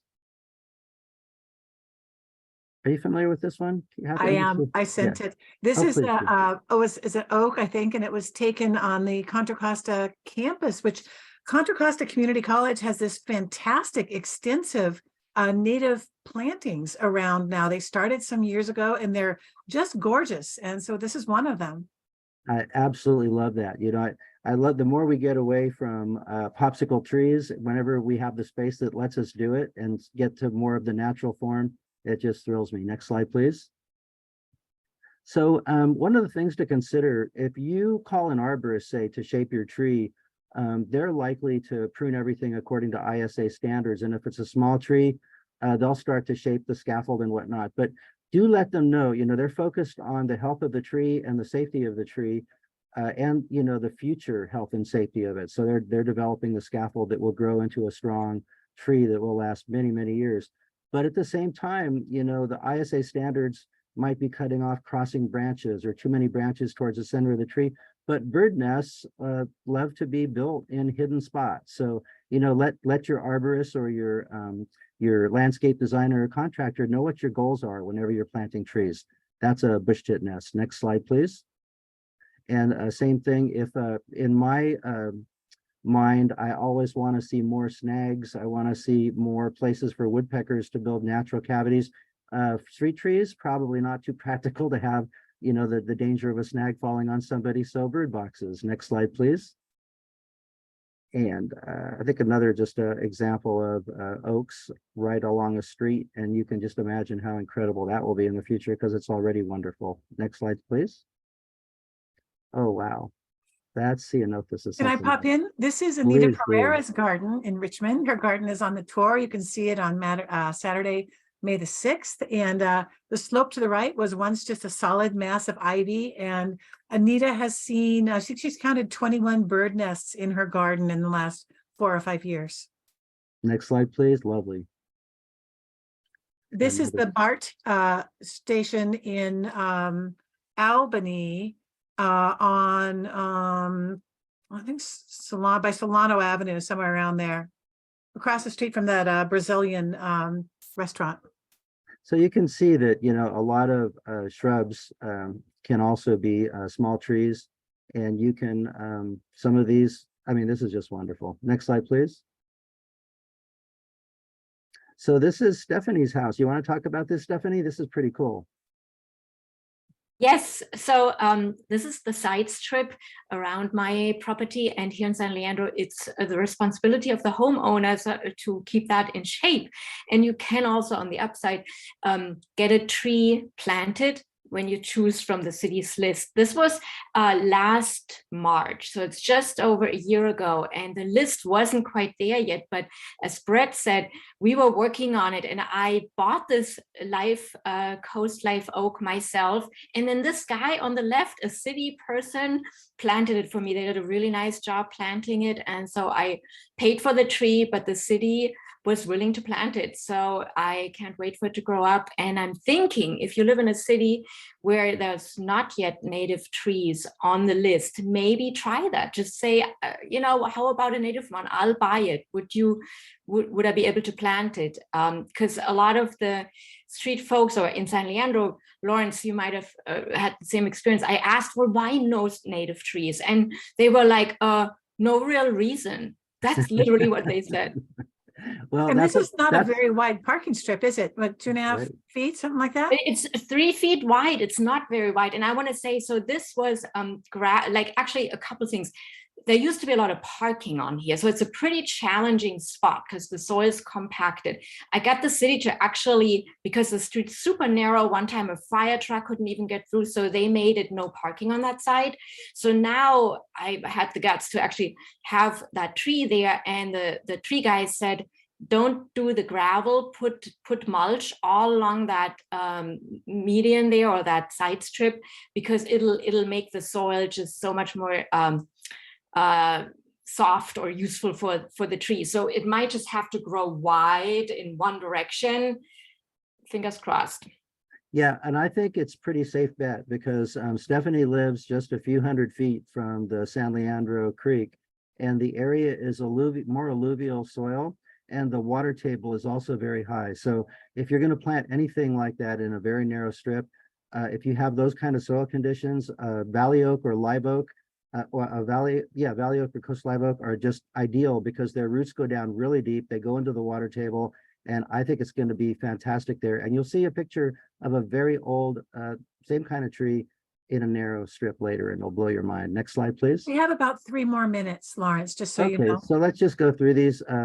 Anybody want to say anything about these? Otherwise, we'll just zip through them. Yeah, this is a Coast Live Oak planting. I think this might have been out near Livermore or Dublin, but further east in the East Bay. Wonderful. Next slide, please. This is somebody shot of somebody's front yard. My front yard. So this is a Coast Live Oak on the left. My husband and I planted it when it was 6 inches tall 30 years ago, and it's now about 25 feet tall. And that's a Buckeye on the right that we planted from seed about 24 years ago. These keystone species keep popping up over and over, huh? Next slide, please. So this is a Buckeye. You saw it with leaves on one picture, and here it is with some summer drought. So if you discontinuing watering and just let them get the water that they would get from the season, that's what they'll look like midsummer. Next slide, please. There's that oak I was talking about in quite a narrow strip, and I'd say it's doing pretty well. Next slide, please. This is, I think, a Ceanothus in San Francisco. I think it's San there it is, Francisco. right there. Yeah, Mission in San Francisco. Pretty awesome. Next slide, please. So this was just taken at the Hedgerow Farms. I just went to the California Native Grasslands Association annual meeting over there, and they've planted all these plants right along the road, and it's just amazing. I love this. You probably couldn't get away with this in certain cities because it's probably wouldn't meet their code or whatever. But I love to see a lot of natives planted together and actually see some overstory, some complexity to the structure. And this is what birds absolutely love, and what we need to see more of is, and it can be cleaned up a little and still be incredibly valuable, but to have different species of natives filling in the mid-story and the understory is so beneficial to wildlife. Next slide, please. And this is San Leandro, not too far from San Leandro Creek. It was a mast year. I don't know if you can see, but the sidewalk is covered in acorns. And I'm still giving away acorns from this Coast Live Oak. It's one of the probably original, lineage right here in San Leandro. And if you want to grow one, my contact information is at the end of this presentation. Next slide, please. So this is just not far from there. And this is a valley oak that's just spectacular. It's at the corner of Juana and shoot, what's the other street? Well, it's on Juana. If you drive down Juana in San Leandro, you'll see this. It's a massive tree. The canopy goes from one side of the street to the other. And I have plenty of acorns for this too that have been kept in the refrigerator if you want to, if you have some nice deep soil and you want to put a valley oak. Next slide, please. And this is valley oaks just taken a few days ago as the snow melts on the way to my daughter's house in Modesto. And they can take a lot of flooding and just do fine. And there's my contact information. Really enjoyed this. Thanks so much, Kathy. It was great to have this presentation. It was very exciting. I want to congratulate you. And like, I want to move to San Leandro. That's going to be my next home so I can be your neighbors. Hey, we're so lucky, man. It's really amazing when you find a kindred spirits right in your own backyard. Appreciate you so much, Brett. So this presentation, Life and Death on Silverleaf Lupin, contains photographs that were taken by my friend and colleague Mei Chen, and she also wrote the text. Mei has created 2 other presentations that are on the Natives Garden Tour YouTube channel. One is called Life and Death on Milkweed, and the other is on the Bridgeview Pollinator Garden in Oakland. And you can search on Mei Chen to find these videos. So this presentation features the small creatures that visit the native silverleaf lupin and the extraordinary things they do to survive. It's an honor for me to be able to give this presentation for Mei, who could not be with us today. So as I was reviewing this talk, I realized that aphids are one of the bases of the food chain in the garden. And as you'll see, so many of the insects that come to the lupin are there because of the aphids. As gardeners, we're used to thinking that it's a crisis if we see aphids in our garden, but that's kind of like saying we don't want to see plankton in the ocean. Without plankton and without aphids, food chains would collapse. So part of the way through my review of this presentation, I had to stop and go outside and examine my own lupins, and I was disappointed to see there's no aphids. I've been looking for them longingly, and I still am. I want to see the variety of insects that come in a garden to feed on the aphids. I hope by the end of this talk, you'll feel the same way. So as Mei wrote this talk, when I say I here, it's really Mei speaking. I've spent a good part of 2022 exploring and documenting the insect diversity of Skyline Gardens, a restoration project in the Berkeley Hills. You can Google Skyline Gardens to find their website, and you can volunteer with them if you're interested. The land belongs to our local water district, the East Bay Municipal Utility District, and the largely wild garden is tended by a dedicated group of volunteers who call themselves the Skyliners. They practice a form of ecological restoration that calls for the removal or suppression of exotic species in areas where high concentrations of native species persist. This work has been going on since 2016, and Skyline Gardens has become a popular wildflower destination in the East Bay. 288 species of native plants have been seen in this ecologically rich area. Today, I will be talking about one species, the silverleaf lupin, Lupinus albrifons, which can be considered the garden's signature plant. The lupin blooms gloriously on steep hillsides in spring, supporting myriad insects.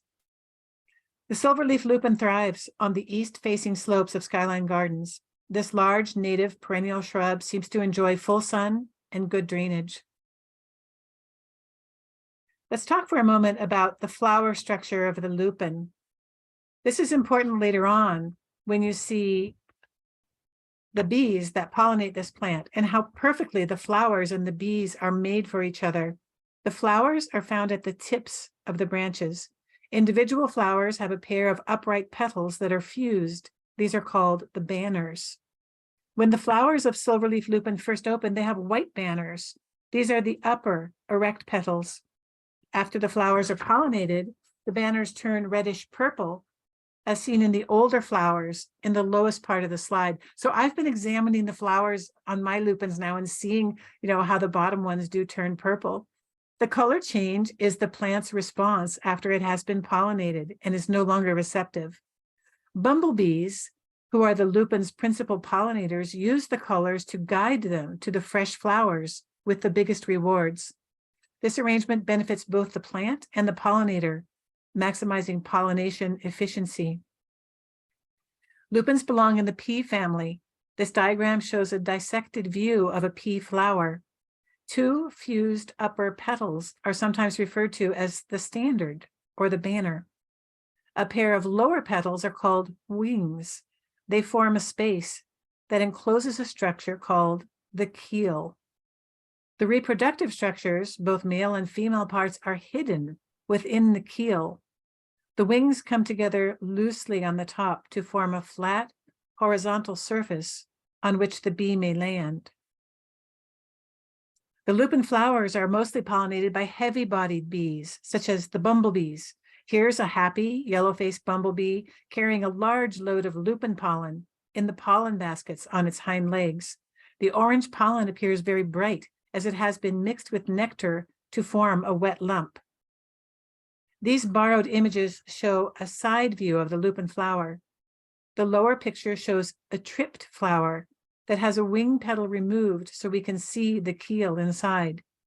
Note that the reproductive organs, the stigma and stamens, have popped up from the keel after a heavy bee has landed on the flower. So here, a yellow-faced bumblebee has landed on the flat surface formed by the wing petals of the lupin flower. The bee pushes its head against the banner to access the nectar at the back of the flower, while pushing down on the wing petals with her feet, parting them. This pops the keel, allowing the reproductive structures to hit the bee's belly. The stamens forcefully dab the bee with pollen, while the stigma picks up whatever pollen is already on her belly. The flower is pollinated, and the bee gets its reward of nectar and pollen. It's a win-win. This shows why lupin flowers require heavy-bodied bees for pollination. This lupin flower has been visited by a large bumblebee. Let's see, yep, this one. This lupin flower has been visited by a large bumblebee whose vigorous action has pushed aside the wing petals, exposing the sharp-tipped keel and the reproductive structures held within.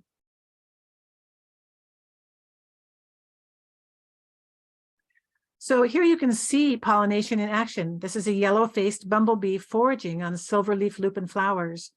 As the bee lands on the horizontal shelf created by the paired wing petals, its weight depresses the petals. The keel underneath and the enclosed reproductive structures are exposed momentarily, dabbing the bee's underside with pollen. The process is enhanced by the bee's efforts to reach the nectar at the back of the flower with its tongues. Yay, pollination and nectar for the bee, and pollination for the flowers. At Skylines Gardens, another species of bumblebee, the black-tailed bumblebee, also pollinates the lupin. Like the bumblebees, these digger bees are heavy-bodied, and they are also capable of pollinating the lupin. This ability is not shared by the smaller bees, such as the honeybees and anything smaller. Here, a female California mountain digger bee is excavating a nest adjacent to the lupin patch, moving clods of soil with her legs. She is easily recognizable by the white hairs on her hind legs. As the common name implies, these bees nest in the ground. They are one of the earliest bees to appear in early spring, in perfect synchrony with the lupin's bloom period. Yikes, this lupin stem is studded with aphids. The aphids are so densely packed that they completely cover the stem, all with their heads down, sucking on plant sap. The aphids match the color of the lupin stem almost perfectly. The lupin aphid spends its entire life cycle on lupins. It lives mainly on the leaves, stems, and flower spikes. The aphids sequester the toxic alkaloids of their host plant for their own defense. Further up the stem, many more aphids can be seen. These aphids are rather large, and they are dusted with a powdery white wax. This wax is thought to limit their contact with the sticky, sugary honeydew that aphids excrete, and possibly provide them protection against fungi, parasitoids, predators, dehydration, or frost. Among the flower buds, a mature aphid is giving birth to a baby. Many species of aphids are capable of cloning themselves and giving birth to live young without having to mate. This mode of reproduction can result in explosive population growth. This is why aphids can colonize a plant overnight. Lupin aphids cycle between asexual and sexual phases. In spring, the aphids reproduce asexually, producing all female progeny from cloning. In the fall, sexual forms with winged males developed to diversify the gene pool. A commotion lower down on a lupin stem alerts me to the presence of this minute parasitoid wasp. The aphids are going wild, wiggling their butts in the air. Aphids emit an alarm pheromone and wag their behinds in synchronous waves in response to a perceived danger. By this collective defense behavior, colony members warn each other of the approach of a predator or a parasitoid wasp looking to inject eggs into the aphids. Common predators include syrphid flies, lady beetles, soldier beetles, lacewings, aphid midges, and spiders. Thus warned, aphids sometimes stop feeding and drop off the plant. This aphidious wasp is an aphid's worst nightmare. The mummy maker parasitoid wasp is necessarily small, about the width of a nickel. After all, it grew up inside of an aphid. And here's the story. The female wasp hunts down aphids and injects a single egg into each victim. The wasp larva develops inside the host aphid, eating it from the inside out. Pupation occurs in the aphid, and the adult wasp emerges from the host by cutting a big round hole in the back of the aphid. Here, the female wasp descends into the deep recess of the blossom with a singular purpose: to lay her eggs. She curls her abdomen between her legs to inject an egg into the plump aphid. Do you see this straw-colored aphid? It's an aphid mummy. Note its altered color and shape. It may still be alive, but if so, its days are numbered. The parasitoid wasp inside has yet to emerge from this aphid. These parasitoid wasps are commonly used as biological agents for the control of aphids in gardens and in agriculture. In another area, a female syrphid, also known as a hoverfly, is laying eggs on the tender flower buds of a silverleaf lupin. We are looking at her head, front on. As she lifts off and shows her back, I can identify her as a white-bowed smoothwing hoverfly. Although these hoverflies do not pollinate the lupin flowers, they are effective pollinators for other plants in the garden. Do you see the white syrphid egg at the base of the lupin flower bud? It looks like a tiny grain of rice. When I took the picture of the aphid, I didn't even see this syrphid egg. Surrounded by a glut of food on a spike of lupin flower buds, a small syrphid or hoverfly larva has chosen a very small prey, a baby lupin aphid. Syrphid females like to lay their eggs among aphid colonies to ensure that the young that hatches out will have plenty of aphids to eat. A large syrphid fly larva seems to be taking a midday siesta on the tip of a lupin leaf. This syrphid fly larva is feeding on a tiny lupin aphid. Not surprisingly, I often find California lady beetles on the silverleaf lupins. They are predators of aphids, but it is rather unusual to see them in such a dense aggregation. What is going on here? I don't see any aphids here. Maybe they've all been eaten. Like the adults, the larvae of lady beetles are voracious predators of aphids. Here, a lady beetle larva is feeding in the recesses of the flower buds while pooping at the same time. The aphids are not the only insect herbivores feeding on the silverleaf lupin. I often find this unusual leaf arrangement on the lupin. One of the leaflets has been turned over atop 2 or 3 leaves that have been drawn together with silk. What's more, the leaflets are somewhat damaged and discolored near the tips. This appears to be the retreat of a leaf tire caterpillar, most likely a small moth. Now that I know what to look for, I can easily find more of these caterpillar retreats on various young lupins.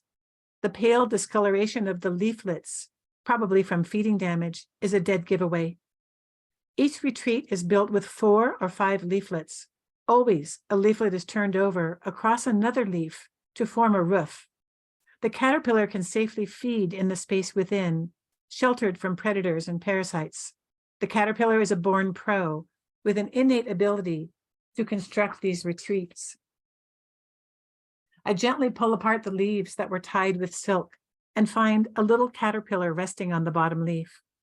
Exposed, it moves quickly and repels to the ground on a strand of silk. Calscape lists 7 small moths that are hosted by the silverleaf lupin. I wonder which species this is. The architecture of the retreats is amazingly consistent, implying that the insect is probably specific to the lupin. The adult moths are probably a good food source for the local lizards and birds. Do you see the jumping spider on the silvery beige flower buds of lupin? It is amazingly well camouflaged. Jumping spiders are free-ranging hunters that do not construct webs. They stalk their prey, then pounce on them at close range. Stopping to watch a bumblebee forage among the lupin, my eyes catch a flash of red on top of a blossom. It is the abdomen of a female red-backed jumping spider. This is one of the largest of our jumping spiders. The males have an all-red abdomen. The spider turns around to face me, an endearing behavior typical of these bold and intelligent hunters. Jumping spiders are known for their superb eyesight and leaping abilities. If it hadn't moved, I would not have spotted this slender spider plastered against a stem of silverleaf lupin. Its 2 front pairs of legs are held neatly in front of it, hardly breaking the on-line of the stem. This is the first time I encounter a slender crab or running crab spider. These spiders do not build webs. Instead, they actively hunt their prey. But they do use silk for drag lines and egg sacs. They are somewhat hairy spiders with an elongate striped body, and they are often found on grasses, leaves, stems, and stalks, where they wait to ambush prey. Their elongate body is well suited to flattening and camouflaging against such vegetation. Female crab spiders are good mothers, guarding their egg cases dutifully until the spiderlings emerge. Irregular lumps can be seen on some of the lupin leaves that are also folded along the midrib. These tumor-like growths are galls induced by the leaf fold gall midge. Females lay their eggs on unopened leaflets in growing buds. Newly hatched larvae crawl between the closed halves of the leaflets and begin feeding, stimulating formation of the swollen galls. The midge larvae complete development inside the gall and remain there through pupation. The midge produces several generations per year. Oftentimes, all the leaflets on the same leaf are galled. I'm blown away by how much life the silverleaf lupin supports. When fully developed, the fleshy leaf fold galls can appear somewhat like tiny pea pods on the lupin. Though common and numerous, the galls don't seem to cause much harm to the plant. Why should we care about these tiny insects? Although tiny, the gall midges actually play an outsized role in the ecosystem. Like aphids, these tiny herbivores occupy the base of the food web, feeding carnivores further up the network. A tiny predator is patrolling the galled leaves of silverleaf lupin. I see it is a soft-winged flower beetle. These soft-bodied beetles are about the size of a pea or smaller. Most adults and larvae are predaceous, but many are common on flowers. Here's another, even smaller predator, a predatory mite. It is feeding on what looks like another mite. The predatory mites feed on plant-feeding mites, as well as thrips and other small insects. They are faster moving and slightly larger than their prey. Predatory mites are widely used to control pest mites, and they are commercially available. Wow, someone has chewed through the wing petals and the keel of this silverleaf lupin flower. It's a clean, precision job. Is the culprit after the pollen? This flower was cut through before it even opened. The insect has cut through all the layers of the corolla, exposing the immature stamens. Did it enter the flower to get to the nectar? I look around for clues. There are several ants crawling on the flowers of this plant. Yes, ants certainly have the jaws to cut through the petals. Even the well-hidden treasures of the lupin flower are not safe from the ants. Here's a likely scenario. Not able to access the reproductive parts of the flower, like the bumblebees do, the ants simply resort to thievery. Oh, a pair of weevils is mating behind the banner petals of a lupin flower. How sweet. Could these beetles be responsible for chewing through the lupin flower? Backlit by the sun, the individual peas are visible through the pods of lupin. Somebody has been robbing seeds from the silverleaf lupin by chewing through the green pod walls. This slide shows an aging blossom with petals fading into an inky blue. The petals have shriveled, revealing the developing seed pods within. This silverleaf lupin has already started to disperse its seeds. Pea pods often use mechanical dispersal. When the seeds are ready, the pod dries up. The interior surface of the pod wall dries faster than the exterior surface.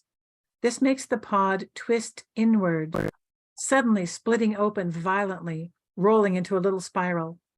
When this roll happens, the seeds are flung from the pod in all directions. It is fascinating following the silverleaf lupin through the seasons. The plant supports a whole ecosystem unto itself. Herbivores, carnivores, predators, parasitoids abound. While some of the insects may appear to harm the plant, the lupin always recovers in the end. The insect diversity ensures that. The mix of characters keep each other's numbers down so that nobody comes to dominate and wreak havoc on the ecosystem. It's like a jigsaw puzzle where every piece contributes to the whole picture. The skyliners never lift a finger to control the insects, yet the lupin thrives year after year. It behooves us to keep this holistic picture in mind and to work to encourage and preserve the insect diversity in our gardens.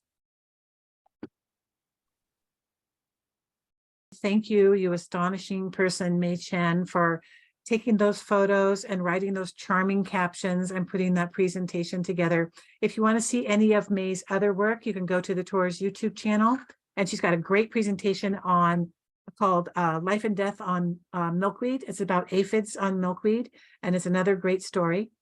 We'll be going now to Al Kite's beautiful garden in Moraga and looking at that garden in March and April.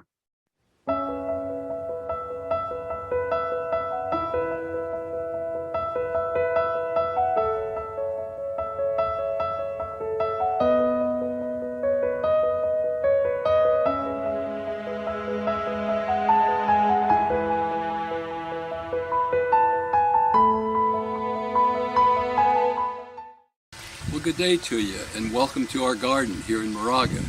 My name is Al Kite and we're doing a series of short videos on dimensions of beauty in the California native plant garden. Today's topic is the beauty of new life. And I think that's an appropriate title because today we're talking about March and April, which are the months where I see more day-by-day change in the garden than any other time. And for example, there's new shoots coming out, there's new leaves, new buds, new blooms, new animals emerging. There's just new life everywhere. And I think it's my favorite months of the year in the garden.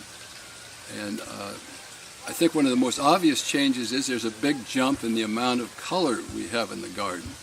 Obviously that's due to the fact that many plants start blooming this time of year, but it's particularly due to the fact that at least 3 plants that I'm particularly interested in start blooming.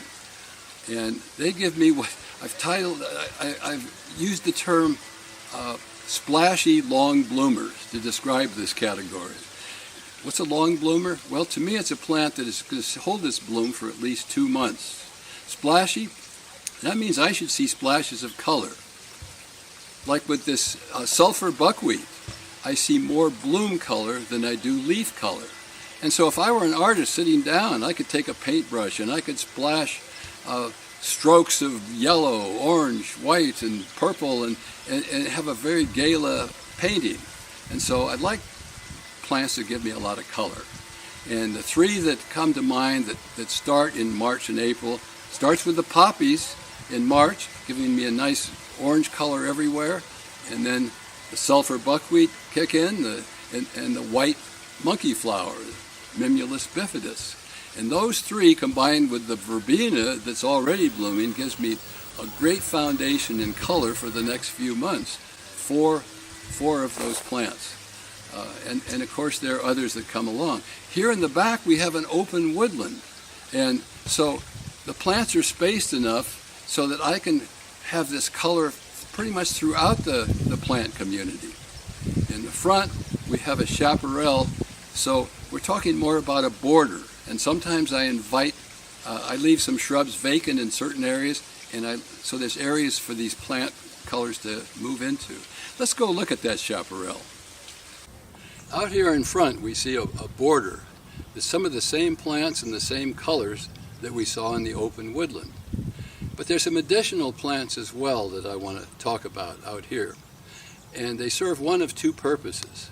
Some of them are a backup to the colors that we already have. For example, one of my long bloomers may not be a long bloomer that year. It might be a bad year for it. To have another plant of the same color there is ideal. And some of the other plants provide their own unique interpretation of color, a little maybe between the colors that we have. They enrich what we have. So let's start with one of those plants, and it's this yellow-orange plant that you see that's nothing more or less than our local monkey flower. And this particular Mimulus is this yellow-orange color that just enriches those colors around it. Now, if I wanted to have a low backup for yellow, in case the sulfur buckwheat is not doing well, I already have one in the year-round Sundancer daisy. If we want yellow in a taller plant, we already have that as well in an island bush poppy. But I've added another large plant, a bush that's a yellow bloomer, and that's the yellow bush lupin, because it brings that nice, beautiful leaf shape and bloom shape of the lupin. Now, how about the verbena, the bluish purple plant that we rely on so much? Well, we have another backup here in the woolly blue curls. And this is a plant that I love. It also blooms, even though it starts a little later than some, it does bloom for a couple of months. And it's a great plant for pollination for the bees as well as the hummingbirds. And it's got a little different look to the shrub. It's more as the upright blooms that are just unique unto themselves. And it's one of my favorite shrubs. For a low blue backup, I almost have to wait till next month when the foothill penstemon comes into bloom. But a couple have started to bloom early, so here's one of those. Now, there's two other blue or purple plants that I think of in March and April. And in March, of course, the obvious plant that I look forward to is the California lilac, the Ceanothus. We have them in several species with blooms everything from white to dark blue. But I think my favorite bloom is the medium blue of the Ray Hartman. And that plant also is fast growing and gives me a full bush that in the month of March, the whole bush looks like it's blue. It's just wonderful. And the other plant that I enjoy so much, it comes in April, and the native iris. And I have two species of that. I have the Douglas iris and the Del Norte iris, which is the thinner leafed iris of the very northern part of California. My favorite color in iris is kind of a soft purple.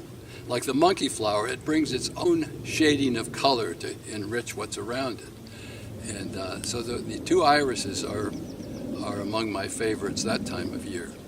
Now, how about a backup plant for the poppies? Sometimes the poppies in a certain area may not last the full 2 months. So I do have a good backup, just about the exact color of our poppies, and that's the orange monkey flower.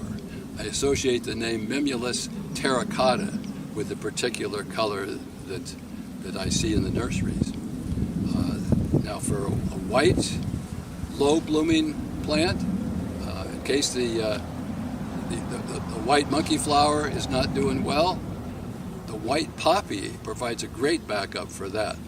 And at Annie's Annuals, it's been sold for years under the name Alba. And it can, a healthy plant of that can have a couple of hundred blooms, so it can have a lot of color as well. There's two white blooming plants, the blooms I really enjoy. And one is the Western serviceberry. It only blooms for about a week or so, but it's a plant that has beautiful bloom, delicious berries, and I just love seeing it when I'm in the Sierra. And that's a plant that makes great pies up in Western Canada. They call it the Saskatoon berry. The other bush white bloom that I love so much is the snowdrop bush, Styrax officinalis. And the blooms are like little bells, and when the wind starts blowing, I almost expect to hear them ringing. Ours is almost a tree form, which kind of reminds me that Doug Tallamy says don't overlook the trees for their benefits to butterflies and moths. And I find the same thing is true with bee pollination. A couple of years ago, I was walking in my backyard, and I heard what sounded like a hive of bees overhead. And I looked up, and it was not a hive, but it was a group of bees on almost every bloom, it seemed like, of our mountain mahogany, a white bloom up higher in the tree. The other white blooming tree that I enjoy so much is our madrone. Not only does it have the bark color of the manzanita, but also the bloom shape of the manzanita, which shouldn't be surprising because they're both in the same plant family. The color that I've had the most difficulty with in terms of producing splashy color in the spring is red.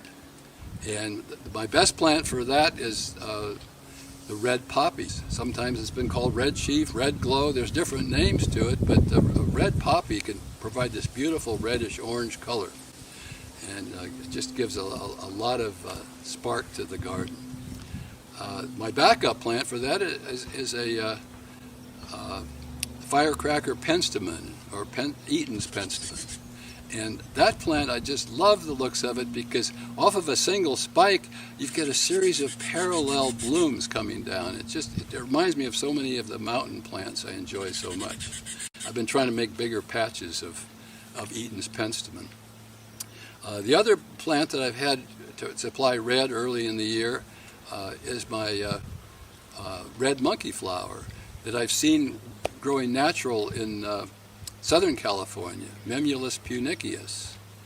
There's two other red blooming plants that I think of when I think of March and April. One is the redbud tree. It can either be a large bush. I usually train mine to be small trees.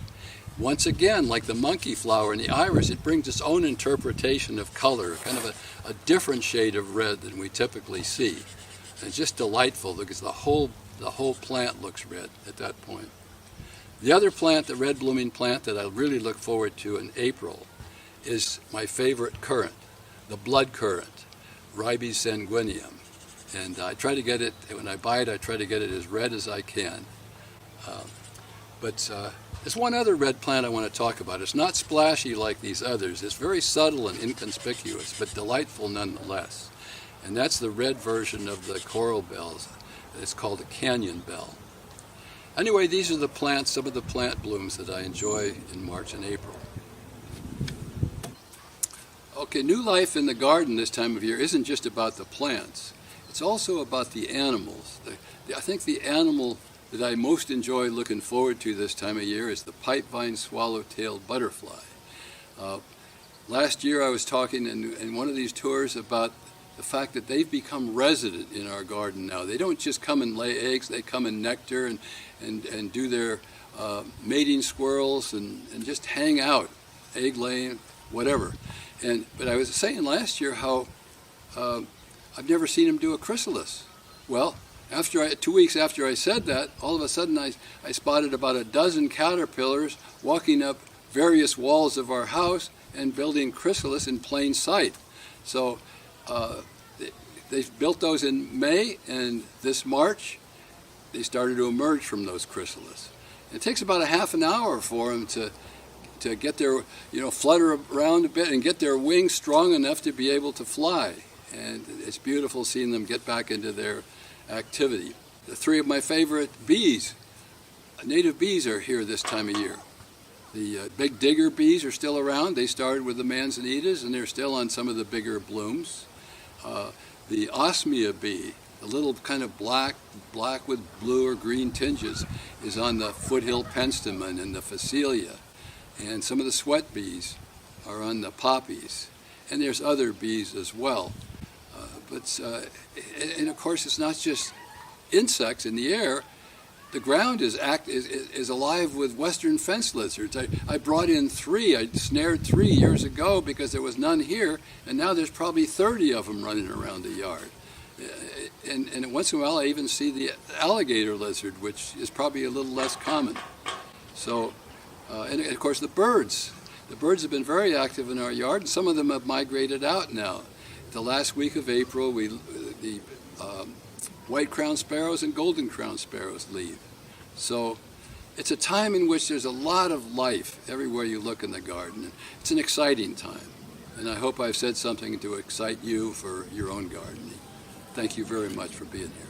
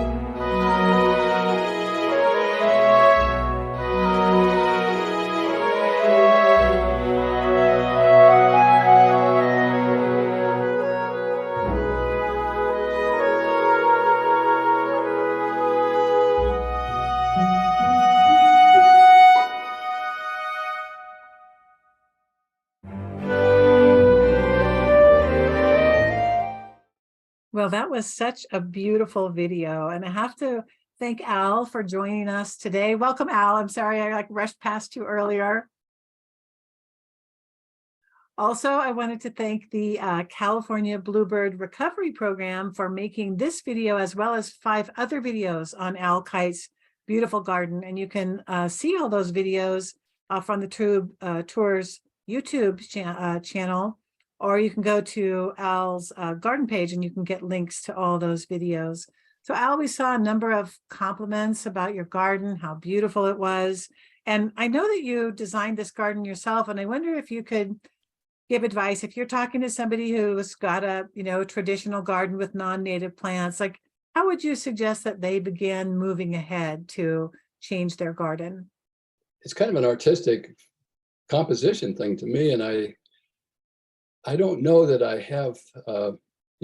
I guess when I put in things, I started with drainage because I like to contour the landscape, because I think the more you can elevate things around your pathways, it just adds drama to your garden, adds excitement. And so I would start with the mounds and then look at the drainage pattern and adjust the mounds to that, and bring in soil and don't overlook that step, and then go from there. And it's kind of with the chaparral, for example, you're starting with shrubs, and they're very small at the first, but if you put wildflowers in with them, then you get kind of a native thing, like a natural concept, like right after a fire, usually the wildflowers are the first plant community, and then the shrubs grow through, and then the sun-loving pines. And that's kind of where my chaparral is, with the knob cones growing through the manzanitas.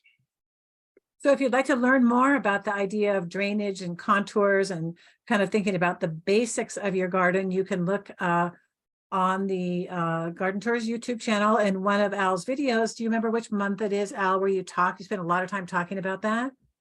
Yeah, I think it was the first one we did in September, October. I'm talking about rocks, and it could be November too, November, December. Yeah, we'll take a look. That's a series of 6 videos on kind of like planning and thinking about your garden over the course of the year. I'm not on the tour this year, obviously, but if somebody wants to, go through, I'll give them a private tour. They can, you can give them my number, and yeah, it'd be nice if they donated something to your tour as they do that. That'd be very sweet. It's kind of fun to see so many new resources and so much more knowledge. I mean, I think of 15 years ago when I first started, and we didn't know nearly as much as the average gardener on your tour now. It's just, and the resources you bring, it's just wonderful. Thank you. Al's garden was on the tour. Was it 17 years, Al? I think so. Wasn't it? I think it's something like that. I don't know. It's every year's been fun. It was a lot. And Al has an astonishing garden, just a beautiful garden, mature manzanitas and mature trees, and so thoughtfully and carefully designed, which is really unusual because you'll be surprised to hear, but Al is not a professional garden designer. He's actually a professional fly fisherman and teacher and author. So he did a lovely job with the garden. Al, could you talk for a minute about the birds and bird life in your garden, and then we'll probably have to wrap up. Sure. I guess I've seen over 90 species, and I'm right now I'm not getting. I mean, originally in the chaparral, I wanted to bring thrashers in, and this year I had a thrasher for the second time, but there's not enough habitat of chaparral for them to stay. But they've been interested enough to stay a couple of days on several occasions, and putting in the stream that brought in tanagers, which I wasn't getting, and I think one of the gray warblers, I forget what the name of it was, but there's been some unusual plants that birds that come through, but I get just mostly the basic birds that I get. Being between the coast and the inland, I get both nuthatches, and I get chickadees, and I get nuthatches. I mean, I get the titmouse. So I got a good variety, hermit thrush, everything. It's been good. You do get a good variety in your beautiful, beautiful garden.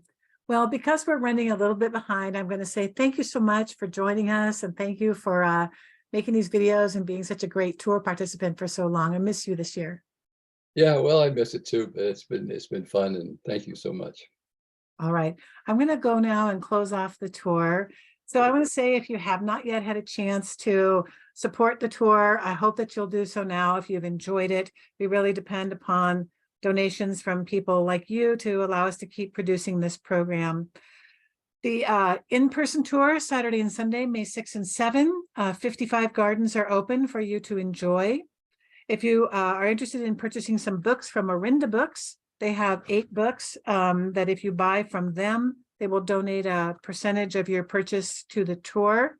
If you forget which book you want, you can just call them up at 925-254-7606 and ask them what those books are. There are 4 of them by Doug Tallamy. There are 4 more on gardening with California native plants. I'd like to thank our major sponsors again, the Alameda County Flood Control and Water Conservation District, the Clean Water Program, Alameda County, the Contra Costa Clean Water Program, the Contra Costa Water District, and also to our other funders that help us keep the tour going. And people who are on the chat, you should be able to download it if you want to. I'd like to thank all of our speakers who participated this weekend. I know it's a lot of work to make a presentation come together. I'd like to thank you for joining us today and yesterday, and look forward to seeing you on May 6 and 7. And I really hope to have all of your gardens on the tour one day. Thank you very much. Bye-bye.